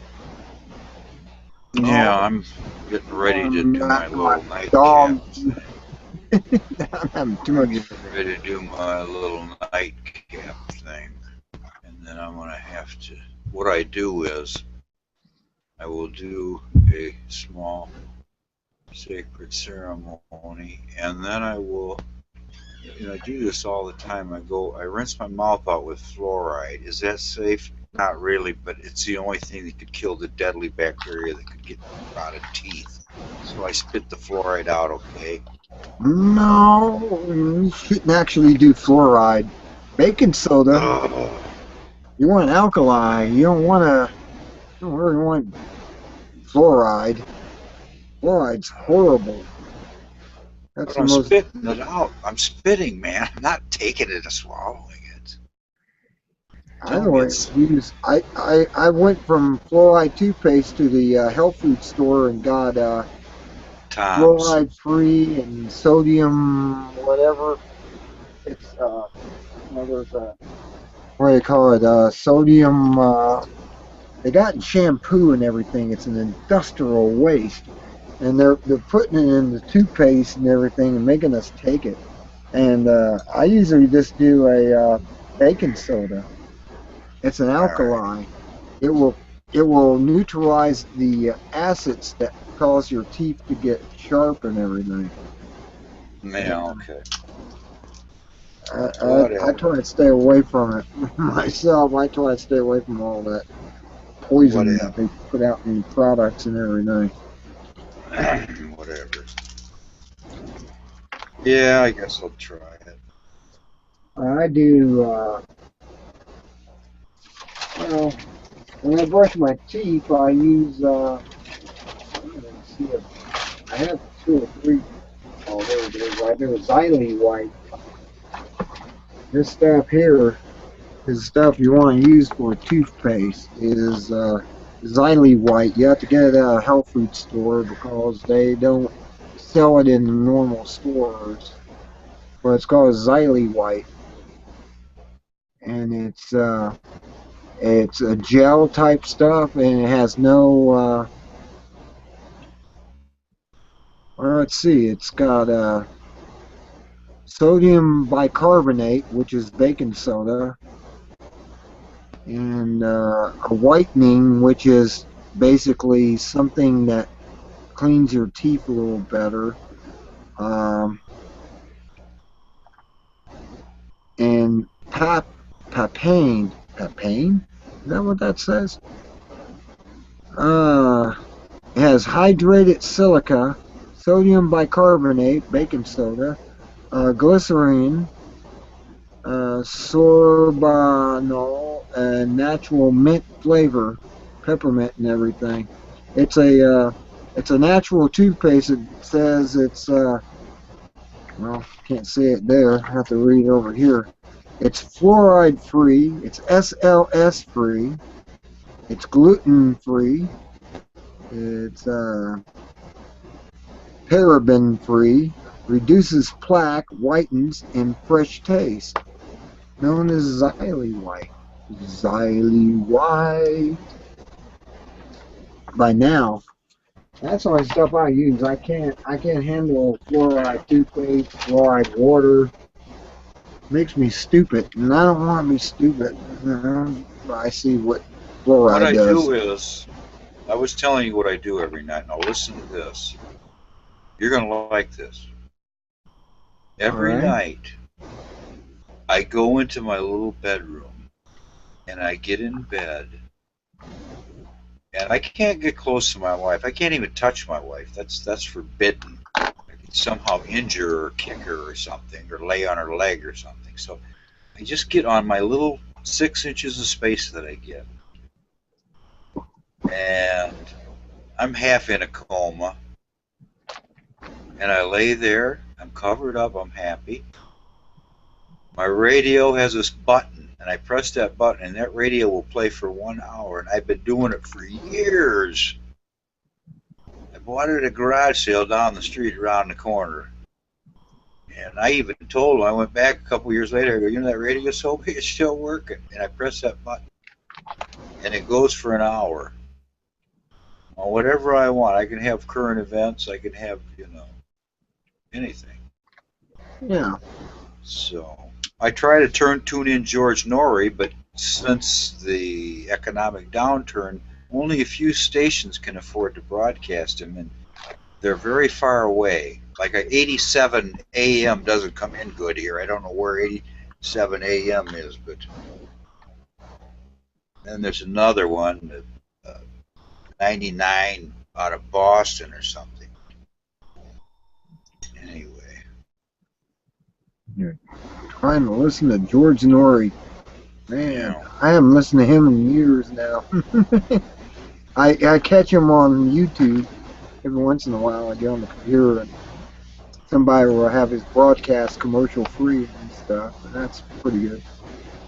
Yeah. It's just not the same as it was when Art Bell had it. No. Art Bell does come back on Saturdays, I think. Yeah, but it's a rebroadcast. It's not live, is it?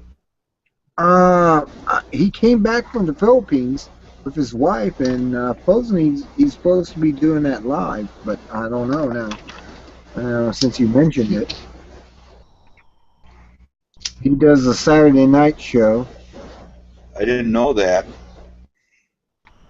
and he came back. I kept up on Art Bell. He came back with his Philippine wife, and they live. I don't know if he lives in the same place or not, but I think he does in Pahrump, Nevada. And he does his show from his home. Kind of dial it in, and does it from his house. I think you're talking about 10, 20 years ago. I haven't heard him on the radio for years, man. I heard he came back for the Saturday night show, and he does only the Saturday night show. And I think what's his name, Channel 5 reporter who does it on Sunday or something like that. I don't remember his name. Knox, or what is his name? He's one that broke the story with the UFO guy, Bob Lazar, and he still does a show on Sunday or something like that in Las Vegas. I'm so scared of these aliens, man. If they ever got a hold of me, man, I'd flip. I would just freak out. I've read so many horrific abduction reports and mutilation reports, and I just saw a website. I just had a glimpse of it just the other day. They said the amount of UFO sightings around the world are like at an astronomically high level right now. And if you watch the website called Third Phase of Moon, yeah, Third Phase of Moon, they have daily reports coming in from around the world, and they investigate some of them. And They have a YouTube website. Actually, on YouTube, Third Phase is on there. oh yeah, it's real excellent. I keep up with that when I can. I mostly listen to Michael Rivero from Hawaii. I just got used to listening to Michael Rivero. Yeah, Spellbinder, are you sitting down right now? I've got some very bad news to report to you. I'm walking around, but I'm near my mic. As far as I know, we, through the deceptively simple disguise of United Nations troops, are sending quite a few military personnel into Russia right now. I heard that. I don't know why we want to go into World War III.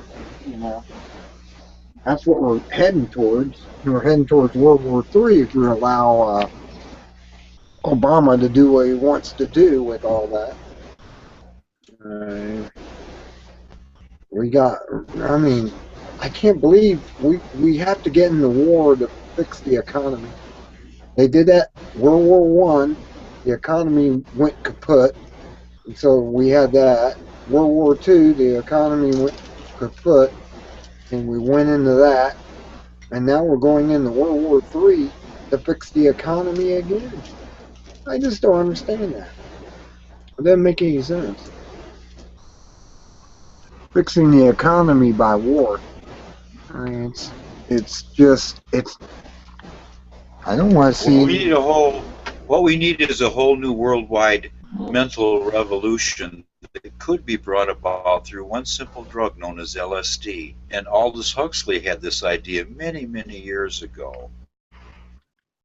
And to say something like that, people are going to say, "Is he mad? He's lost his mind." No, it would probably fix everything. The love drug.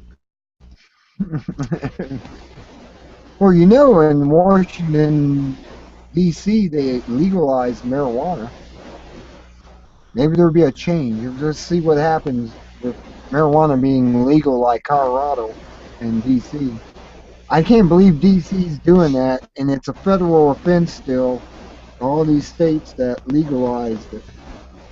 And I'm trying to figure that one out. So we start seeing all the senators and congressmen high on marijuana. Let's see what happens. Maybe we won't have wars. That's the only thing I can think of.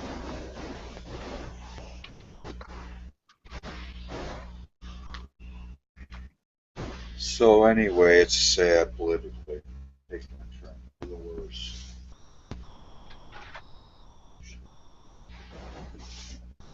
Yeah. So anyway, it's good to see you. I'm sorry you lost your job, and so on and so forth. Yeah, it happens. I'll just have to find something else to do, something I can do on my own. I'm tired of playing with corporations, so. Well, you're a lucky man because at your age, I know you've told us before you're very healthy, so you got that as a major blessing. I found out I'm almost 63 years old. In fact, I am 63. And I thank the Lord every day that I can breathe and I can walk and get sunshine. And, and I'm so healthy compared to a lot of people around me. And people are dying that are younger than me, people I used to work with and so on. And I'm thinking, wow, I feel pretty healthy. And nothing wrong with me. I exercise, I walk, I eat right. Yeah, I take vitamins. I mean, I take my Source of Life and vitamin C and D3, and I go with that. Yeah, so that's a blessing. How's your mother? She doing She's all right? still walking about and whatever, and I don't know. She misses her sugar daddy, I guess, or husband. Yeah. That's sad. Yeah. I miss him too. It's just the way I found him and everything. When I came up, my mom called me up, and I went up there and looked at it. I actually was doing a broadcast on Google Plus, and I didn't know it happened until she called me up there about 7 o'clock in the morning. That's when I discovered him, and he was already gone. His chest was still warm. He had his jacket on and everything, but he had heart failure. I mean, he had these attacks before, but I didn't think they were going to get that severe. That he would just drop like that. I tried to get him off of doing all these pharmaceuticals that I almost feel they had a contributing effect to him.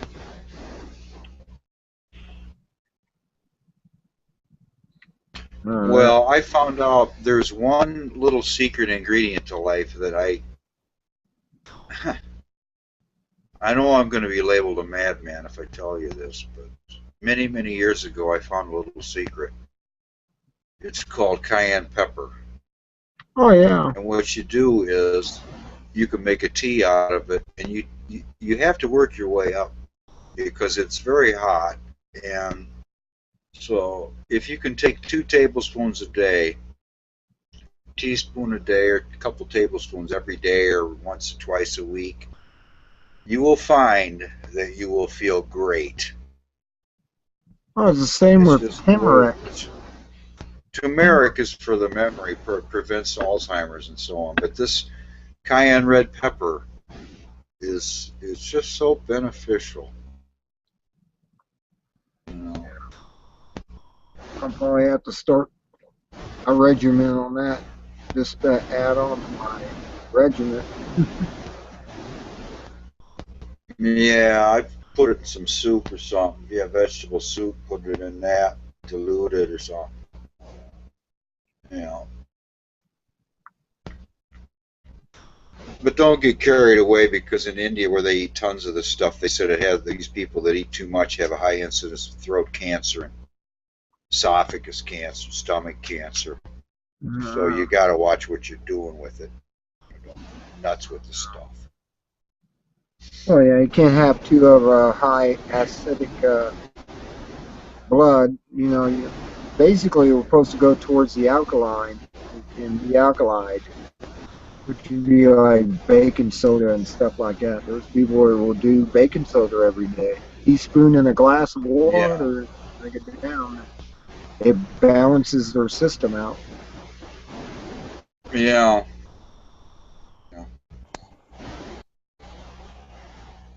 Yeah, blackstrap molasses is supposed to be extremely beneficial too.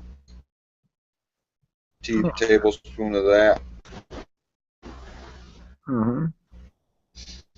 Wheat germ oil. You should take a tablespoon of wheat germ oil a day. But now I find out they're going to convert everything to wheat germ GMO poison oil. They I know. don't want to commit to wheat. I don't want poison wheat.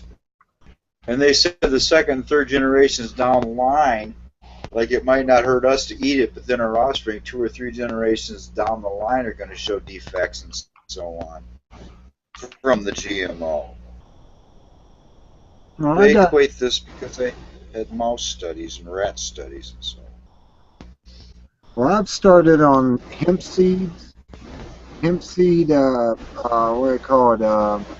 It's a hemp seed. It's kind of grounded up, and I also use green hemp oil. Well, that's another thing you can do. They haven't GMO'd it yet. Looks Oh, like guess what our friend in Colorado in Canada has? He has all kinds of little bottles, and he's got all these new connections. Yeah, that's exactly what he's got. Hemp oil. Exactly. Only green. he's got cannabis oil. It's so potent it doesn't even have a label. Oh yeah. Because his friend, his Chinese friend or something, had it, and she had a job, licensed of course, and she could get the medicines and so on, and it's legal there, so he had it. It's legal. He said he took 4 drags of hash and he forgot his name.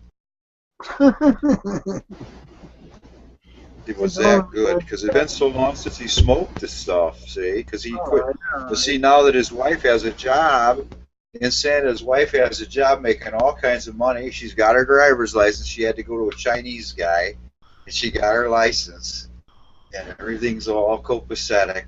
And she makes tips and everything. And she, you know what she does? She massages feet. Can you imagine? And she goes, oh, her hands are so tired when she gets back. I go, I could imagine, because I massage my wife's feet maybe once a year or something. Yeah, it is hard. Yeah, but all day long. Jesus, God, come into my house of foot comfort. Massage my feet. Yeah.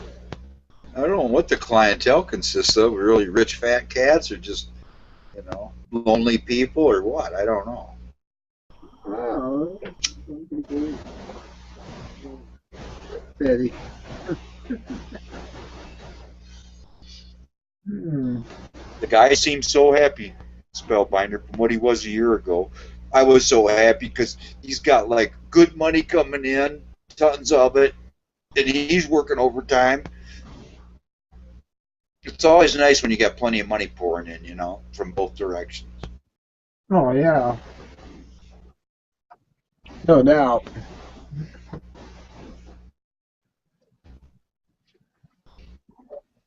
Yeah, I go into all this health stuff. I even got this stuff here. I haven't even tried it yet, but it's supposed to be really good for you. It's called a detoxifant. And let me show you this. Stoney's number 7 detoxifant. It's an absorbent aid in detoxification and intestinal purification. Anal canal or whatever. Trying to read it on the screen. It's yes, that's my. That's a detoxification. It's a clay, is what it is, and you drink it. And it actually, I never even got the chance to try it, but it's supposed to detoxify you from everything. Intestinal, parasites, everything. It would take it all out. I'll tell you what. 1 tablespoon a day. You be cautious taking that, because sometimes that clay can have aluminum along with it. And aluminum is poison. Does that say it has any aluminum in it? No, it says aluminum-free. Sodium Maybe that's 5 milligrams. Wait a minute. Iron 2 milligrams. Spellbinder, that ain't just regular clay down by the river. That's special bentonite clay from Bentonville. Yeah, it's bentonite is what it is. It actually is bentonite. So it's safe. a special clay. Don't worry. It's safe. Don't worry.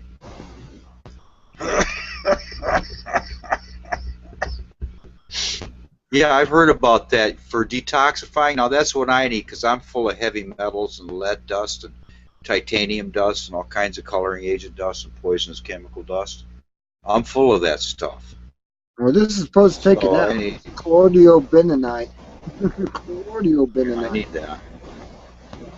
It's called Sonny's number 7. That's what it's called. It looks like that. You get it at the health store. And it says it's active absorbent. Ingredient is chloriobentonite. USP grade. So it's pretty good. And you don't need much of it. But Yeah. it says 1 tablespoon is all you need. I should start on it. As well as the hemp oil. And detox myself.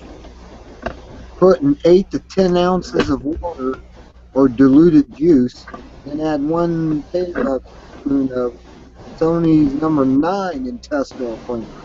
Well, this is number 7, so there's a number 9 out there, I guess, too. You add into it, sow separately, shake thoroughly, and drink immediately. It actively supports cardiovascular and intestinal health while removing positively charged toxins from the body, heavy metals, bacteria, viruses, pesticides, chemicals, pollutants, and metabolic toxins. It does it all. Sony number 7. There you go.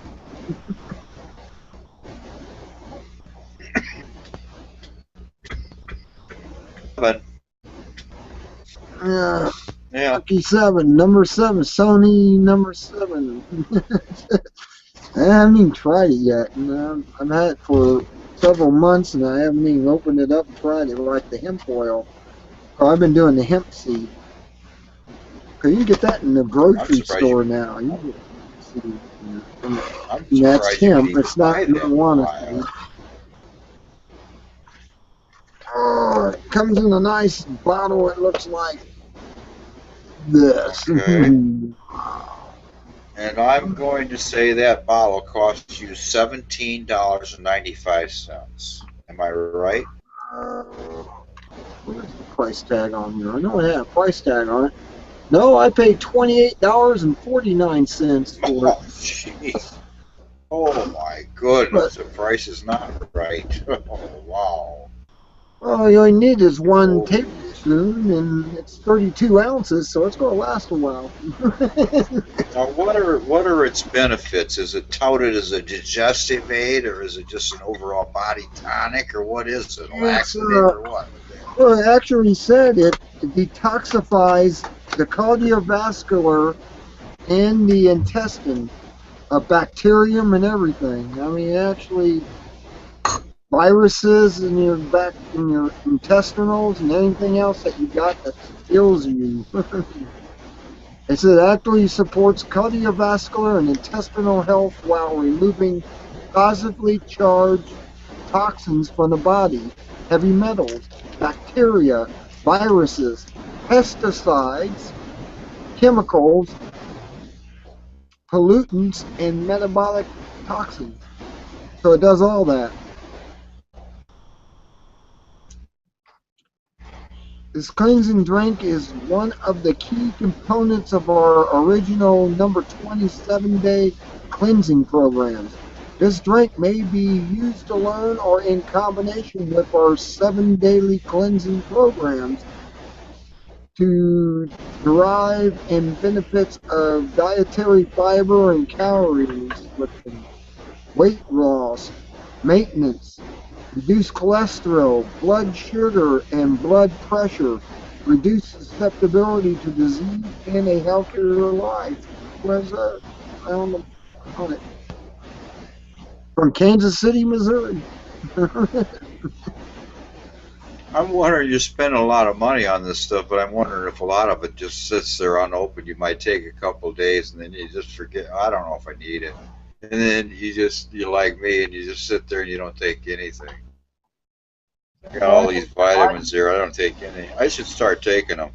I should start taking vitamins tomorrow morning and come back and report to you in a week and go, what was I doing? I should have been taking them all along. I haven't for years, not since I was young. I got the liquid COQ10. I'll bring that over and show it to you. This is I was- the liquid COQ10. There it is. Liquid COQ10. I see the dust on it. There's dust on that bottle like you haven't touched it in years. No, that's not See nice. it? I think it's condensation inside the bottle. Oh, okay. So you do take it? Ooh, you're not supposed to take very much of it. Wow, you just took an overdose, I think. Oh, it's pretty thick. That's about a teaspoon. Tell me about this positive Q10 enzyme. What is it? Well, it says it right here on the label. If I can get it focused. It's a It's sucker. got vitamin E, has ascorbic acid. It's got Sarcosium Q10. And, Yeah, but I don't know what the flax hell oil. that does. Oh, flax oil, that's good for you. But what about this Q10? What the heck? Oh, What's the Q10. mystique? Q10 is supposed to be a cellular metabolic that helps your cells to be healthy. That's what COQ10 is supposed to do. It's supposed to make your cells healthy. Yeah, but I mean, is it actually a legitimate claim? Well, they've been selling it for years now. And I got it on sale for $10.49. So it wasn't too bad. You can only take, there's like how many servings? 24 servings per bottle. So you get 24 days out of it. You can do that. I usually take that anytime I feel like I need it. But I also have this bentonite, which I've heard a lot of good things about bentonite. It's kind of like the other stuff that I had a dream about many years ago. I had a dream about the stuff called cyanide. Or zeolite. I think it was called zeolite. And I had a dream about that. I went to school the next day. I was like I guess I was in my first year in school as far as high school. And I said, I had a dream about this stuff called zeolite. And we looked it up in the big dictionary book in the library. The libraries in the school I was in used to have a big dictionary. You could just go through that dictionary and go over there and look it up. This stuff actually existed. And I had a dream where I was standing in it up to my waist. I go, what is this? And this person told me it was zeolite. I go, zeolite? Really? What is it? It's good. It's good for you. And then I looked it up, and sure enough, it's another, like bentonite. It detoxifies the body. And I was always amazed by that. It was one of those things I got really amazed by. Strange. It is strange when you have dreams about stuff, medication and stuff you didn't even know about, and suddenly you do. I'll look it up, zeolite. It was like zeolite. Zeolite. There's actually a chemical called zeolite. They got the powder, they got enhanced with DHQ, they got zeolite. And let's see if I can find zeolite, Wikipedia. Zeolites are microporous alumosilicate minerals commonly used as commercial absorbents and catalysts. Wait a minute. Did you say alumosilicate? Aluminosilicate. Yes. Zeolite You don't want to take a was- lot of aluminum, folks. No, but Remember this. Don't take a steady diet as bentonite, okay? yeah, zeolite was Aluminum kills kills. Okay, zeolite was originally coined in 1756 by Swedish mineralogist Axel Fredrik Kronstedt, who observed that upon rapidly heating the material citable, it produced large amounts of STEAM from water that had been absorbed by the material. Based on it, he called the material zeolite, from the Greek word zeo meaning to boil and lithos meaning stone. Zeolite occurred naturally, but also produced industrially on large scale as of October 2012. Zeolite frameworks have been identified, and over 40 naturally occurring zeolite frameworks are known. Zeolite has a porous structure that can accommodate a wide variety of castations such as Na, K, Na plus, K plus, and Ca2 plus, and Mg, which is magnesium plus 2 plus. And other of these positive ions are rather loosely held and can readily be exchanged for other in a contact solution. Some of the more common mineral zeolites are anuncium, carbazite, clinobilitite. I mean, they got a whole list of these words that like, I'm not really sure. The mineral formula is Na2Al2Si3O10 2H2O. The formula for nitrolite. Okay, it comes from volcanic rock and ash layers and react with alkaline groundwater. Zeolites also crystallize in post-dispositional environments over periods ranging from thousands to millions of years in shallow marine basins. Naturally occurring zeolites are rarely pure and are contaminated to a varying degree by other minerals, metals, quartz, and other zeolites. This reason naturally occurring zeolites are excluded from many import commercial applications where uniformity and purity are essential. So they kind of take out the alumosilicate out of it, is what they do when they make it into a medication. Oh, thank God. And let's see, what else does it do? Zeolite production, natural occurrence, artificial synthesis, petrochemical industry uses it, the biogas industry, nuclear industry uses zeolites. And let's see, it has the ability to capture some ions while allowing others to pass freely. I need to know where they mine this stuff. As an amateur geologist, I need to know where these mines are, what cities, what locations, what countries, continents, where these deposits are of zeolite. If it's so valuable and somebody owns that land, who owns it? Okay, industrially important zeolites are produced synthetically. Typical procedures entail heating aqueous solutions of alumina and silica with sodium hydroxide, which seems to have an effect on the aluminum. Equivalent reagents include sodium aluminate and sodium silicate. Further variations include changes in the cations or cations to include coronary ammonium and citation. Synthetic zeolites hold some key advantages over their natural analogs. Synthetic materials are manufactured in a uniform phased state. It's also possible to produce zeolite structures that do not appear in nature. Zeolite is a well-known example.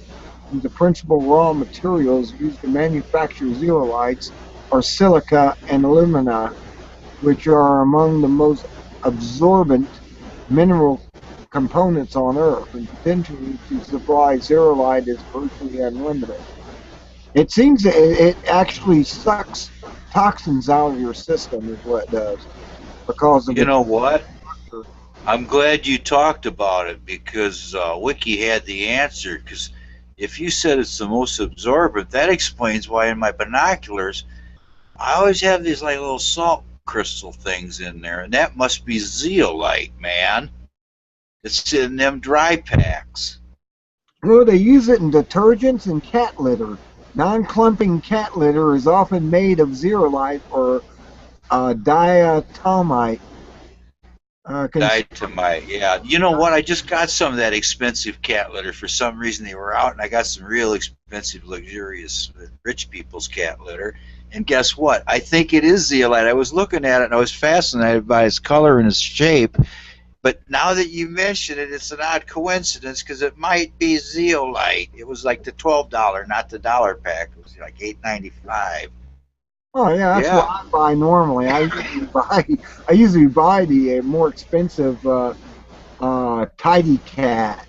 I'll buy Tidy Cat because there's a better clumping, and it clumps. Actually, it does. It sucks all the moisture from the cat urine together in a clump, and it becomes a clump, and it's easier to clean out of the cat box. That's why the only reason I buy it. So now, you see, you're really educating me on how this stuff would work as a detoxifier. But I mean, it's just going to go through your digestive system. It's not going to be, it's not going to be cleaning out your bloodstream or your fat deposits and your arteries and stuff. It's just going to be mainly through your stomach and your gut, and that'll be it, man.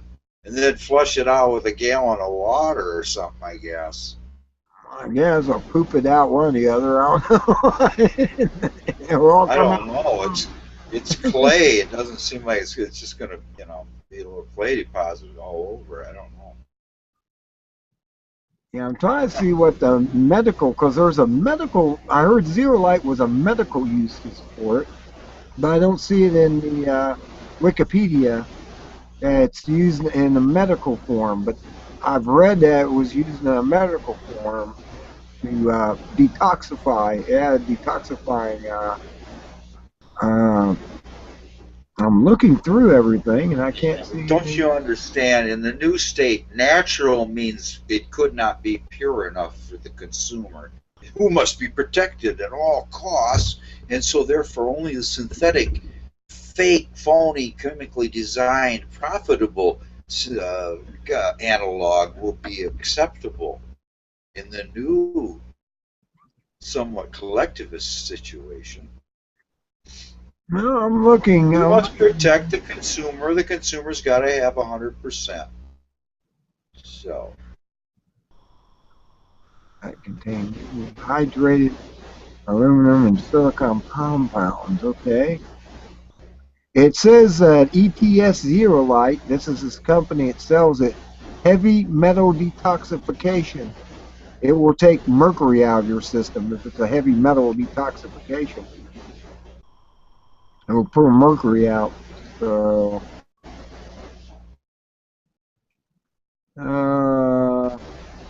there's liquid zeolite, the world's best liquid zeolite formula.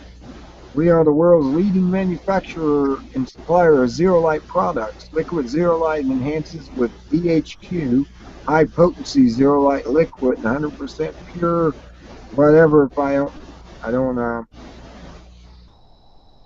Okay, zeolite detox.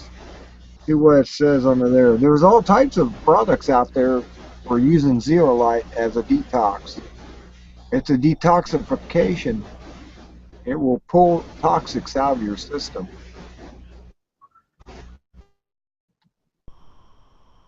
Everything I'm seeing right now is a detoxification.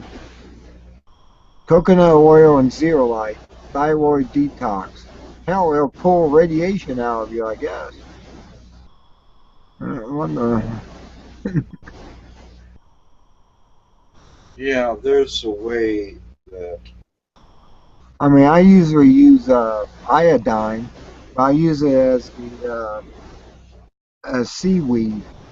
It's a seaweed iodine, natural iodine. Say, I'm wondering, could you possibly build me a Geiger counter because I can't afford one. I could make payments if you'd send it to me. I know you could afford it. Just go to your electronics shop down there and buy a Geiger Mueller tube, the biggest one you can afford for me. And then I'll make payments. I could give you maybe $25-30 a month for, I don't know, 6 months or something. And we could work it off. You know, I could sign the papers and IOUs and everything else. I could have it notarized if you wish. But I need a Geiger counter, okay? I need one.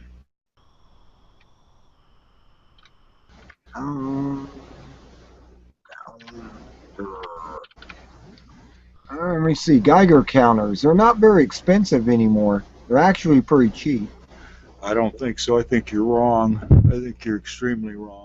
I think a Well- good one is going to be a minimum of $300, which I do not have right now. I Oh, need to right. borrow $1,000 from Well, somebody to get this actually- car. Can you send me a check for $1,000 now, and at least I could drive it over here for $500. Well, pocket Geiger counter for $89. I mean, they're not really that expensive anymore because they're able to make them in mass amounts, and a lot of people are apparently buying them, so they've come down. Yes, but if you realize and do the research, you'll find out the focal point of a small, tiny Geiger counter is a very small, centralized area. So it's not going to give you a very big coverage, you see. What you need is one of the ones that has like a 3-inch, almost like a doctor's stethoscope, but 3-inch and about a ½ an inch thick on a cord that plugs into your instrument, and then this stethoscope thing, it's a round disc. That's the kind of Geiger counter you want. Oh, okay. They got the Victron CDB 700 for $184.99. It has the cord on it, and you can actually take it out and, scan over stuff with it. Okay. It's under $200. They're actually, like I said, they actually come down a lot. They got these ones that I've seen for $123. You stick in your window, and you can hook it up to your computer and get on the internet with your computer and be a monitoring station for radiation. And you can be telling people what my radiation level is in my area. There's actually a website that you can actually go to that has people hooked up to that. And you can, I can actually give you the website. Not that hard to, you go there Well, right I could actually blow your mind right now because I've been to that website and nothing ever happened until one peculiar day I went there and I go, well, that's funny. I've never seen that little sign before. What's that mean? I go, oh my God, that's the highest warning sign there is. What the hell? And I'm looking it up, and some of it was like astronomical readings, of course. And so, I was happy, I go, wow, I would never have known, but I was on NetNC, and Oh, you already have that site then, NetNC? yeah, but it worked against me because it scared the tar out of me. Yeah, netc.com. I'm posting it because that's what I usually use. But they don't have anything in my area. I'm amazed they don't have somebody monitoring in Columbus, and they don't have anyone monitoring in, Zanesville or somewhere between. It just blows me away. There's only like, like Cleveland or something, and they're monitoring up there, and it's like, well, how come they don't got a monitoring station, nearby? I'd like to know what it is in Columbus. That's to the west of me. I want to know what's going on to the west of me.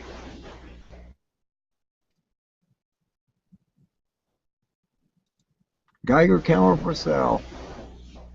I'd love to have one. That and a White's metal detector. I need those things. My life would be complete. Just a matter I got one here for $50, $51 actually, plus posting and entering. Where at? Newegg? Shop for Geiger counters for sale on Google.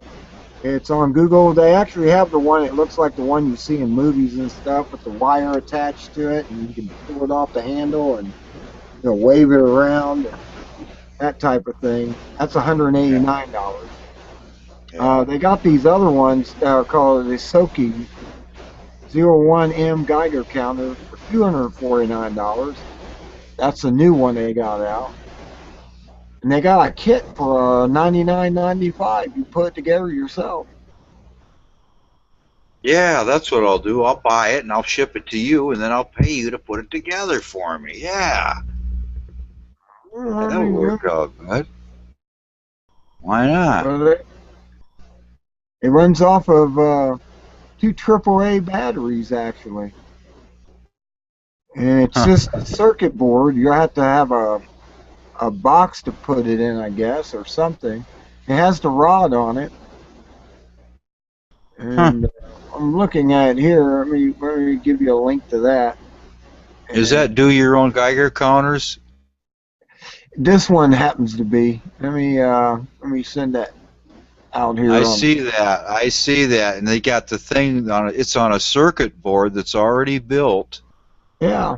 Wait a minute. They say build your own though, but I mean, Spellbinder, what am I going to have to do? Because they're going to give me these little chips and stuff, and they're going to give me this green base, and they're going to go, see all those little holes? Well, you just stick that little diode or whatever you guys call them, and then just put a drop of solder and have a heat sink and stuff, and cause an extra test soldering technique. Yeah, that's what it's going to be, isn't it? Pack of parts. I wonder if it is soldering. Let's see. Geiger Muller tube included. Construction portable manual. link beeping radiation detector. You can also connect an FTDI friend to the header to get serial output for data logging on your computer. Actually, you can actually put this on hook this up to your computer too. It's probably what those little ports are to the right of it. Your junction ports, J5 and the J2. The GCK01 series. Yeah, we put this together in a couple of. We put this kit together in a couple of hours, and had lots of fun bringing it around and listening for ticking sounds near our smoke detectors, bananas, countertops, Brazil nuts, chunks of uranium, etc. It includes all components, the PCB tube and parts, but you will need 2 basic soldering tools and 2 double or AAA batteries to complete it. This Geiger counter kit is for educational purpose only. Don't even think about using it to monitor radiation in life-threatening situations or in any environment where you may expose yourself to dangerous levels of radiation. Don't rely on the collected data to be an accurate measure of radiation exposure. Be safe. And basically they're saying, yeah, it will work, but it's not going to work like you think it is. I'm trying to get the price on these dudes. Assembled, $40, okay. Yeah, I was looking at the ones over when I put Geiger counter for sale. They got them over here on the right side already assembled, $175. And this one here is, that's probably the best one to get to me, is the one that's like a handheld unit. Okay, it measures gamma, beta, and X-ray radiation. Takes 10 seconds to display results. Vibrant color display. Standard AAA batteries included.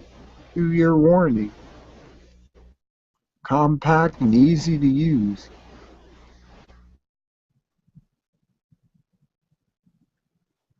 Well, that's interesting. It has an audible alarm that goes off in case of any issues. In other words, if it hits a certain level and it's like a dangerous level or a threat, it will start beeping and tell you that you're in a dangerous area. It's got green for normal radiation background, yellow for high radiation background, and red for dangerous radiation background.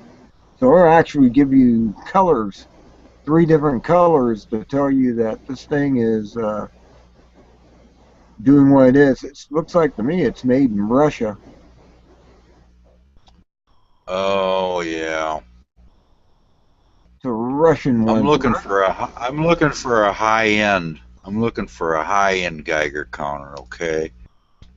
Best that there is. And I just wonder how you'd find that. Well, the new one is $249. That's kind of a high-end one. It looks just like the one for $175. It has the upgraded processor for super fast performance, measures gamma, beta, and X-ray radiation displays results in just 10 seconds or less. Phenomenal battery life, works for days. Now features a convenient cumulative dose measurement. So it actually tells you if you're getting too much of a dose, to get away from wherever you're getting that dose at. Anyway. New rubber-infused plastic for improved protection and grip. Compact and easy to use, vibrant color display, and includes a 2-year warranty.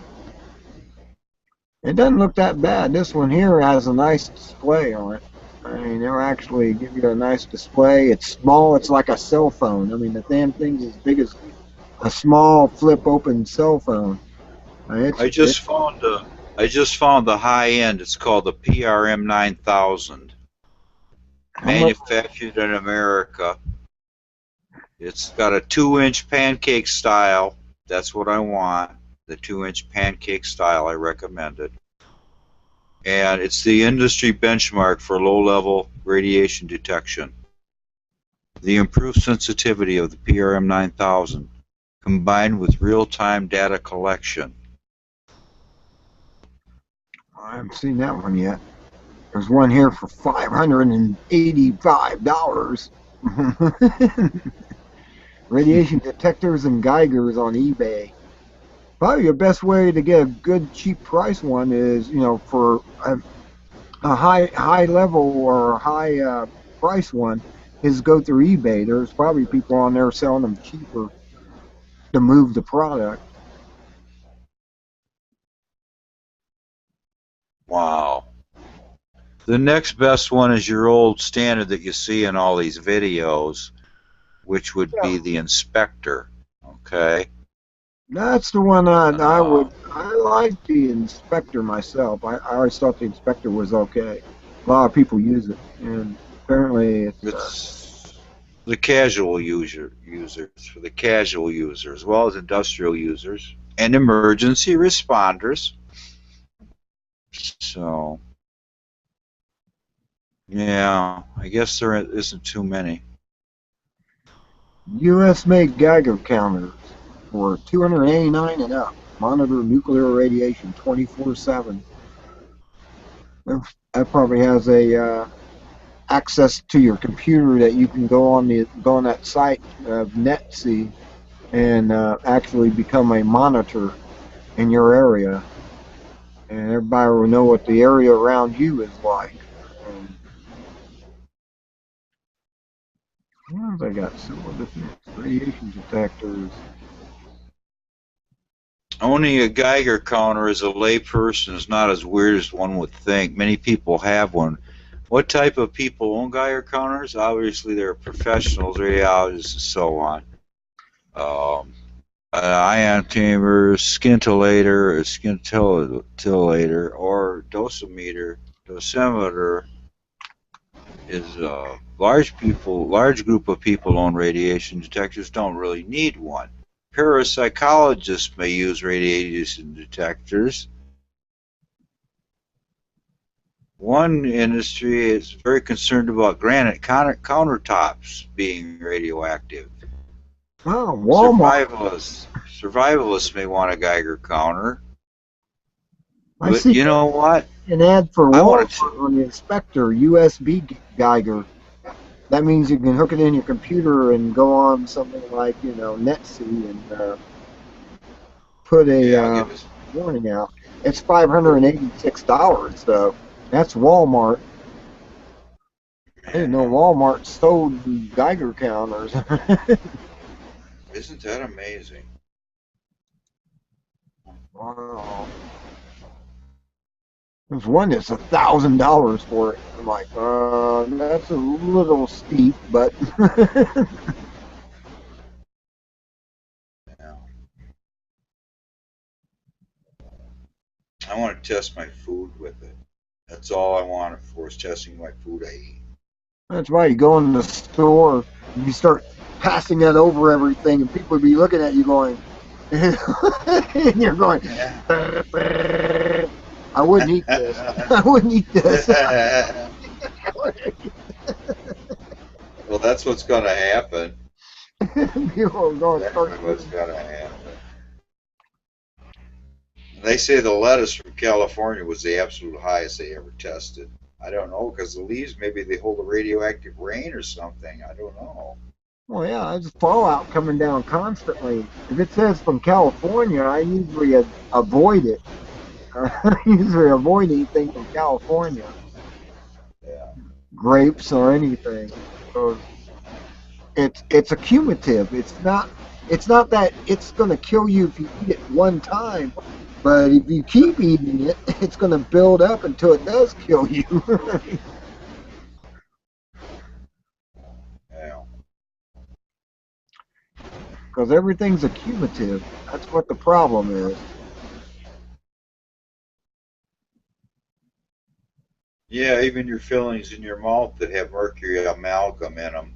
And then when you chew your food, that releases a mercury vapor gas. It kills you slowly and gives you I saw MS. I saw Yeah. that. They're actually testing dead people's skulls. They pulled them out, and they're no flesh on them or anything, and they put them in this chamber, and you can see the gas coming off their fillings. And they've been dead for 100 years. Yeah. Yeah. Yeah, that's what I told my dentist one day. I said it makes sense to put the most deadly substance known to man, one of the worst poisons, in a person's mouth. Does that make sense? Oh, I tried to tell that to the dentist when I was 15 years old, and he says, "Oh, it's harmless," as he's putting the mercury in with the silver powder and mixing Yes. it up. Yes. Yes. Well, I finally stopped and told him, I said, "Isn't there something else you could put in there?" And he goes, "Oh, yeah, Bondo." So then he called me the Bondo King. He don't want no regular filling. Just we're gonna give him some Bondo. Make it extra strong this time. He told the girl, "Mix it up extra strong." It was only supposed to last like 6 months. I'd leave it in for years. But, Oh, yeah. you know, it works. It works. It works. Yeah, I heard it was more dangerous getting them removed than it was putting them in, and so I don't know what to do. Yeah. And it was definitely linked to MS. Oh, There yeah. was a connection between that and MS. That's what was frightening. Here I am with 3 of them still in my mouth. I think I used to have 4, but one of them disappeared. I don't know where it went. That must have threw me or something. Well, I'll tell you what, my wife's been begging me to buy her another gold crown for her tooth. She said, "I want to make payments. It'll be $900 or a little more." And I'm thinking, wait a minute. I don't know if I can afford this. No, I mean, it's better than the mercury, but the gold. But Yeah, but I'm gonna have to go get another part-time job just to buy her a tooth, man. well, my mom went in. She chipped one of her tooth in the front. She went in and they charged her $6,000 to put a cap on it. You've That's got to be kidding. No, they said it would cost $6,000 and they put this cap on there. I think it broke off. I think she should have some type of insurance on that to have them fix it. $6,000 for a cap. I'm like, really? I can't believe they charge that much for a cap. That's just unreal. Just, I mean, they're just out robbing people now. Is that Obamacare? No, I was under. Well, she didn't have insurance because once you are retired or whatever, they don't cover dental, so you have to pay out of your pocket for dental. You've got to be joking. And it was $6,000 for a cap on a tooth. It wasn't even that big of a tooth. We have Medicaid. We have Medicaid that does pay for dental. I don't know why hers doesn't. She's got Medicaid too, but apparently. Oh, wait a minute. Was this cosmetic? I guess they called it cosmetic. I guess. Well, that's why. No cosmetic will ever be covered. And it chipped, and well, she paid $6,000 for it. I went, you gotta be kidding me! $6,000 for a cap for cosmetic. Unbelievable. Yeah, it is. Sure the heck is. Well, this one they sell at Walmart for $586.50 with free shipping. Will cover everything. It'll actually do carbon 14, C4, 131 iodine. It'll do 60 cobalt or cobalt 60, alpha and phosphorus and calcium, strontium, and sulfur 5 or S35 actually is what it is. It'll do it all. But it's about $1,000 to have that one.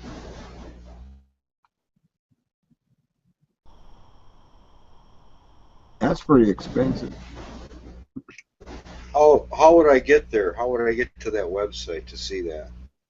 Okay, I'm gonna copy and paste it on the comments.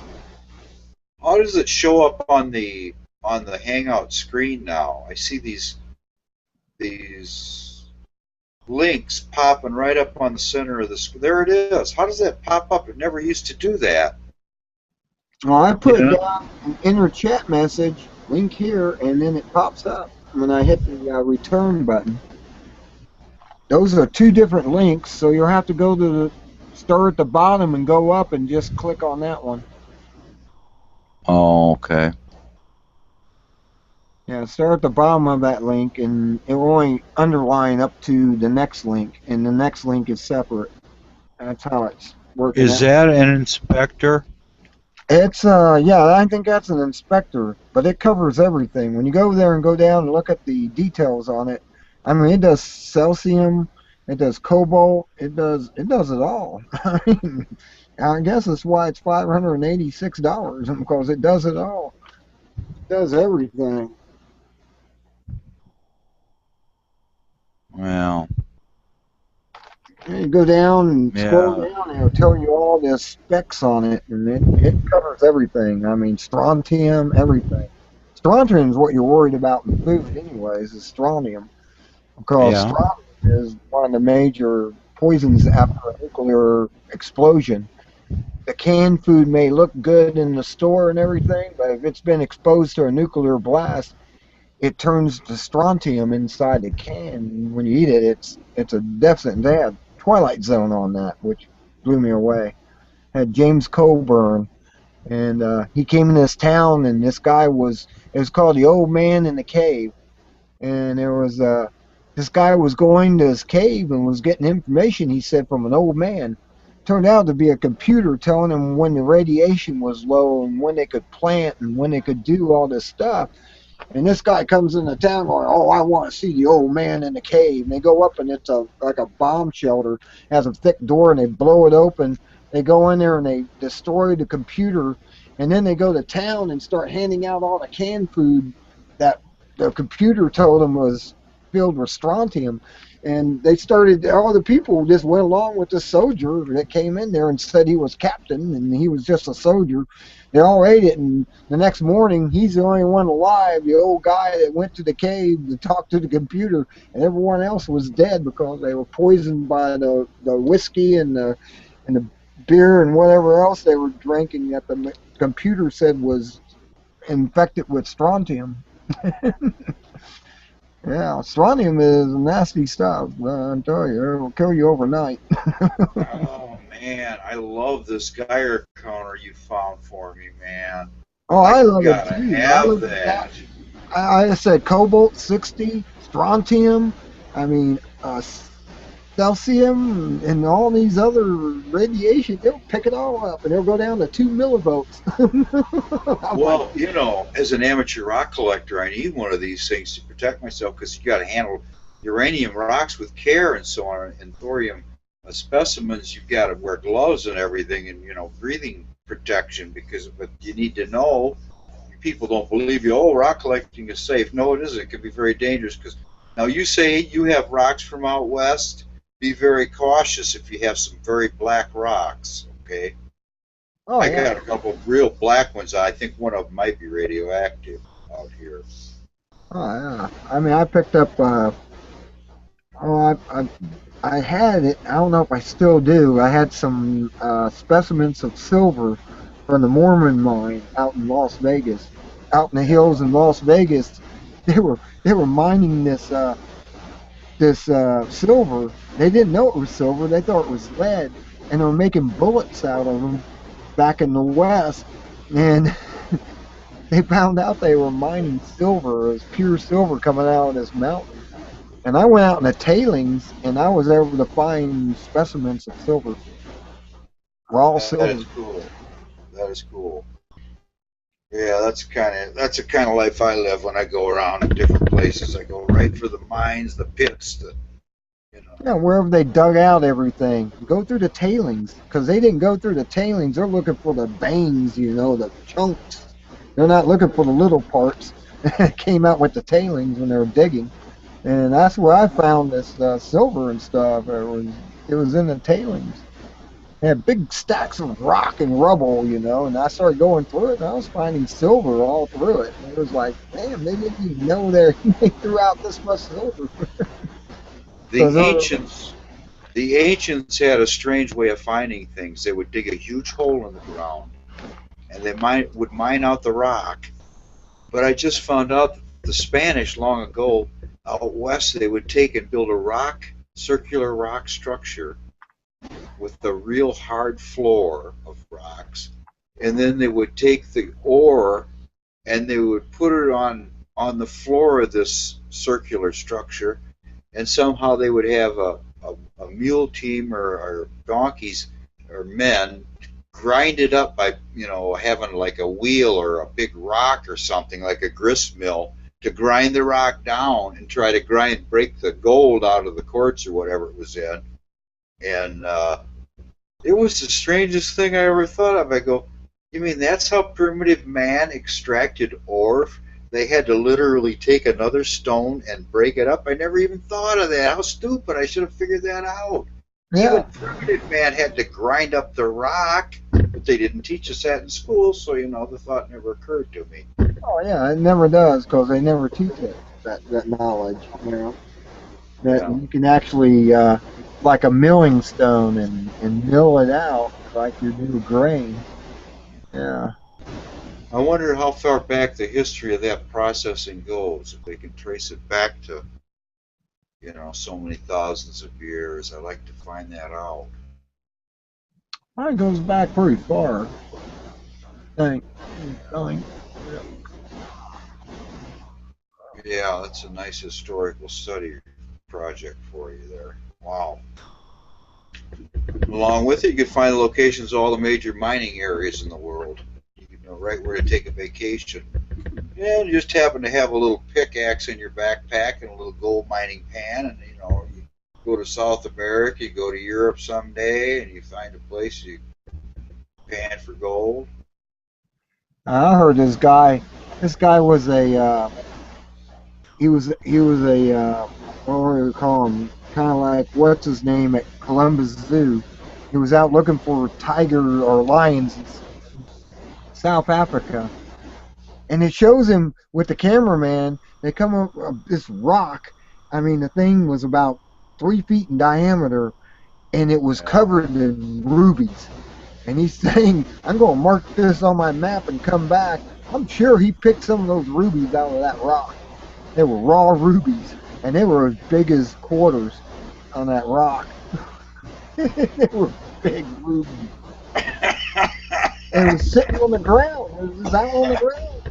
He came upon this rock covered in rubies sticking out of it. Yeah, you go to YouTube and you look up the biggest emerald in the world, and you'll see the most mystifying story you've ever seen in your life. And the thing sat in an old junky garage somewhere in a city in Brazil. It was old. You can imagine an old abandoned gas station, and it just sat in there on the floor on a pallet, and it was worth like millions. And it's still in the course in California, but the rightful owner bought it for little or nothing. And it's just mind blowing. But just to look at it, you know, and all the different angles, and you know, the specimens is huge. I don't forget how much it weighs. Was that emeralds? That must have been It emeralds. was the largest emerald ever discovered on Earth in the sky, and it was sitting in a garage because people forgot about it or something. It was like, what the heck? Yeah, it's on YouTube. Yeah, I remember going to the Golden Nugget in Las Vegas, and they showed the largest gold nugget that was ever found. It was in Australia. The guy just come across with thing. It looked like a thumb piece of it sticking up out of the ground as big as your thumb. And he started digging, and started digging, and he started digging. This thing weighed 20 pounds. It was a 20-pound gold nugget. Dug this thing up, and it was like a big, melted looking whatever of gold nugget. And they had it there on display. They either bought it or they had it on loan from the guy who found it. Because a lot of times a gold nugget, if you find a nugget and it's nice looking and it's big and it's raw and you haven't shined it up or anything, they'll give you twice the value of its weight easily, because they want to display it in their gold display at the Golden Nugget in Las Vegas. They have just a plexiglass wall with all this gold sitting in there, and they're nuggets, up to goose eggs and stuff. And then they had this one. I mean, this thing was about a foot long and about, it had to be about 2.5 inches wide, and it was all like this, and you dug it up out of the ground. It was a huge gold nugget, the biggest found. Well, I watched quite a bit of Australian gold prospecting with the white style metal detector, okay? And to me, it is the best gold hunting field I've ever seen. It's in some remote area of Australia, and it's just mind-blowing. And they're walking around the middle of nowhere, and they are finding little bits of gold here and there, and oh, jeez. And you can just about imagine if they did this every day for a couple months, they could make thousands of dollars, when they cash that in.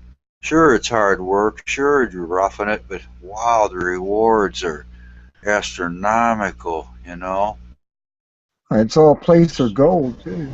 That's what's so wild about it. I mean, I went out in Las Vegas looking for placer gold, and it's already been scrubbed over the areas I went to, where people were picking up gold nuggets on the surface. Yeah. Back in the day in the 1800s. Yeah. Well, I'm going to have to let you go. I got to go to bed. I got to go marketing at Walmart tomorrow and put up a bunch of signs and stuff. Yeah, I got to go to bed, too. I got to get out of here. I've been up about 24 hours. Yeah. See ya.